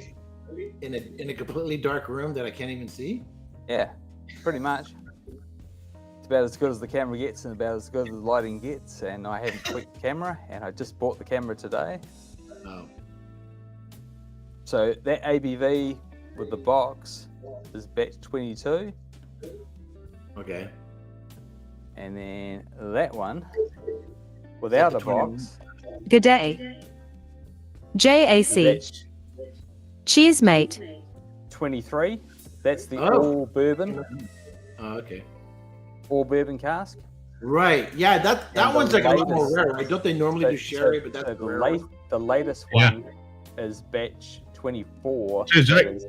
60% bourbon. Fuck. 40% sherry. Has it been 21 for 650? Jesus, get fucked. But Eric, the best one I've ever got is a batch 3 for retail, and that. I'm gonna have to drink some fucking Springbank now. That's a good example of cork failure. Oh no. Uh-oh. So that one. A strength.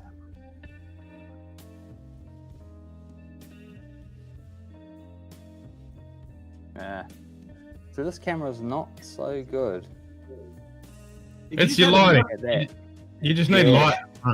Yeah, it's the lighting. Put a light on the other side of the camera. So this cork failed out of the box.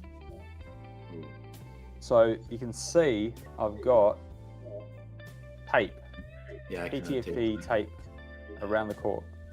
That's plumber's tape. Yep. keep that cork. But that was Springbank distilled in 1999. The fuck? Yeah, that's your blend? Yeah, this is my graduation bottle. Nice. Yeah. It's. I'm jealous. Yeah, I'm 7% full sherry, 20%. I used to say, bourbon, fuck off. and then the rest is. Now I say, that's nice. Yeah. It's like the speculation on Springbank is ridiculous, but it's the fucking best shit there is. There's nothing at this age and this ABV that competes with it. There isn't. It's just not. There's not anything compatible with this. There's just nothing. You fuckers keep talking about Springbank. I'm just gonna have to fucking drink some. So, God in terms of core range, this is the only core range bottle I brought back, which is a Hazelburn 10. Hazelburn 10. Yep. A Hazelburn 10. I can get some Hazelburn, other Hazelburns here, but they're just insane expensive. This is one I brought back for my trip in 2019. And I think this might have been a cage bottle, I think, but it was definitely a distillery only. It's an 8-year-old, and it's 1,100 bottles, 56.8% alcohol by volume, fresh sherry casks. But it's more or less just, Springbank's version of a sherry bomb, of a peated, sherry bomb. It's nice, but there are a lot of other ones I like more. But if it was a full bottle, not open, just having the word Springbank on it would make it worth a lot of money.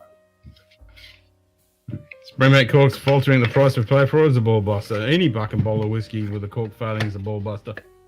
So when I bought the batch 3, it had been in a store probably for a good 7-8 years.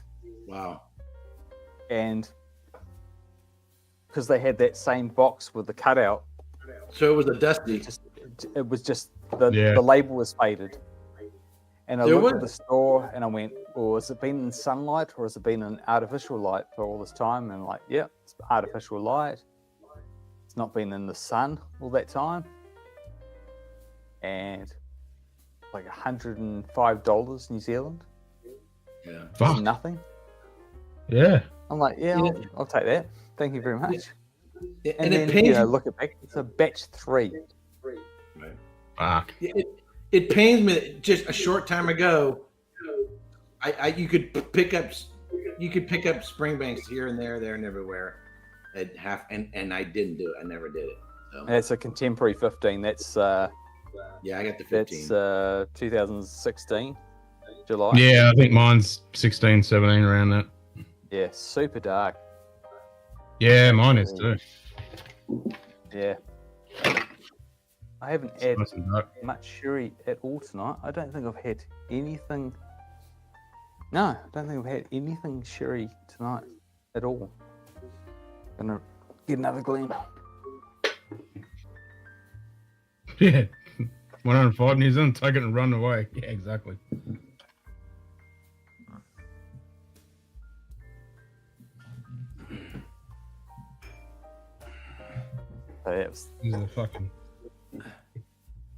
So this is a Campbelltown lock, and if you look at it, it's golden in color. When I tasted a Campbelltown lock there at Springbank, and it was looked like it was more of a sherry cask. So whereas this one looks more like a bourbon cask, they look more like a sherry cask. So it seems to be a lot more variation in the Campbelltown locks in terms of what's going into the blend there. Yeah, I can't read that shit. Yeah, Shredwood. I mean, I don't know. Shredwood, are you a Scotch drinker?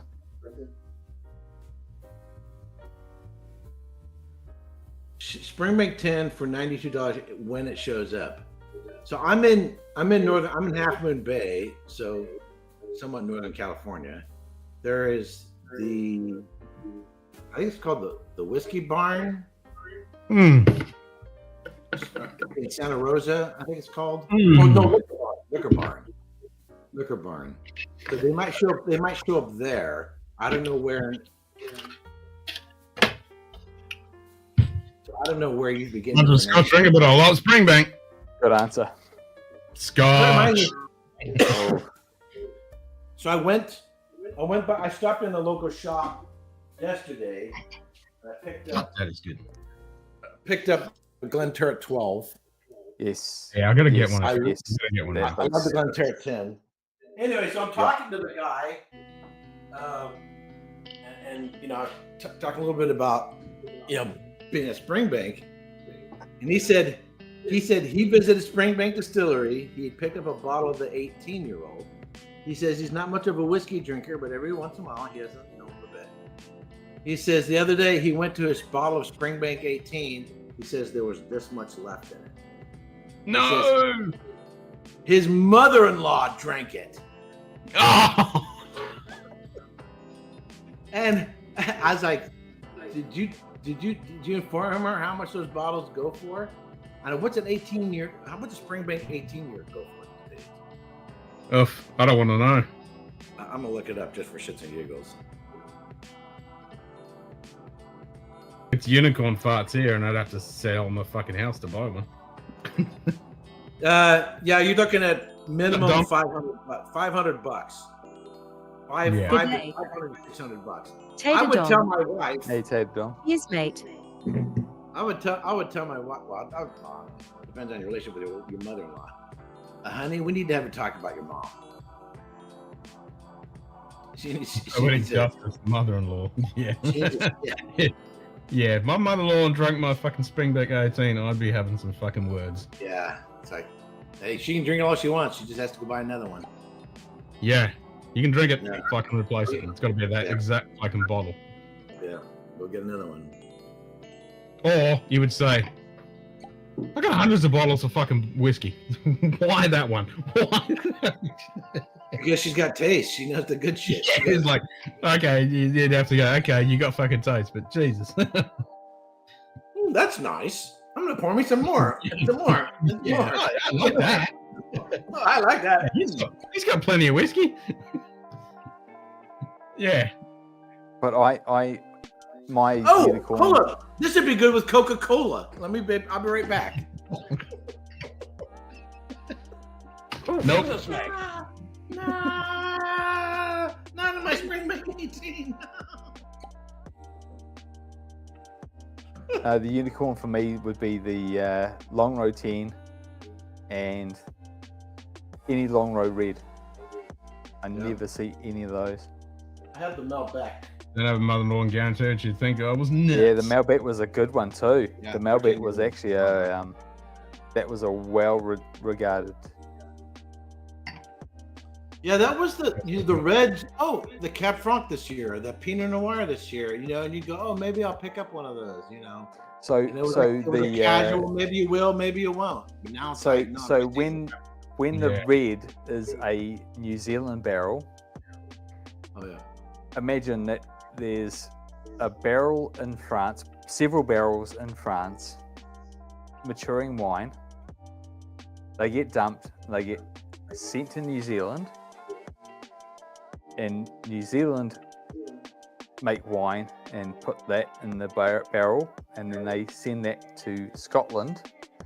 Scotland make a whiskey and send that back to New Zealand as Long Row Red, 10-year-old or whatever it is. Like, that's a lot of fucking miles for that bottle. For that bottle to get back to me. Yeah. Like, yeah, that's a pretty guilty bottle. That's a lot of carbon footprint on that bottle. Bring 18 rusty nail, anyone? Is it Bottle Barn or Liquor Barn? Let me check. I thought it was Liquor Barn. Maybe it's Bottle Barn. Let me check. I'm with you, man. Not much of a drinker, but I love whiskey, bourbon, rye, corn, beer, gin, tequila, vodka. Yeah, it's Bottle Barn. Bottle Barn. Yeah, I used to live up in Santa Rosa. I lived up in Oakmont, up in the hills, among the vineyards and golf courses. and would stop in the bottle barn on my way home from work. It's not a fancy place, but they had a decent selection.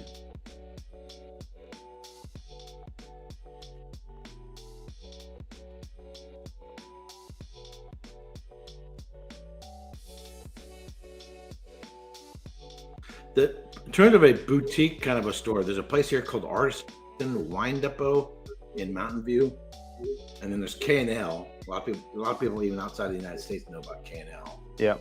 One in one in San Francisco, one in Redwood City. I live close to the one in Redwood. Well, it's on the other side of the hill, other side of the mountain. But I can drop in on one in Redwood City and one down in Los Angeles.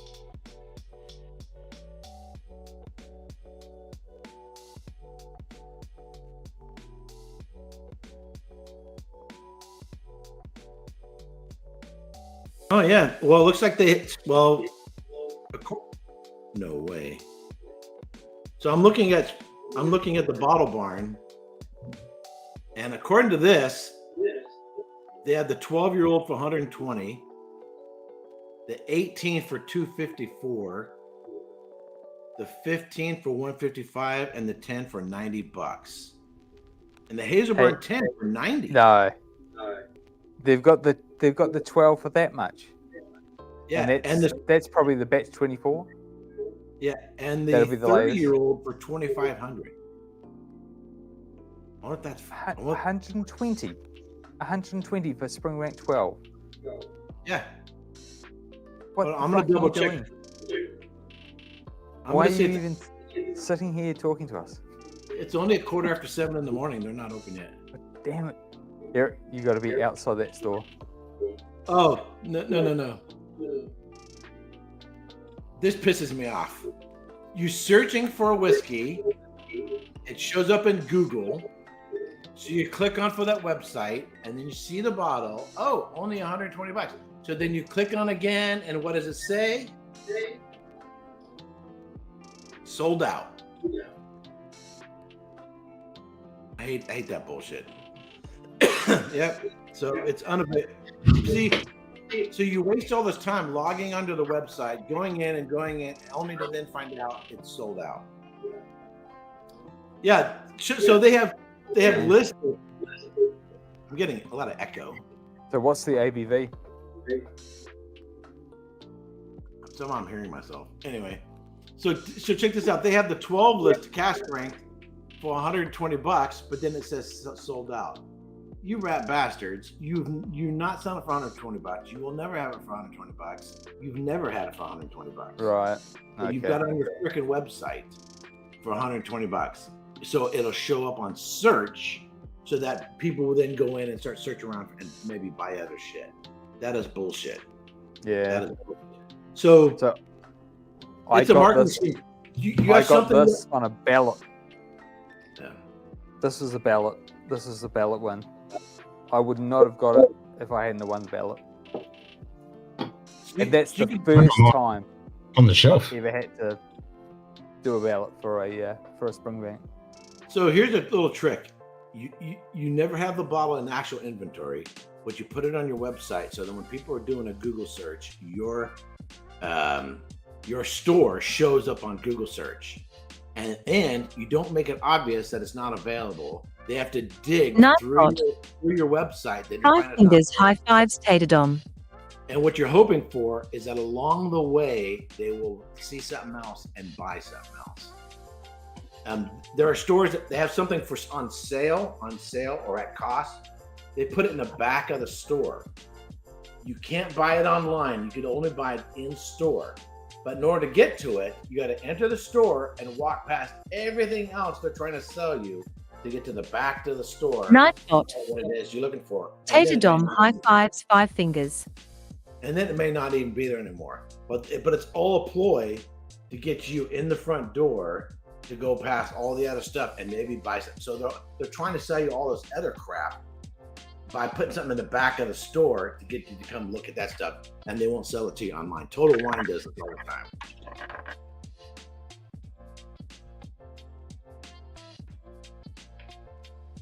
Okay. Anyway, it's a long ass drive from here. It's a 2-hour drive. Plus, I got to pay to Oh, fuck that. I was like $15 or something to go over the Golden Gate Bridge. Some ridiculous. I don't know what it is. It's really expensive to go over the Golden Gate Bridge. So yeah, I that's a long way to drive just to get a bottle of whiskey. I ain't doing that. Springbank. Yeah, I'm fishing in a very small pool, so there's it's a small country. There's a small allocation, and it gets gobbled up very, very fast. But at the same time, if you're in it to win it. I'm being very lucky in that regard. So Phil, first Phil Whiskey. Yeah. A brilliant channel. I mean, in terms of the video and the audio and editing, he does a great job. But that's got to be quite a challenge, So a lot of what he does is aimed towards newbies. Yeah. And he can't play the game of getting the latest release and reviewing that. You can't play that game because it's just not going to be available. He does pretty well. He does as well as me. I would say I probably hunt a little bit more than he does. I probably know a few more places he doesn't. But he's got the same access to me, access to whiskey as I do. He's fishing in the same pond as I am. Right. Yep. We're in the same city. So when I was in Scotland, I had no problem finding, other than Springbank, finding just a ton of stuff I wanted. My biggest challenge was I had to manage storage space in my luggage. I brought back 17 bottles, and that's pretty. That's a hefty luggage, to be bringing back, and it all made it back, thankfully. So at that point, it's not about what I can buy; it's what I've got room for. Yeah. And if you guys Phil and Deepa. Yeah. So yeah. They live on the other side of the mountain here in the Bay Area, south of San Francisco. They bring back they could just bring back several suitcases worth, and it's so much of a problem that the custom officer is just going to go, I don't even care. Like, this is too much hassle.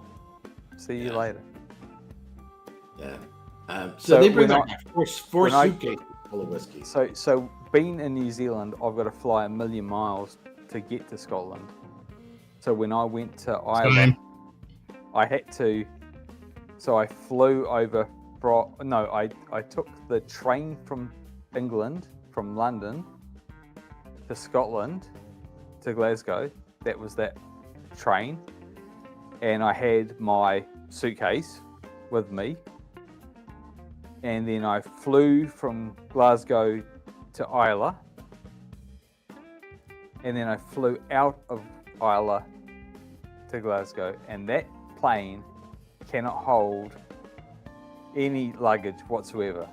You fly in and you fly out, you pretty much need the same amount of luggage that you fly in and fly out with. That's why I'm shaking my space for head. Anything. So I've been to Islay twice. The first time I went with a tour group, second time I drove and took a ferry. But yeah, you're not getting me on. I think the runway's down there somewhere. We'll see if I can find it. I ain't. Homie ain't doing that game. No. Oh, Eric, I completely agree with you. I had a landing where I was sitting next to a local who said, we aren't going to land, we're going to turn around and go back to Glasgow. I was like, what? This is my dream fucking holiday. Like, God, you can't tell me that. That's not going to happen. Like, surely. And she's like, every time I've been on this plane, like, every time we've been turned around, like, oh, fuck, no. Lose a day, major drama. Yeah, there's no way in hell I would fly over there. And I like the ferry ride. It's actually it's a nice trip. I didn't have that luxury. It was completely, as Roy would say, serendipitous. His favorite word. My sister got married in London. Okay. So it was over for her wedding, and I'm like, I'm this close to Islay. I'm not going to fucking miss this opportunity, have the wedding, everything in London, and like, right, I'm getting the train to Islay, to Glasgow, fly over to Islay, and then fly back, and then get the plane back to New Zealand. Right. So in case you don't know, it wasn't an opportunity to be on the serendipitous is Glaswegian for fucking ridiculous. Hey, So Chris. you can so you can every time you hear serendipitous, you go, oh, he means fucking ridiculous. That island, I don't care if you're into whiskey or not, that island, that place is a fucking magical place. There is so much good vibes, so much good stuff happened to me on that island. Yeah. Like that was absolutely fucking magic. Yeah, I spent this last trip. I spent 4 days there, and the first trip we spent 3 days there. So I got to do it at a slightly more comfortable pace, and we toured every distillery, did a full-on tour or warehouse tasting at every distillery. Really, it rained every day, but but with little moments of sunshine. But yeah, it was amazing. So if you haven't watched my video, one of the things Taylor and I talked about, so all the distilleries are doubling their production. Lafroig has no place to put their stuff. They're in the process of actually building one distillery now. Ardbeg has doubled their production. The problem is they don't have the manpower, they don't have the roads, they don't have the hospitals. For people who are going to be working there, getting groceries is a challenge. If you're going to drive over there, as we did, you better make sure you have a full tank before you head on over. And we drove a hybrid, which had really good mileage, so that was good. There's only 2 gas stations that I saw, and getting fuel can be a challenge. So at the rate of growth of that island, it's only got 3,000 during the high season, maybe over 1,000 during the wintertime. It doesn't have the infrastructure to support fast growth. The new distillery, I think the owners of it, they had to agree to build 20 homes to support working staff. And we talked to some people who work in there who are living out of trailers, because they're only there during the summertime, and they live somewhere else in Scotland, or one gal lived in France.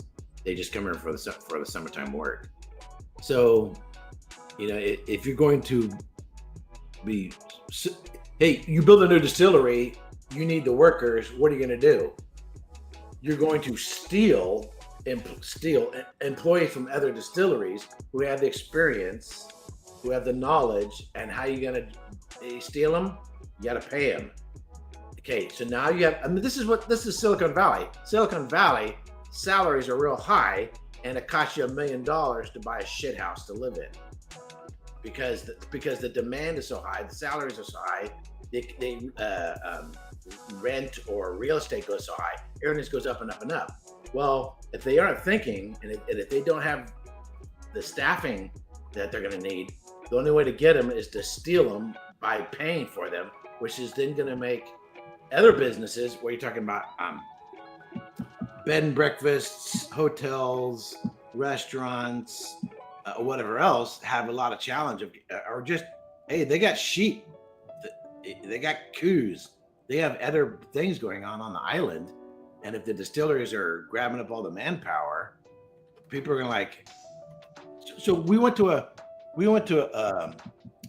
like a wool mill, and they're the ones that made the kilts for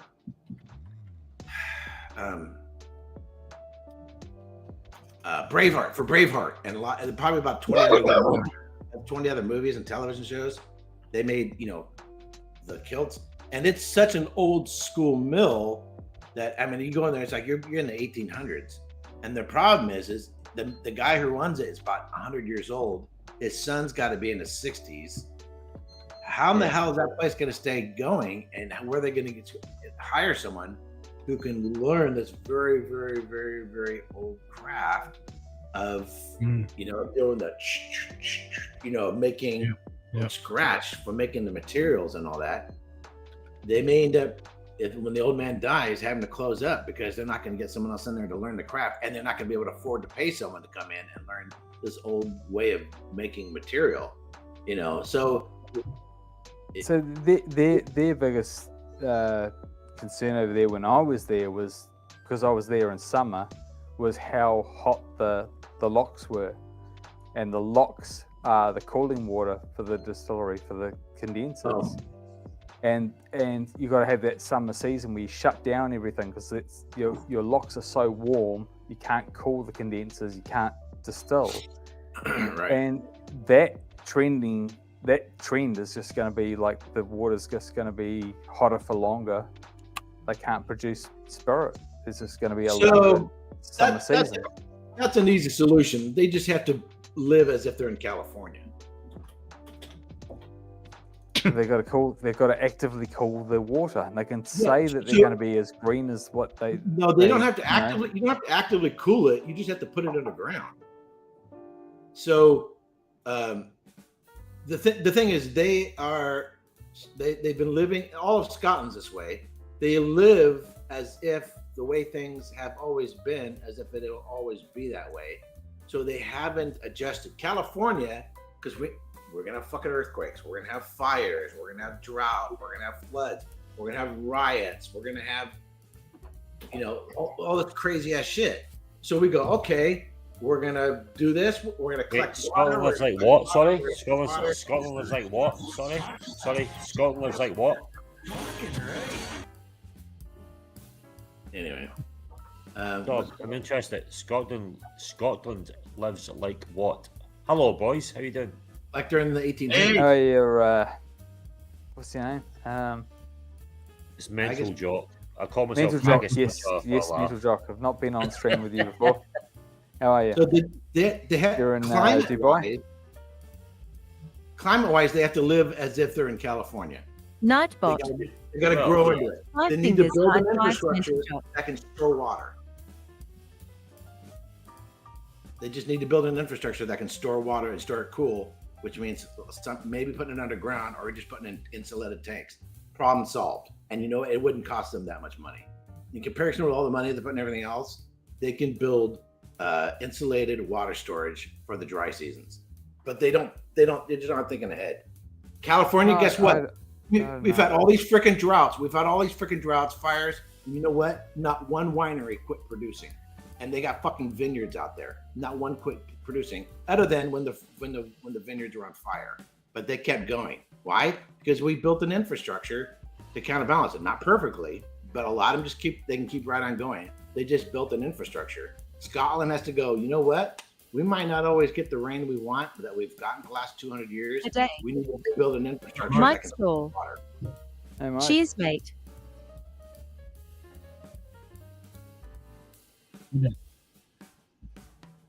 Yep, you're on. You can hear me? Yeah, it's me. How are you doing? Oh, fuck's sake, Marcelo. You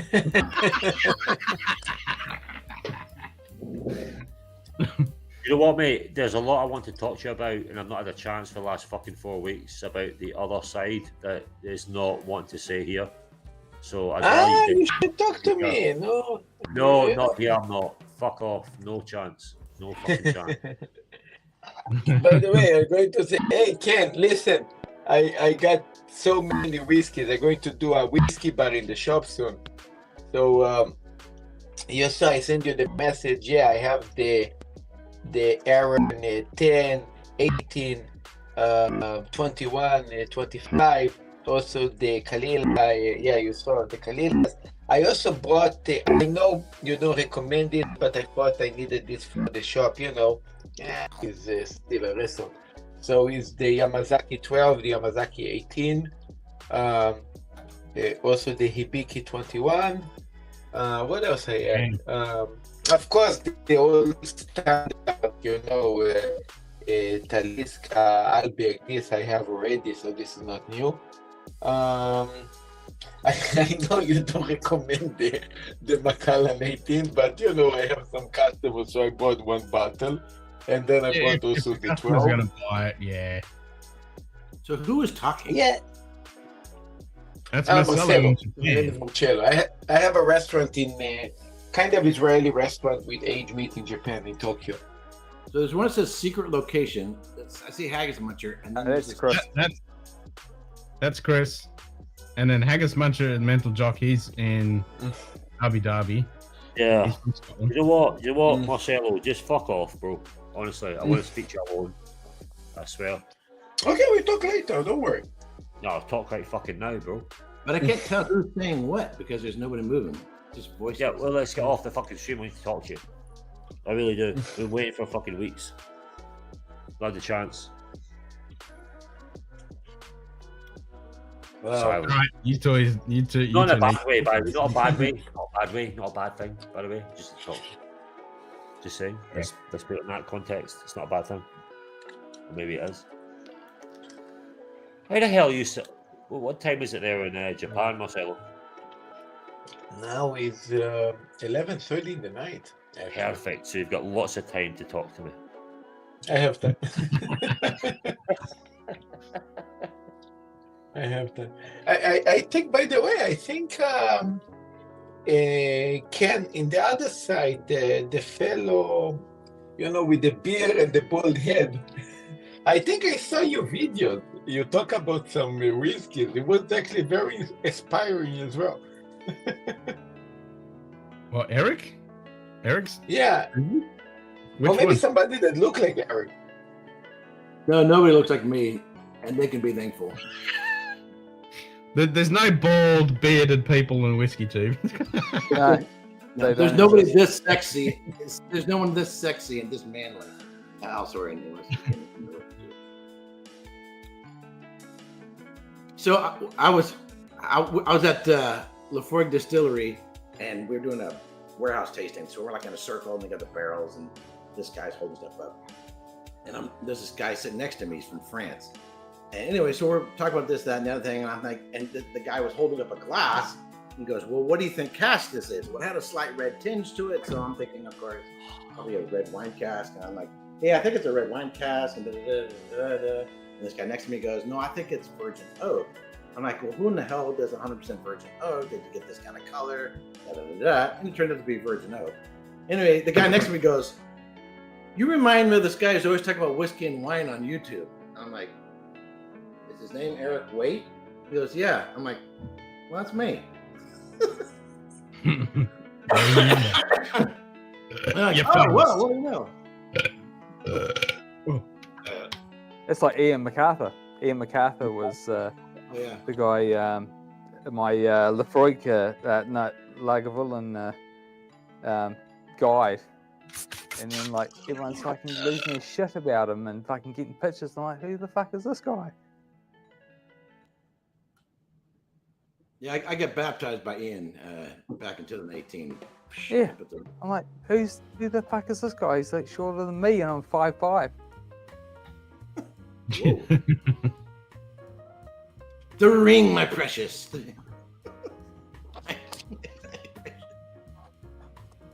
And they sized me out. They fucking sized me out 5'5". You're a lightweight. Short poured the whole time. The hobbitses are in every single tasting I went to, I got short poured. I was watching everyone else's pour. Everyone else is standing next to me 6 foot. Pour and then pour. I'm like, yeah, fucking fill it up. My mother was 4'9". My dad was 6 foot. So thankfully I got more height from my father. But my father, when he passed away, had a full head of hair. So this comes from my mother's father. I think that should be crawl into a bar.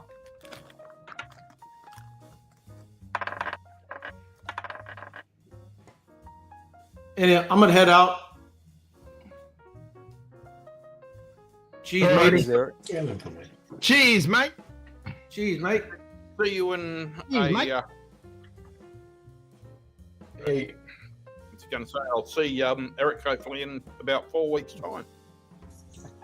Yeah, true that.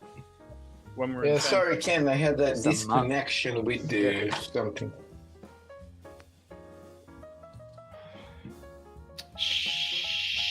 sure good.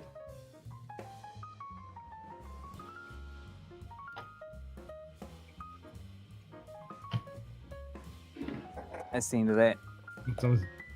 Second? Good night. You're out? Yeah. Yes. That's the last bit. It is 20 to 3 for you, Faz. Yeah.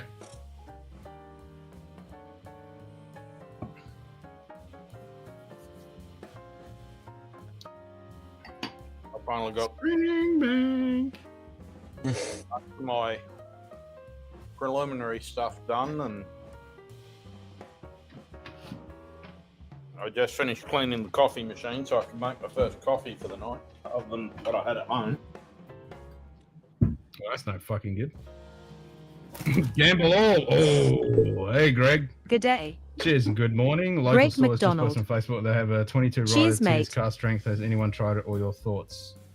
I hear it's good. I haven't had it. I hear it's good.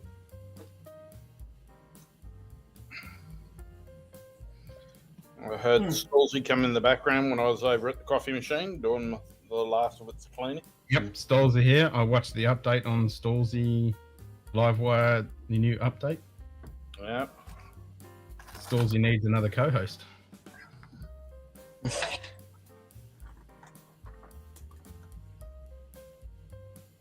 Yes.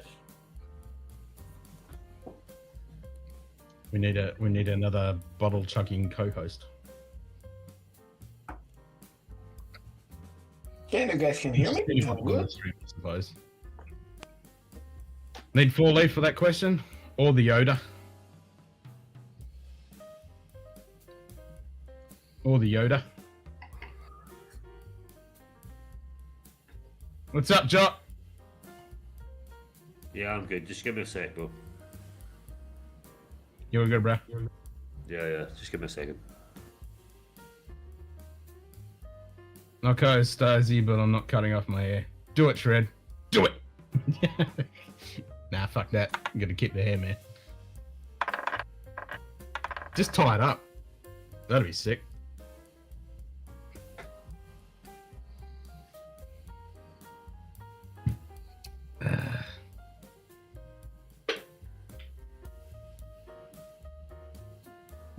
Oh, it's going to be a long night. I was thinking Stacey would have had that bottle. No, I know Dolan's had one.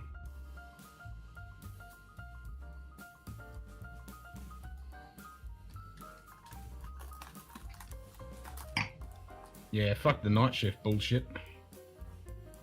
Any update on the new job? No, the manager's been in and out of the office all the time, so she hasn't even started the interview process.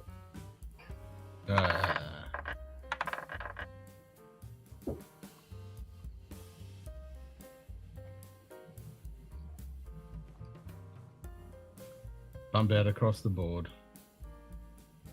Hello, bro. The channel's all good. You'll keep it going.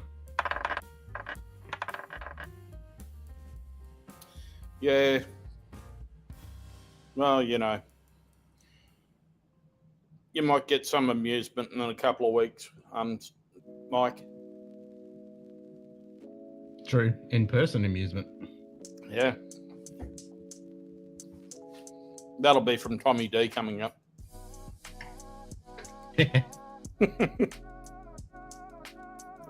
Gonna look like Willie Nelson when you're 80? Yeah, nice.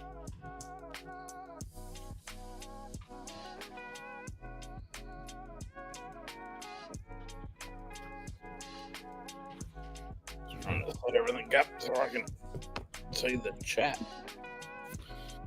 So I'm just on my laptop with a single monitor, with just the laptop screen, so... David! You're back home. Yeah. Okay, David. How are you?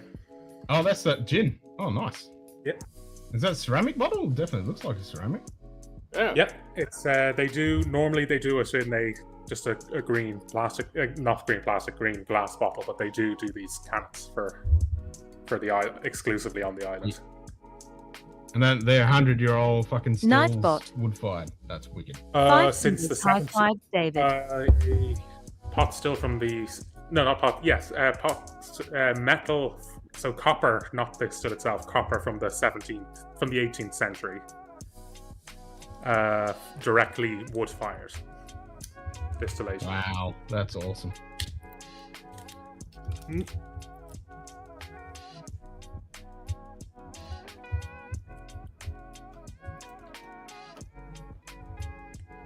David, what the? Hey, Bob. Mr. Bobblina, Mr. Bob Doublina, Mr. Bobblina, Mr. Bob Doublina.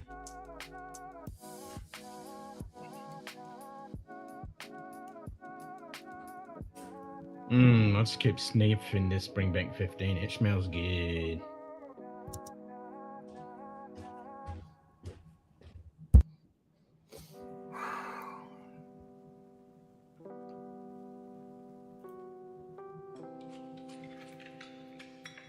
Need some Fever Tree, ginger ale, and lime. Gonna mix up a batch of ginger cunts later. Nice. Fuck yeah.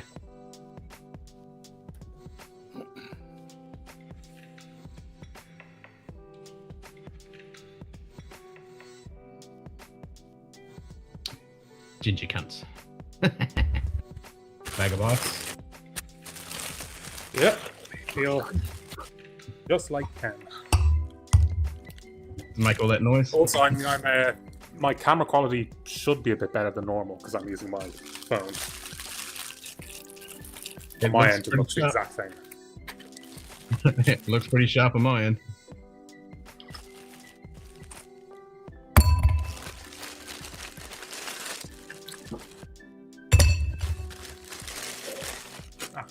These are giant ice cubes. Look at that.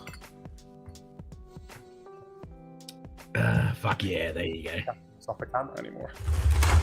That's the way to do it.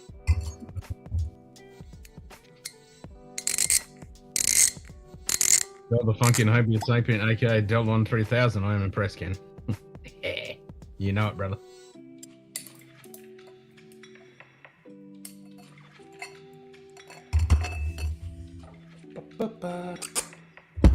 And then sparkling Italian lemonade. Ooh, nice. Oh, that's a good lemonade. That's going to be a tasty beverage. It's called, traditionally it's called a pomelo on the island. Okay, and that's how they drink it. Yep, that's the tradition. Again, it's actually what else is unique about it is it's gin, but it's distilled from grapes. Oh, okay. Yep. So what's the ratio you typically have? That. Okay. That I'm not a gin guy. Because typically for a good Gen-T, you want 1-to-3 ratio. Yeah, I mean that'd be about 1-to-3. So this is actually only 38% because it's distilled to such a low proof. Yep. So. Anyway, cheers. Cheers. Cheers, Deb. Nothing like a good lemonade on a day like this when it's... Oh, beautiful. That's a nice day. Yep. Well, it's a nice day if you're inside. It's 38 degrees, so... That's getting a little warm. That's an average day here in Australia, but it's a little warm for all the rest of the world. Problem is, it's just, even when it goes below, when it starts getting colder at night, you don't feel it, because the concrete just holds the heat in. Radiates the heat. Yeah. Yeah, it's fucked. I was reading about a village in Croatia where it's one of those villages where it's sort of split into two, where one part of the village is up in the mountains and the other part, the more commercial areas, down by the sea. And it's pretty common, like you'll have a place called, for example, just take Madrid. Imagine if there was Madrid and Port Madrid. Yeah. And there was only a couple of miles between them. The Port Madrid was at the sea, so that's pretty common throughout the Mediterranean. So there's a place in Croatia that's like that, and all the elderly people who live up in the mountain area come during the summer have to come down and live because the mountains just hold the heat all day round. So normally lemonade, cool, refreshing drink. Just let him sing all these lines. Lemonade, that cool, refreshing drink.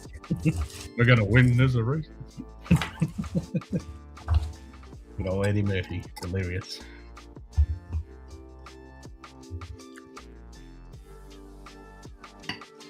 Fuck it, we'll just let him sing all these lines.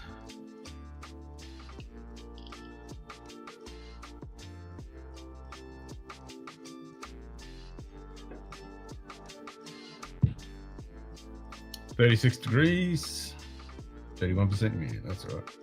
That's a sexy bottle.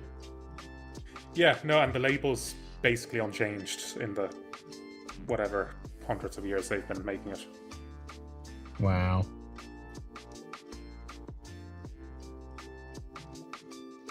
Good luck hanging. You gotta get some Kevlar strips on your fucking tubes, man.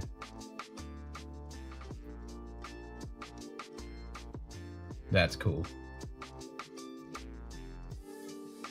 It even has its own USB port. I want to try some of that.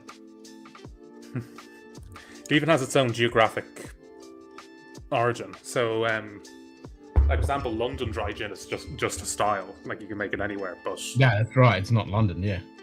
Yeah, you can only make Mahon gin in Menorca. Mahon the Menorca. Yeah. Yeah. Oh man, incredible place though, Menorca. It's there's not too many tourists there like there is in Mallorca, because in Mallorca there's, you know, you've got Magaluf, you've got all the party towns and stuff like that. Menorca is about 50% locals, 50% tourists, but a lot of the tourists are also Spanish from Barcelona, because in Menorca most people still speak Menorquin, which is a dialect of Catalan, which of course they speak in Barcelona. So, so most people's second language in Menorca is actually Spanish. Oh, interesting. So they're pretty much bilingual all the way through from birth kind of deal. Yeah, essentially they actually go to, because again, for business and stuff and trade with the mainland and media and all that, that's all in Spanish. It's all Spanish. Yeah. But when they're at home, in school they do, when they're at home in school they do everything through Menorca. Again, it's really Catalan, but they insist everyone there calls it Menorquin, and it is a different dialect of Catalan. Mm-hmm. But so that in school they do everything through Menorquin except of the Spanish class. Yep. No. Have a clay bar liner, but it doesn't work for shit. Need to buy a new set of tires, new liners, and some rim tape. Yeah, if you're anything like me, man, fucking everything just punches. And literally, I go 5 meters outside of my fucking driveway, and my tires would be fucking flat if I had tubes.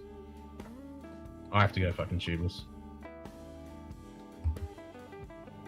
And have heaps of that goo in the fucking wheels. And then at the end of a ride, just picking out fucking double G's and spinning the wheel to make sure it reseals. Menorca over Mallorca every time. Been there 3 times. Yeah. Martin, have you been to... I was in Ciutadella, Menorca, one of the 2 main towns. Brilliant place. I'd say actually the windmill on this bottle, I actually took a brilliant picture of. Oh, nice. All right, everyone's in the giveaway. Whatever, if I fucking type it correctly. Oh, you just got in, Tread.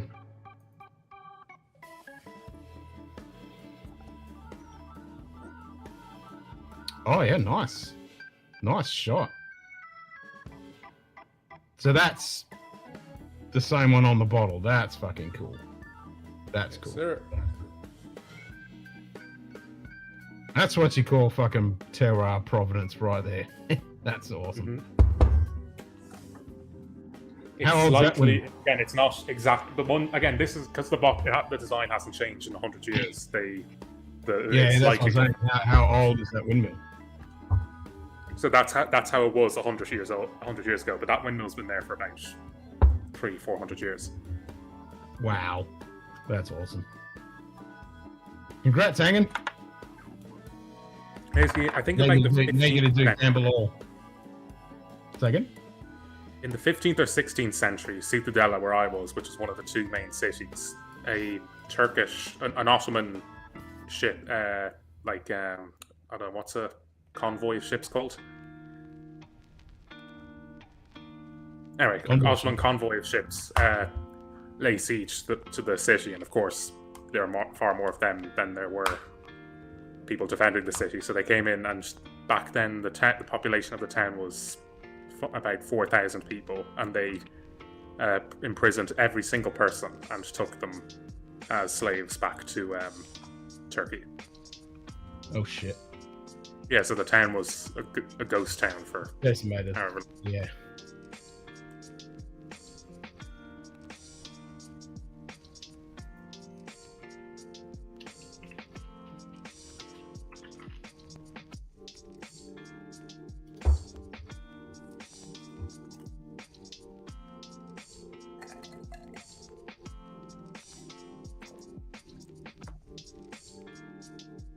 Fuck yes. 2 deltas.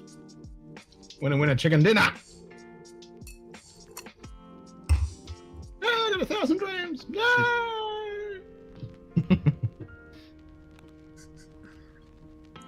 Nice.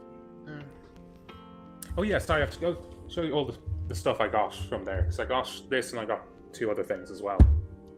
I can't buy anything more from now on because I might be moving out of this apartment in a year, and I've too much whiskey to justify like shipping all at once to a different place. Yeah. Means you gotta drink more.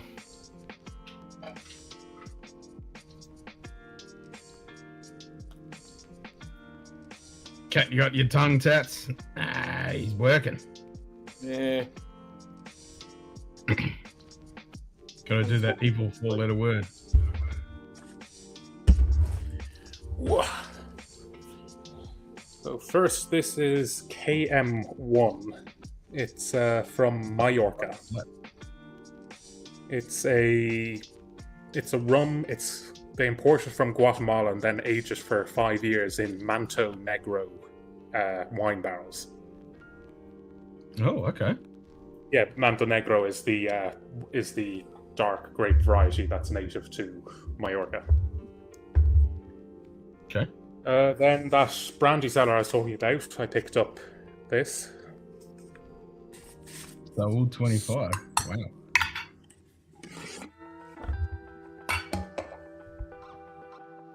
That's a different label. Yep. That's pretty blingy. Yeah. It's fucking. That's blingy. It's not focus anytime soon. There we go. Yeah, yeah. There's that. Yep. And finally, in Dublin Airport, I picked up this. Oh, it's me? Yep. They're finished in Douro Old Wine. Oh, wow. Yeah, from Port. 40%. Nice.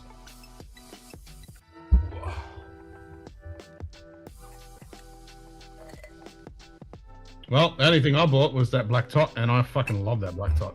That shit is delicious. It's again it's a really classic British style rum, like British colony I fucking rum. love it. I couldn't stop again, drinking. the same blender as the Elements of Isla series. Yeah. Which is very interesting. Yeah, no, I fucking love that stuff. I can't wait till next week when it's rum day. I'm gonna have some more.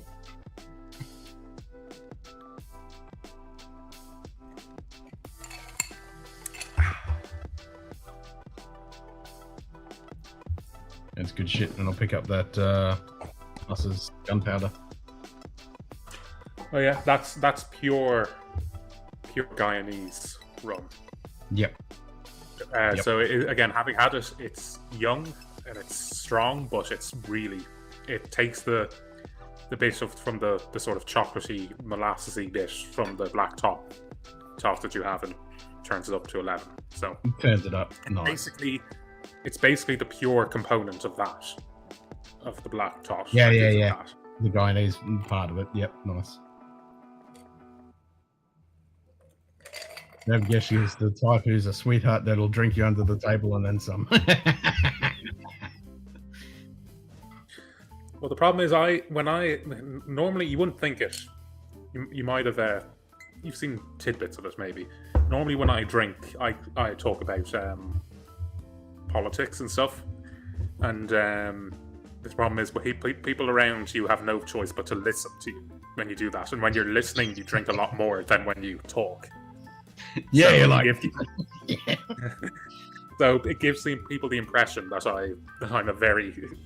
I can drink anyone on the table. Which, listen, I'm reasonable heavyweight, but I'm not one of those people who can, have whatever, something stupid like 24 shots or something, and then walk home no problem. Still be kosher. Yeah. Yeah. No place to put this. In your mouth.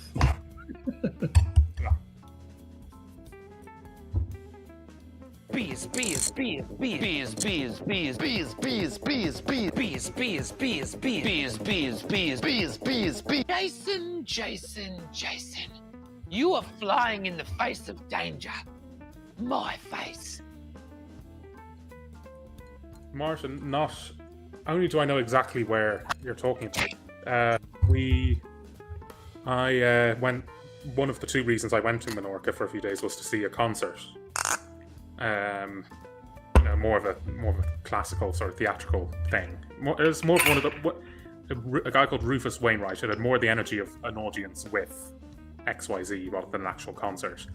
Anyway, he was playing in a place right beside Son Saura, Torre Saura, the old count's, the count's old sort of villa way out in the countryside.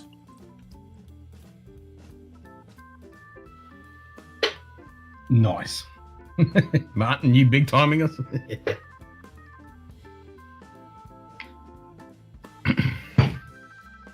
Do I have another beer? I have something made day. from... Top Dog. Cheers, mate. There's a cider, I never got it because I only saw it a day before I was leaving, but there was a cider that was actually made with hops as well in Ireland that they were selling. Bees, bees, bees, bees, bees, bees, bees, bees, bees, bees, bees. Nightbot. Bees, bees, bees. Five fingers, high fives, Top Dog. Is that the answer then? I just have another fucking beer. I've got an hour until midnight when I have to kill the stream. So that means do it, Ken. All right. You twisted my arm. I'll have another.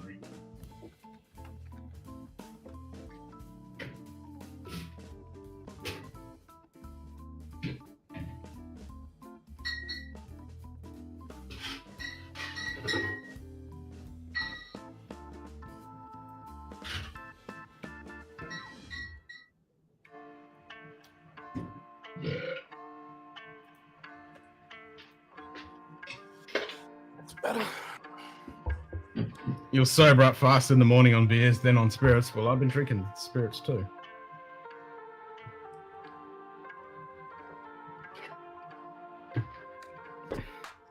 I don't know, anything that is wine, Good day. I find sleep off pretty easily. Slapshots Roadhouse. If I Cheers, mix mate. my wine and beer and then whiskey and...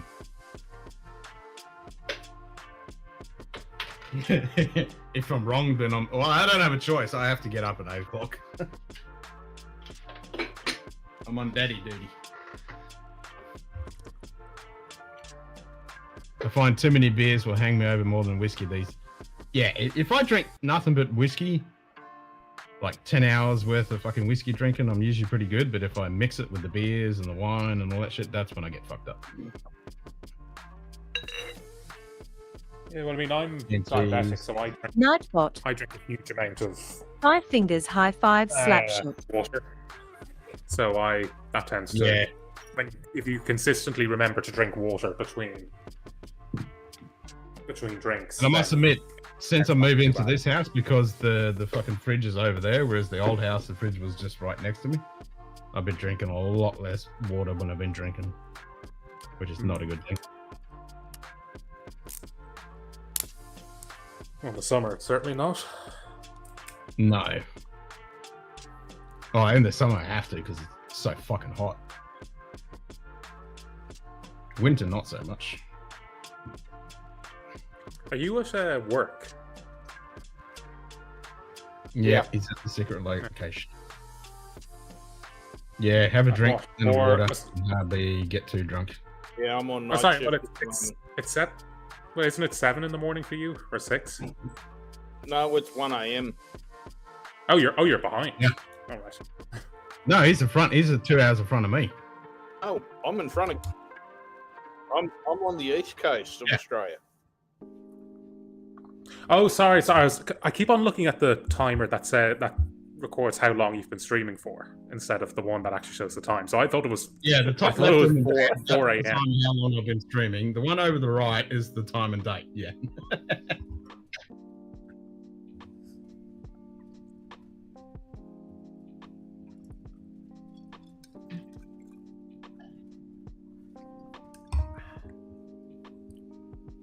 Yeah, I'm on my first of 3 night shifts for the week. Charming. I never minded night shift, except I always need to go home after them when it was either fully dawn or still pitch black. Because I find for something, my body oh nice prosciutto. I don't know, for some reason, if I'm the second my body sees or my eyes see a rising sun, I just can't. It instantly goes into morning energy mode. Yeah, well, that's where I've got the cameras up out for all around the property up above me. So at the moment, they don't change over to day mode till about 6 a.m. In summer, they switch over to day mode about 4 a.m.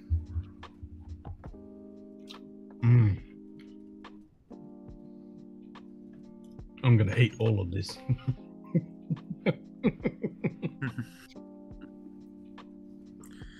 Just the whole thing together. Yup. It's like 3 pieces stuck together. I'm just gonna eat the fucking lot. Oh, that is good.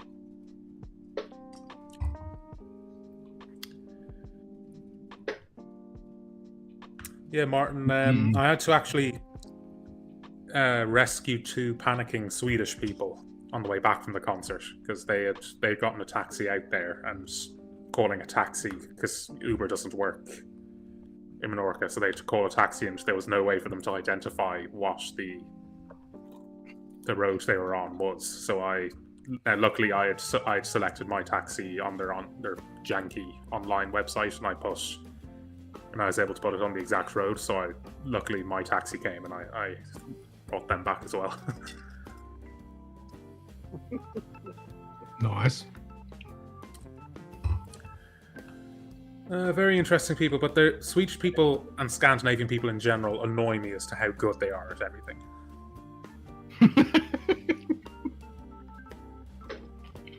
Perfect society. They all speak at least 3 languages. Uh-huh.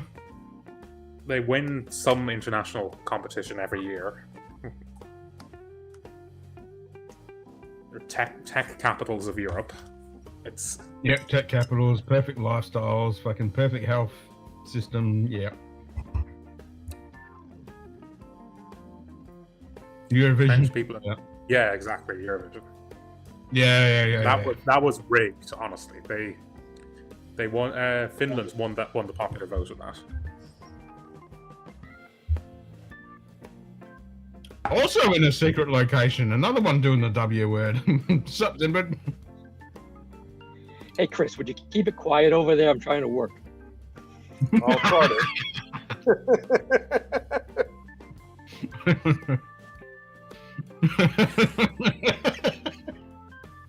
Nice.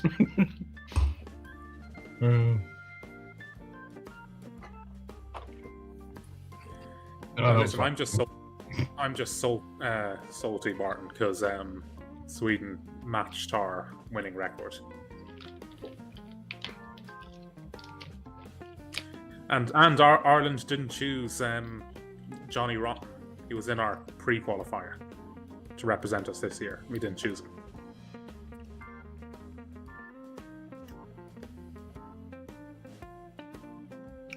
Maybe I should put that up there on my thing. I should put GMT +8.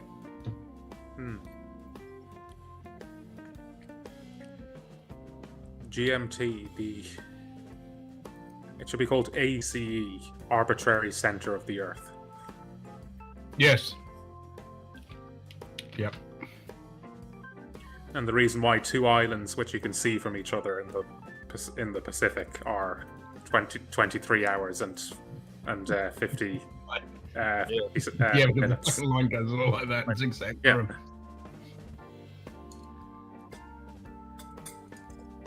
Guys, hear about it, international whiskey smuggling submarine, you'll know about it. Well, if we ever get a international whiskey smuggling cargo ship, you know it's us. Because we've been talking about that for fucking ages. Yeah. Yeah. Martin, I presume you've been hearing about the RT scandal recently. Basically, came out RT, Ireland's national broadcaster, corrupt and horrific as terrible. Their executives were being paid ridiculous amounts of money and bonuses, whilst also saying that the company needed more public funding. And the best part, like if for example it was at a gala dinner, RT spent $4,000 for, you know, that flip-flop brand Ivanias or something. No, I don't know that. No. Blah blah blah. Oh, hang on. Did you see the latest episode of Warrior with the bar scene?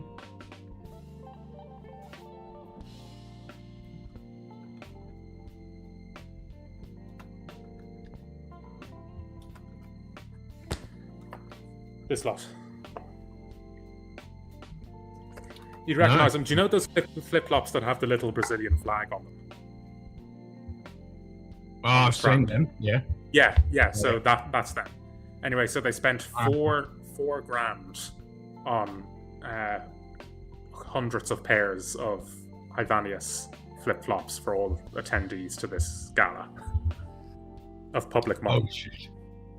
Yeah. Oh, you weren't on season 1. Oh, you got to catch up, hanging. It gets fucking good. It's a fucking brilliant show. I love it.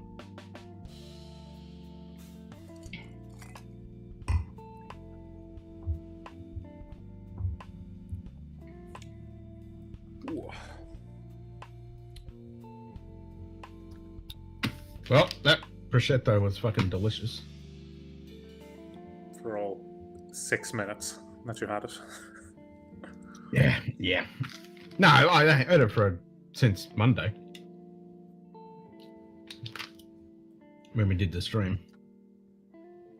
Now, see, Martin, do you remember Dustin the Turkey? So in 2008, after doing on a horrendous streak like we're on now, we sent a turkey glove puppet to represent us. What? Yeah. It's a turkey glove puppet on a shopping trolley, decked out with Irish decor. And then we had 4 dancers dressed in Brazilian samba clothes prancing around the stage. Okay, then. Yeah, and again, he sung. The guy who did it sung in the most deepest, like generic, like Dublin accent as possible, like real grating Dublin accent, and when I say sung, he sort of just yelled.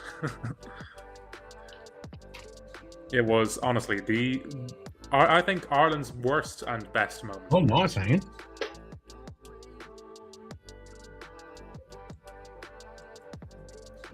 Dark Winds. Actually, I heard something about that. The French, except for a few excellent minutes. Yeah. Yeah, fuck the French. And Greg. Oh, Fred's a legend. Yeah, Fred. Sorry, Greg's way out of that bucket. Yeah, this the stereotypical. Yeah, Greg's French, but he's not French. No, he's not French. Yeah, because he likes telling the government to go fuck themselves. Yeah, one of my favorite movie quotes, Johnny English. We can't kill them, sir. They're just cyclists. They're French cyclists, Bob, and they're disrupting Her Majesty's Secret Service. Yeah, they're French cyclists. Yeah. Ooh, destilados. Of course, the promotion, the advertisement on the front of the website has ended.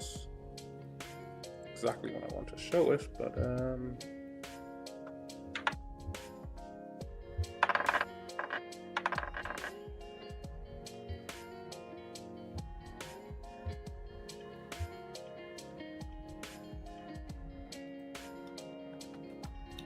French.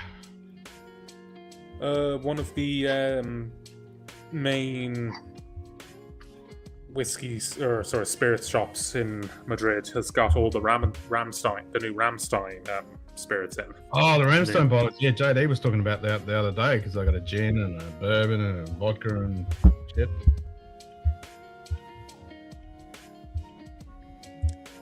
Do that, except for some reason the website is now blocking me because I use a VPN. So I'm sure it violates a law somewhere. Yeah, probably.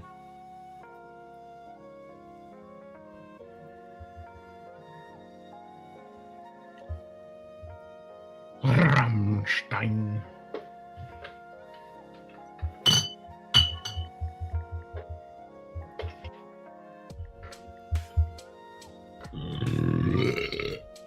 My scusi. Yep, here we go. €63. It's a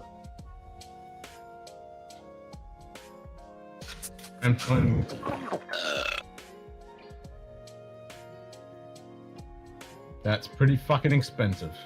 I still want to have them, just have the bottles. I mean, it's in fairness, it's not a generic contract thing. It's a 10-year-old whiskey from Cooley, finished in sherry casks, and so it's something you've probably had before. Yep. I mean, and it's not a criminal markup. Exactly, it's not a criminally high markup for a celebrity whiskey. Yeah. I mean, like, for example, they could have just gone to West Cork or Great Northern Distillery, got an unaged, probably 3 or 4 year olds. All rebottled fucking powers and called it fucking Ramstein. Yeah. Yeah.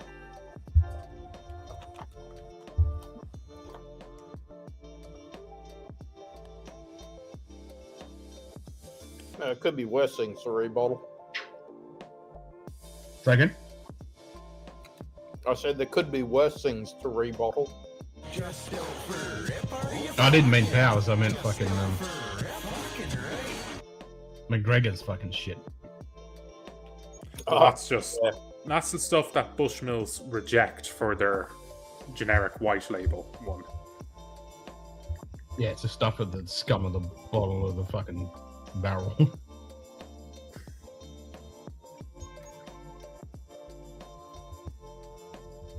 Up on the bike, if you do anything Canadian, make sure Rance is there to supervise. Yeah. No Hortons shall be consumed without correct Donald supervision. Cheers, hanging. Okay, time for, I guess, one more dram. You're still on for what, another 20 minutes? 40 minutes? 40 minutes. Okay.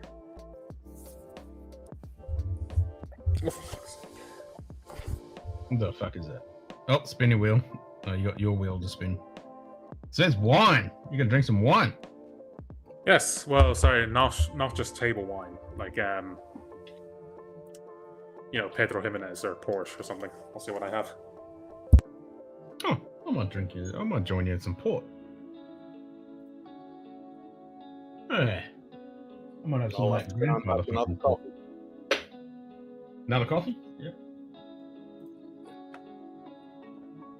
I might have some port.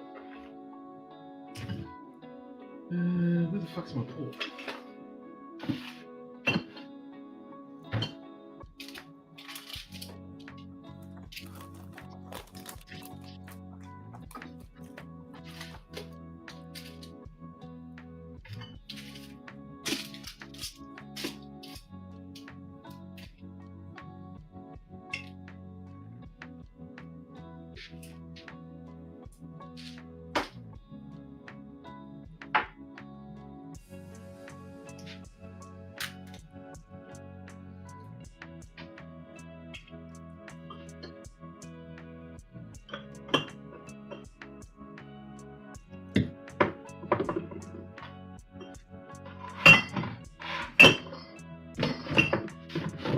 Nah, fuck it. I'll just have my beer.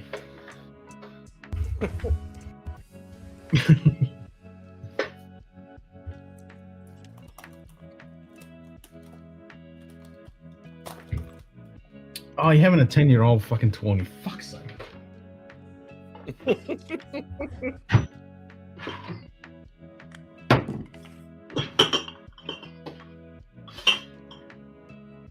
Alright, I'll join you in a Penfolds 10-year-old 20.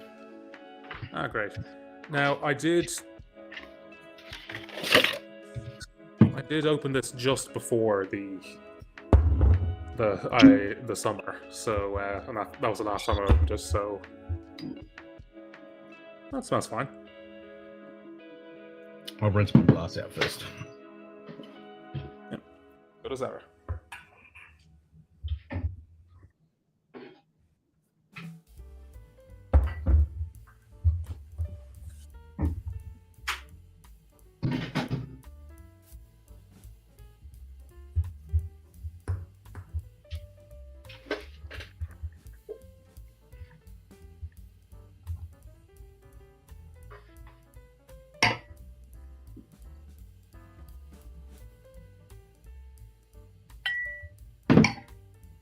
A nice ample pouring of Penfolds. Only legal because you selfish Aussies won't recognise Portugal's geographic indicator. We're not allowed to.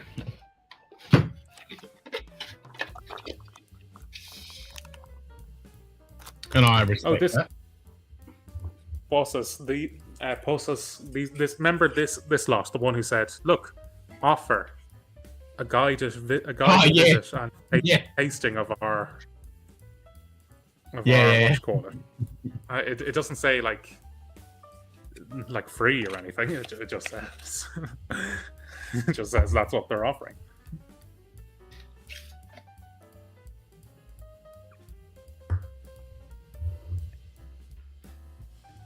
The old Penfolds Grand 20 fucking 10-year-old. Fancy fucking.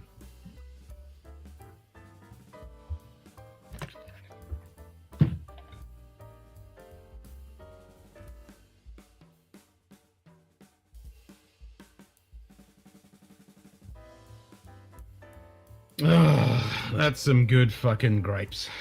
Yum, yum, yum.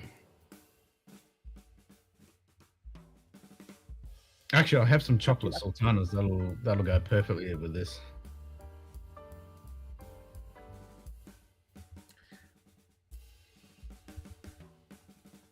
Also got some cheese. I could have some red fucking. Oh, I got some good cheese to go with that. Not if you're about to go to bed. Never. Don't eat cheese before you go to bed. You get cheese I drinks. kind of want to, but I'm not going to. Yeah. Yeah. Yes, I was at a diplomatic function, that we were doing the catering for, and there was one. There was a man who had a interest in me, let's just say. And he kept, I'd say, for the 4 hours that I was there,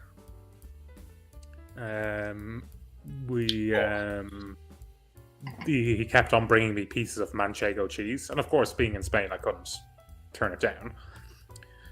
Anyway, I probably had, I would say, the equivalent of 2/3 of a wheel, because I mean, it was really good.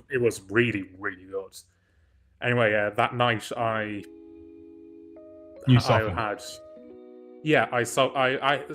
that's the thing. I eventually came to at about 5:30 in the morning, standing about just back there. Like I just realized that I was standing there, cold sweat. Oof. Not a good time. You do. That's the thing. So in the EU and various other countries, the the country recognizes Portugal's claim on the word port, then we don't call it port.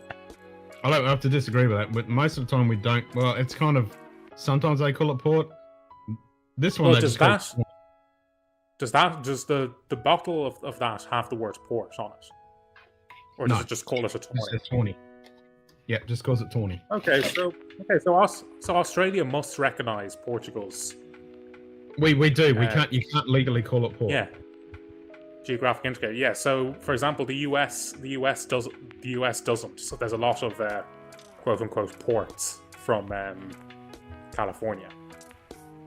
Yeah. Now there is like with the cheaper bottles, some of them will call it port, but most of the decent stuff that is actually decent, they'll call it tawny. They'll call it something tawny something, but they won't call it port. Yeah. You don't worry about even the Spaniards don't get sherry right. I mean, if you look again, I've ranted about this about 20 times before, but Montilla Moriles is another place north of the Sherry Triangle that produces as much casks and wines as the Jerez or Sherry area does itself. My favourite one is if you look at the website for Glendalough for their double barrel, they say it's finished in Oloroso sherry barrels, and it says we went around. We hunted. It's obviously a lot of marketing folly, but it says we hunted around the Montilla area until we found the perfect wine grower, whose wines were perfect for to finish our whiskey in. So it literally says they're from Montilla, which is a different area from sherry. And actually, Montilla Moriles, they only almost exclusively grow Pedro Jimenez there. So most Pedro Jimenez sherry is Pedro Jimenez wines that are imported from Montilla Moriles, and that they age in the Sherry Triangle. That's what it's legally called, because it's just much easier to grow Pedro Jimenez grapes in Montilla Moriles. And again, that's another thing. Pedro Jimenez wine and Pedro Jimenez grapes are two very different things. Montilla, yeah, like there's plenty of very dry Fino wines. I'll show you one. Oh, fucking oath, you can get heaps of good Finos.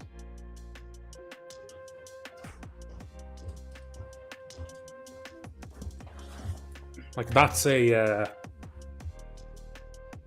a Fino.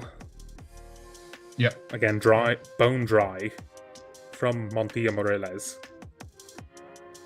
Delicious. And but it's produced from Pedro Jimenez grapes. Yep.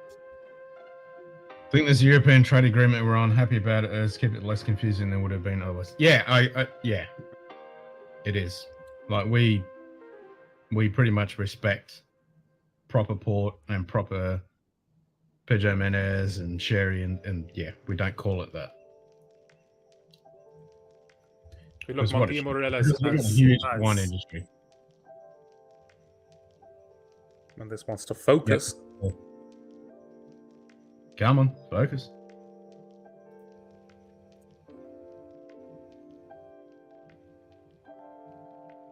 I took my arm out. That's as good as you're gonna get. That's got this sticky stamps thingy on it.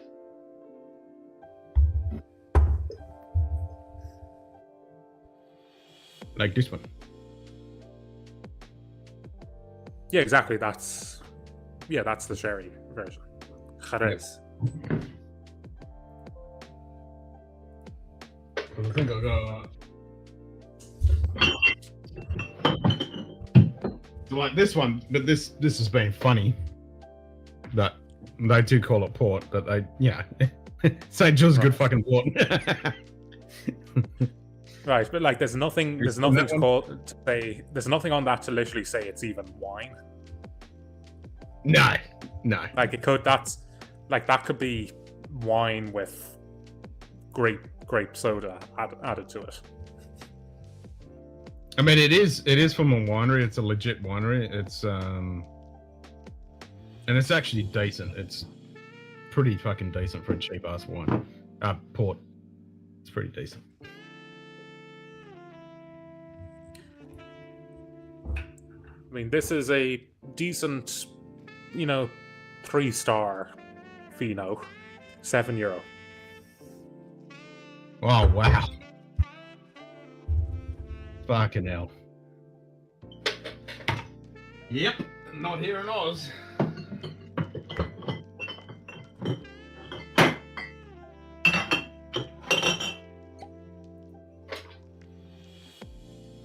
I do have to get one of these for my birthday in a few months, though. I got to get that 25-year-old. That's the interesting thing. So, do they? I wonder if they, because duty free. Yeah. Well, nothing at duty free is even cheaper anymore. It's just the stuff that you can only get there. That's what's interesting. Yeah. I mean, duty free in Spanish airports is more expensive than it is regular retail. Well, at least ours How you, isn't JD? too bad. I mean, they do actually take some of the duty off instead of just the GST, but most things have just got the GST off it. Well, sorry. Yeah. In fairness, Yeah. in the EU, in the European Union, it's illegal. It's banned to actually take duty free off something. So if you go in the duty free shops, if you're flying from one EU country to another, then it's still duty paid. Wow. No, it's different here. Yeah, sorry, I keep on forgetting about that. Yeah, most of our duty free now is just GST free, but there is some things like occasionally they'll remove some duty off some of the alcohol. Yeah. And sorry, interestingly, in the UK, there's a 10.5% increase in the alcohol duty for spirits. Well, that's and sorry, that's for a 40% spirit. Because in fairness, what they did is they're reducing the rate on beers and on basically on things that your average pub survives on, which is good, but it means that whiskey sold in the UK and will therefore have a knock-on effect around the world. Yeah, they just blanket put everything up. Our alcohol excises go up twice a year by CPI. Yeah. So hence why this last lot was about 8%.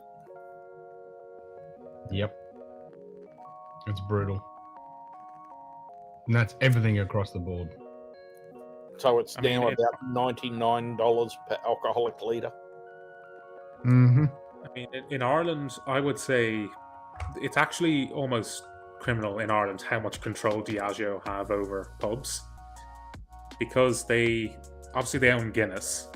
But in Ireland, two other very popular beers, Rockshore and Smithwick's. Both of them are Diageo as well. And what Diageo do anyway is they'll say Listen, we'll give you Guinness, Smithwick's, and Rockshore on tap. And we'll give you all three, or you won't get any of them. And of course, all pubs in Ireland have to want Guinness on tap. Yep. Yeah, no Guinness, you're not Yeah. a pub. Yeah, especially in Ireland. So what it ends up being is most pubs in Ireland will have about 10 different beers on draft, and there'll only be 2 companies that own all the beers between them. Yeah. And so, of course, when Diageo increased for their prices by 4 cents per litre, which in terms of kegs for a pub has a big impact. Yep. That means, you know, there's a huge trove of pubs that just have to put up prices on basically half their stuff. Timmy time! Bought some whiskey I don't need and can't afford. What'd you get?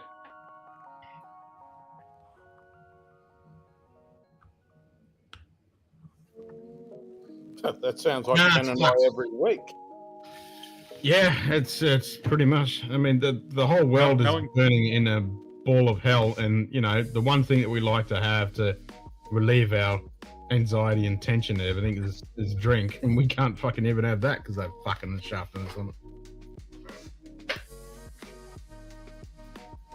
Knowing Dustin, he'll be like, "Oh no, it's just this like really low random bottle I saw. It's just a Springbank 40-year-old, you know." Well, Yeah, exactly. It's just fucking some 30, 40-year-old single cast strength fucking something or other.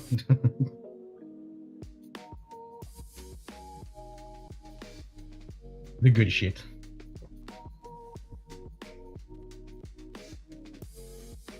oh shit! I never put my ice away. You've been sitting it out there.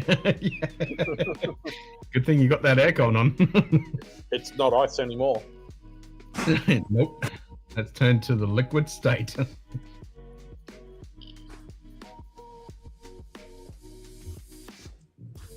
Yep, twice a year, every year.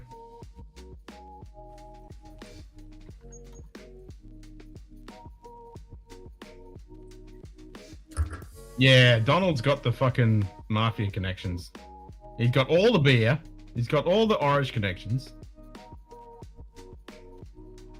The Shanks and Bomberger for Mexicans, not expecting much. Oh, nice. The problem is, in terms of government alcohol monopolies, the LCBO isn't that bad. I mean, there's government alcohol monopoly, like in Sweden and Finland, the prices are. I mean, for the prices that Donald's had, I'll fucking swap him. I'll swap. Yeah, no, exactly. There's a government. That's the thing. There's some because the government there has no interest in making a profit. But in fairness, Donald's in Ontario. Ontario has been run by conservatives for forever. So the problem is if they got some sort of nanny state governor who says, "Oh, we want to introduce these 20 policies to reduce the harmful rate of alcohol whilst also allowing 11-year-olds to vape," then that would be. Yeah, fucking hell. The amount of kids that are vaping, Jesus Christ, it's fucking insane. I mean, I actually don't care, except they always do it on trains or shit when people are right beside other people. And of course, kids don't just vape; they vape like cherry, mango, mustard, sriracha. The cloud this fucking big. Yeah. Yep. Yeah, it's fucked up. I'll give Like, you a shank. Occasionally, I'll just roll around through Kick or something like that, and they go onto these Monkey or fucking Omi or shit like that, and you just see all these kids, and every single fucking kid is vaping. Every single one. This is fucking ridiculous.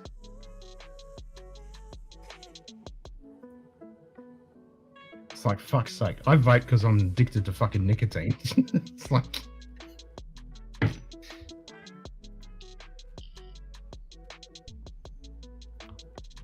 And it just drives me out the wall, the hypocrisy here in Australia. They ban the nicotine, and ban vaping, but you can go down a local fucking shop and buy a fucking vape with some stupid flavored shit. It's like, why the fuck does that exist? Why is that allowed? There's no reason for it. It shouldn't exist.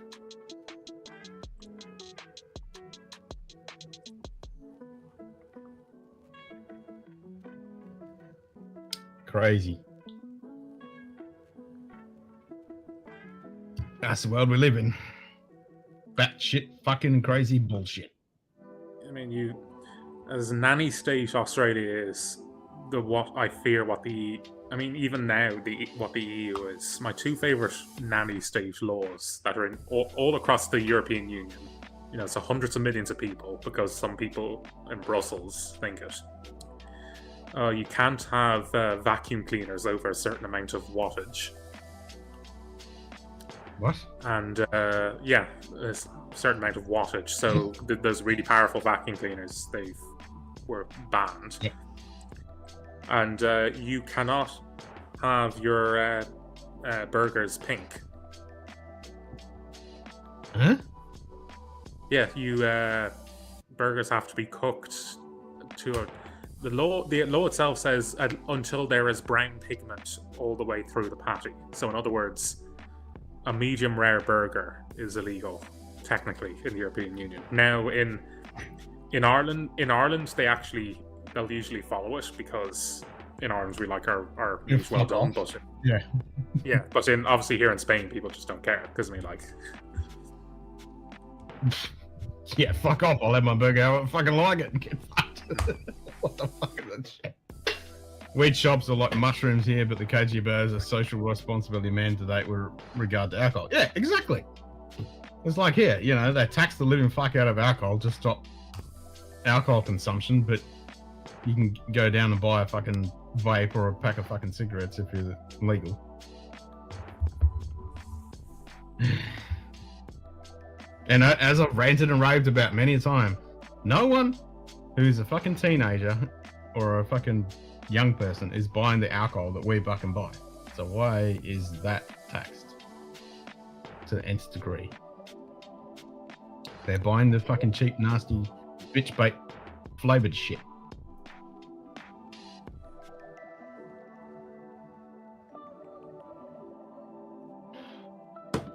What do you got? It says red. Can't see what it is.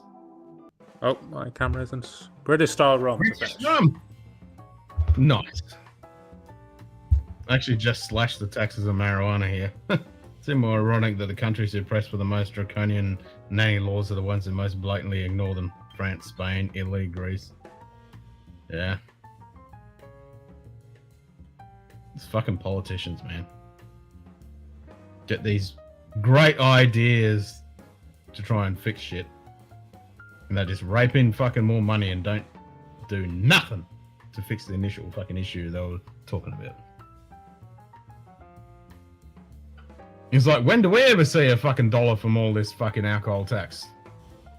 Oh, wouldn't that be nice? Yeah, like, where's all that money go?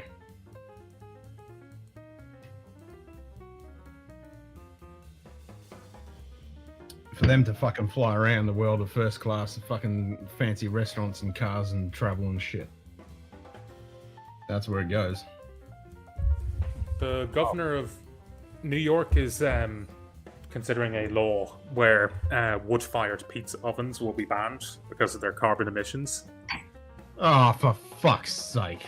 So someone figured it out. So in 1 year, the governor of New York, who was pushing for the law, her private jet will use the same amount of will produce the same amount of carbon emissions as all the pizza ovens in New York for 500 combined over like 10 years. Yeah. No, 538 years. Fuck's sake. Yeah.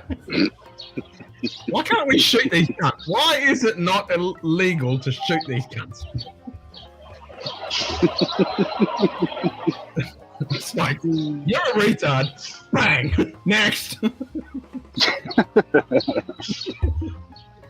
Honey, I said the same thing about half the people who drive on our roads.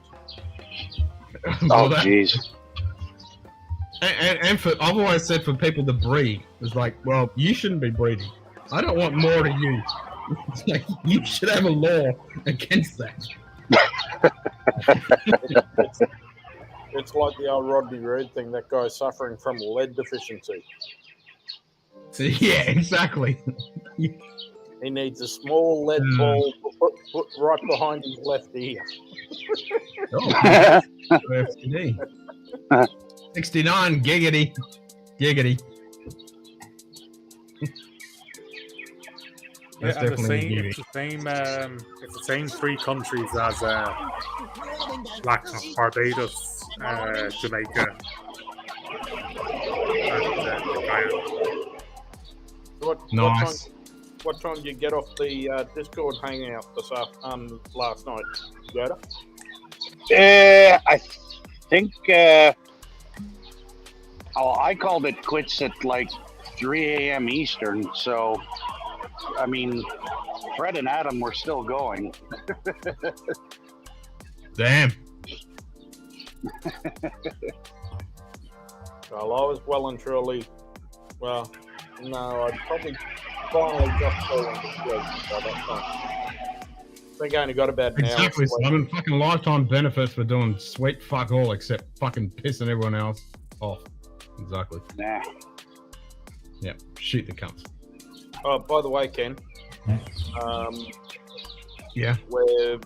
When I'm over in the States, I'm going to be running around organising palletisation of a lot of stuff. We'll be bringing back wines, beers, and everything for Neil's shop. Oh, wow. We've got a freight forwarder in LA now that is doing palletised door-to-door delivery for us. Oh, cool. Ooh. Keep me on the inside scoop of that. But we will also be we're trying to find someone from over Europe now as well. Oh, that's cool. Talk to this guy. He might know some contacts. Well, yeah. If your palletized delivery involves selling organic cheeses and meats to premium supermarkets, then yeah. I mean, come on, you need your charcuterie with your wine and your beer and your fucking spirits. I mean, come on. Neil's shop does do gourmet I just destroyed all of this, Donald. I just destroyed all of that. Sorry, Donald. He literally took the whole instead of carving it out and eating it bit by bit like it's supposed to. It out. I pulled the whole out and just started eating. Just took the whole thing. Yeah, the whole thing stuck together and just. Yeah, I was taking bites out of it. It was like 4 pieces stuck together. It was funny. worth it. It was worth it.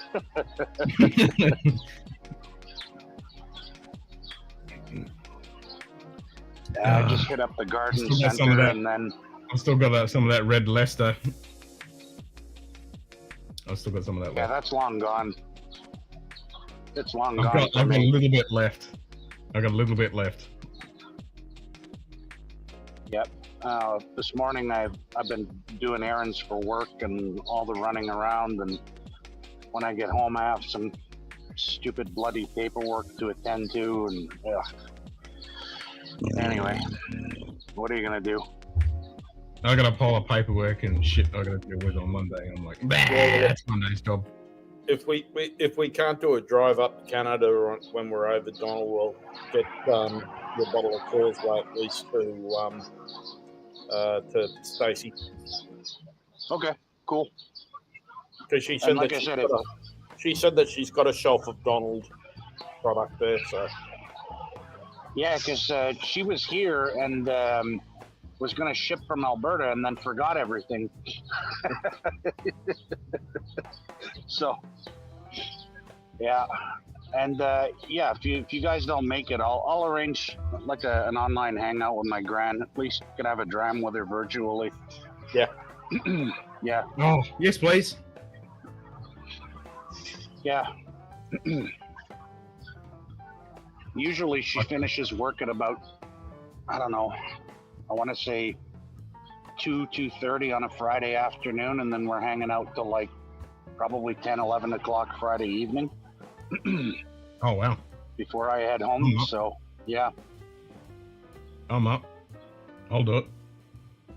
I'm nocturnal like a bat. I'll fucking join in on that. Yeah, well, that'll be anywhere between 5 a.m. and 11 a.m. for you then, Ken. Yeah. Yep, I'm in. Sign me up.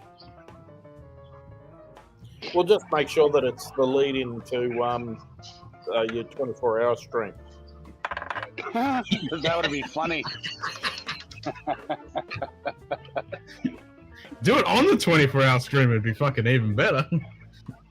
Yeah. Yeah, definitely.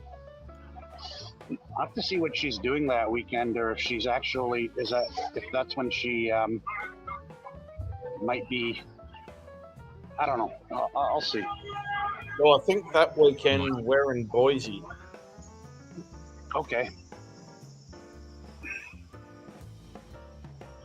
Oh man, it's a lovely Night day Bot. today. Donald, are you Five playing? fingers, high fives, Donald. Are you playing like the BBC? Are you playing like the BBC nature soundtrack? In the No, this is background? just Because it went from like generic like breeze to cars honking, and now it's just gone to like crickets and crickets and whatever BBC crickets. I'll join in. I got BBC crickets too. I got BBC crickets. No, it's just and now the cars are. Yeah. How many the 16th September? What are those Sorry? insects called that just constantly make noise in the sun? Cicadas. Cicadas, yeah. Yeah, we have a few species of them here, and they come out around this time of year. Yep. So. Spend most of their time fucking sucking on roots and then come up for a root. Pretty much. That's what a cicada does. Well, as we all say, you know, wombats, they just eat roots and leaves. That's right. Exactly. Yeah. So, how are you mentally? How's your mental state now, Donald? After you've seen the Strange New World musical?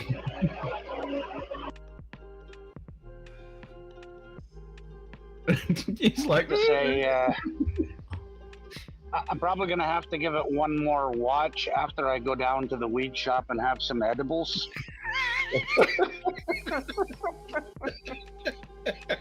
I have it there. I can't make myself watch it. I can't do it. I just can't do it.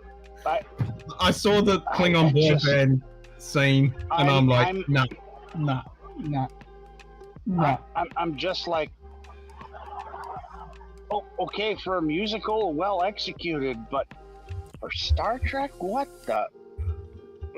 Yeah, what the fuck? I just. Well, that's why Worf stuff at very end. I mean, if you did it on lower decks and made it a comedic element, I could understand, but come on. Well, the only way I could see that being pulled off properly, the only way to pull that off is like Deep Space Nine on the holodeck with Vic Fontaine, and then they all fucking do a musical number, or they do musical. It's like a musical show or whatever. Or even in TNG era, they go onto the holodeck, and then the computer fucking wigs out and starts doing musicals. They all start talking in musicals, and the crew has to fucking do that as well. Otherwise, they kind of get fucked up somehow. I don't know. That kind of makes sense. But I would have preferred if they would have done it, in lower decks and called it, Chief O'Brien Superstar, a parody of Jesus Christ Superstar. Yeah, that'd be brilliant. She's the most. That'd be brilliant.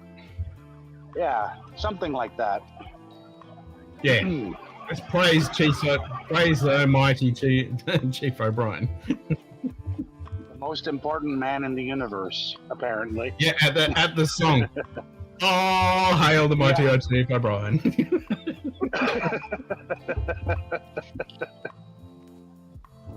I don't know.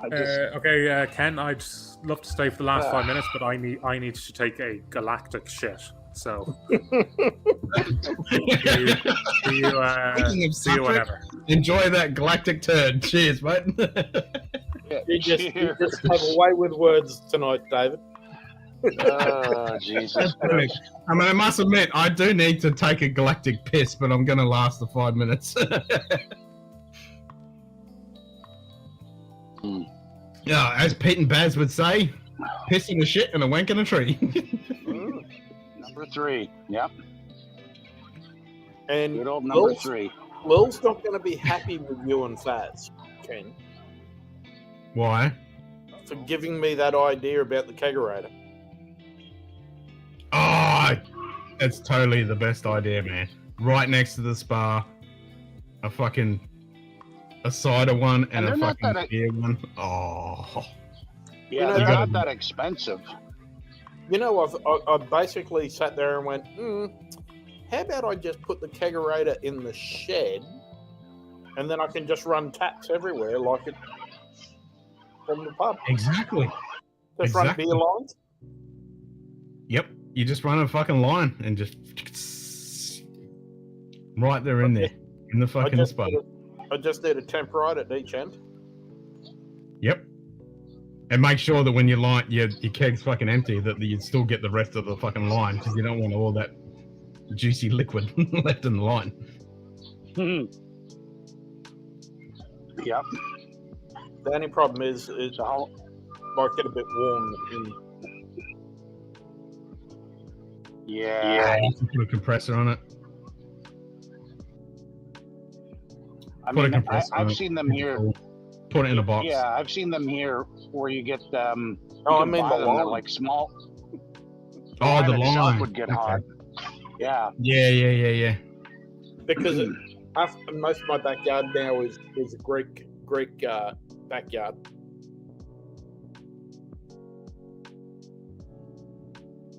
So beer shed TM, taps come out of the side of the shed and people line up in the driveway. Sign me up. I'm a fucking snag in the barbie and a fucking beer on tap. Yeah. Had the smoker going full on. Yeah, fucking smoker going, fucking snags on the barbie and fucking beer on tap. Sounds like a good time to me. Yeah. Yeah, definitely. Don't threaten me with a fucking good time. That's it.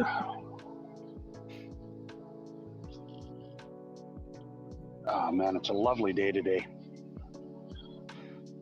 Lovely day in paradise. Yeah, not paradise, but a lovely day. Speaking of paradise, did you see my Victoriana cork that I popped? I did. Jesus, it looks like it has like what the some kind of venereal disease or something. Yeah, this looks like some fucking 12-year-old fucking or 12-month-year-old fucking puppy decided to have a chew on it. Yeah, it definitely looks like something's been having a bit of an aura on it. Yeah, no kidding. And that's both of the Victoriana bottles I've ever had. Both corks have been fucked. Yeah, mine have been fine. So it's luck of the draw, I guess. Yep. Now it's got a Bunnahabhain fucking cork in it.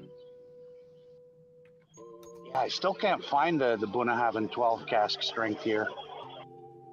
Oh man, I want to send you some of that shit, man. It's so fucking good. Yeah, well, at least like you can get Prohibition for $30 instead of $200. No, not even in it isn't even sold in Canada. I had to get mine from the US. Oh wow. Yeah. Vincent Vega. Nightbot.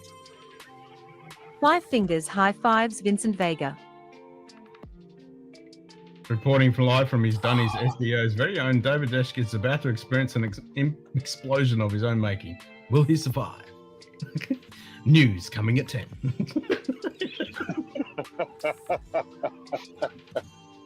Oh my God.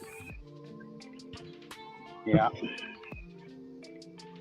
Well, I would really love to fucking kick back and for another 3 hours and keep drinking piss and dribbling shit, but I have daddy duty, so I'm gonna scull my fucking beer, finish my port, and take a giant piss and go pass out. Yeah, well, Lil passed out pretty quick tonight because getting 1 o'clock in the morning. Getting called just before 1 a.m. Yeah, that's a bit brutal. That's why I'm so tired, because when she got that call, it woke me up, and then I couldn't get back to sleep properly. Yeah. In other words, another typical day in Oz. Yep. Some limp weapon and David get blown out of his own house.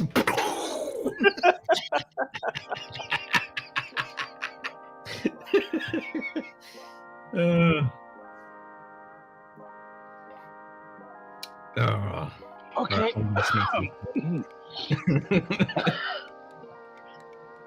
He said that right as I was about to swallow my coffee, and it's like.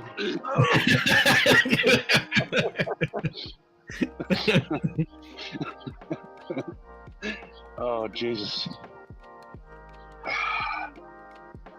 Yeah. All right, skull the rest I was of really this. hoping that fucking heart rate monitor would turn up this weekend so we could have fun with that, but it hasn't. It'll be next week. Okay. Yeah, like I said, hopefully this weekend I'll score some Lefroy 10 classic strength finally. Oh, nice.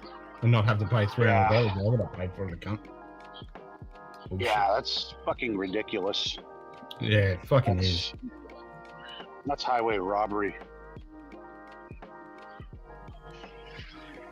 Oh, man. Yep.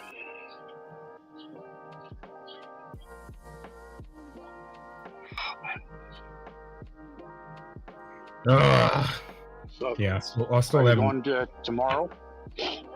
Yeah, I'll go tomorrow night for sure. Yep, 100%. Okay, cool. That's good. Yeah, Yeah, I should be home. Yeah, we'll Yeah, there tie you go. one on tomorrow night. I should be home all day tomorrow because we're supposed to get hammered with more severe storms. It's like every other day here. Now we get storms with like rain and hail and the occasional tornado and floods and. Sounds like our summer. Yeah. Where my summer is, I don't see rain for months. It's just fucking hot. Nothing else. Yeah, you get you get baked away, and then you get steamed at night, but no actual precipitation. No, I don't get the awesome experience of having a storm and actual shower of rain. I just get cooked to death and then boiled. Yeah. Tie one on tomorrow night. Another typical day in Oz. Well, we exactly, Shit Kitty. Exactly. We've probably got the footy tomorrow night. Yes, Martin. We'll probably be on with. Yeah, Vic will probably have his after party going. We'll be watching the Matildas play the quarter final. Who are they playing? Yep. I can't remember. 1 second. Oh, whatever it is, they can get fucked. Go Matildas. I can't remember who it is. France! Oh, definitely. Fuck France! Woohoo! Fuck France! Fuck you! That's right. It is France. Yeah. Yep. No. Fuck France. Go Matildas. Fuck the frogs.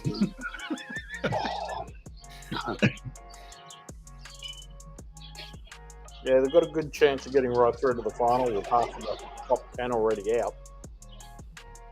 Good. Smash 'em. Yeah. Fucking. I mean, 50 to 1. Talk Come about on. a tournament of upsets. I mean, holy crap. No USA, no Canada, no Brazil. Well, we flogged Canada 4-0. I know. I know. I love Agincourt, Martin. I love fucking Agincourt. Every year I'm like, Agincourt. I fucking love that shit. Yeah, we're going to do another watch party. Every year we're going to do Henry V's fucking watch party on Agincourt. 100%. Yep. Fucking love that shit. All right. Fucking crank that fucking movie up. Best experience of my life watching that in the big fucking screen on the cinema. Sitting there with me, mate. Yep. Pizza and beer, watching fucking Henry V. Fuck yes. Yeah, I'm gonna get some shopping done this afternoon as well, because I plowed through all of that damn cheese and charcuterie already. I've still got some left. I haven't smashed that fucking Jarlsberg cheese yet. I've got a big fucking wedge of Jarlsberg that I'm just gonna destroy tomorrow. Yep. Yeah, no, I'm already way ahead of you. You've already killed it all. I already killed everything tonight, off. and I bought this out and destroyed the rest of the prosciutto, but yeah, I've still got a little bit left. Yep.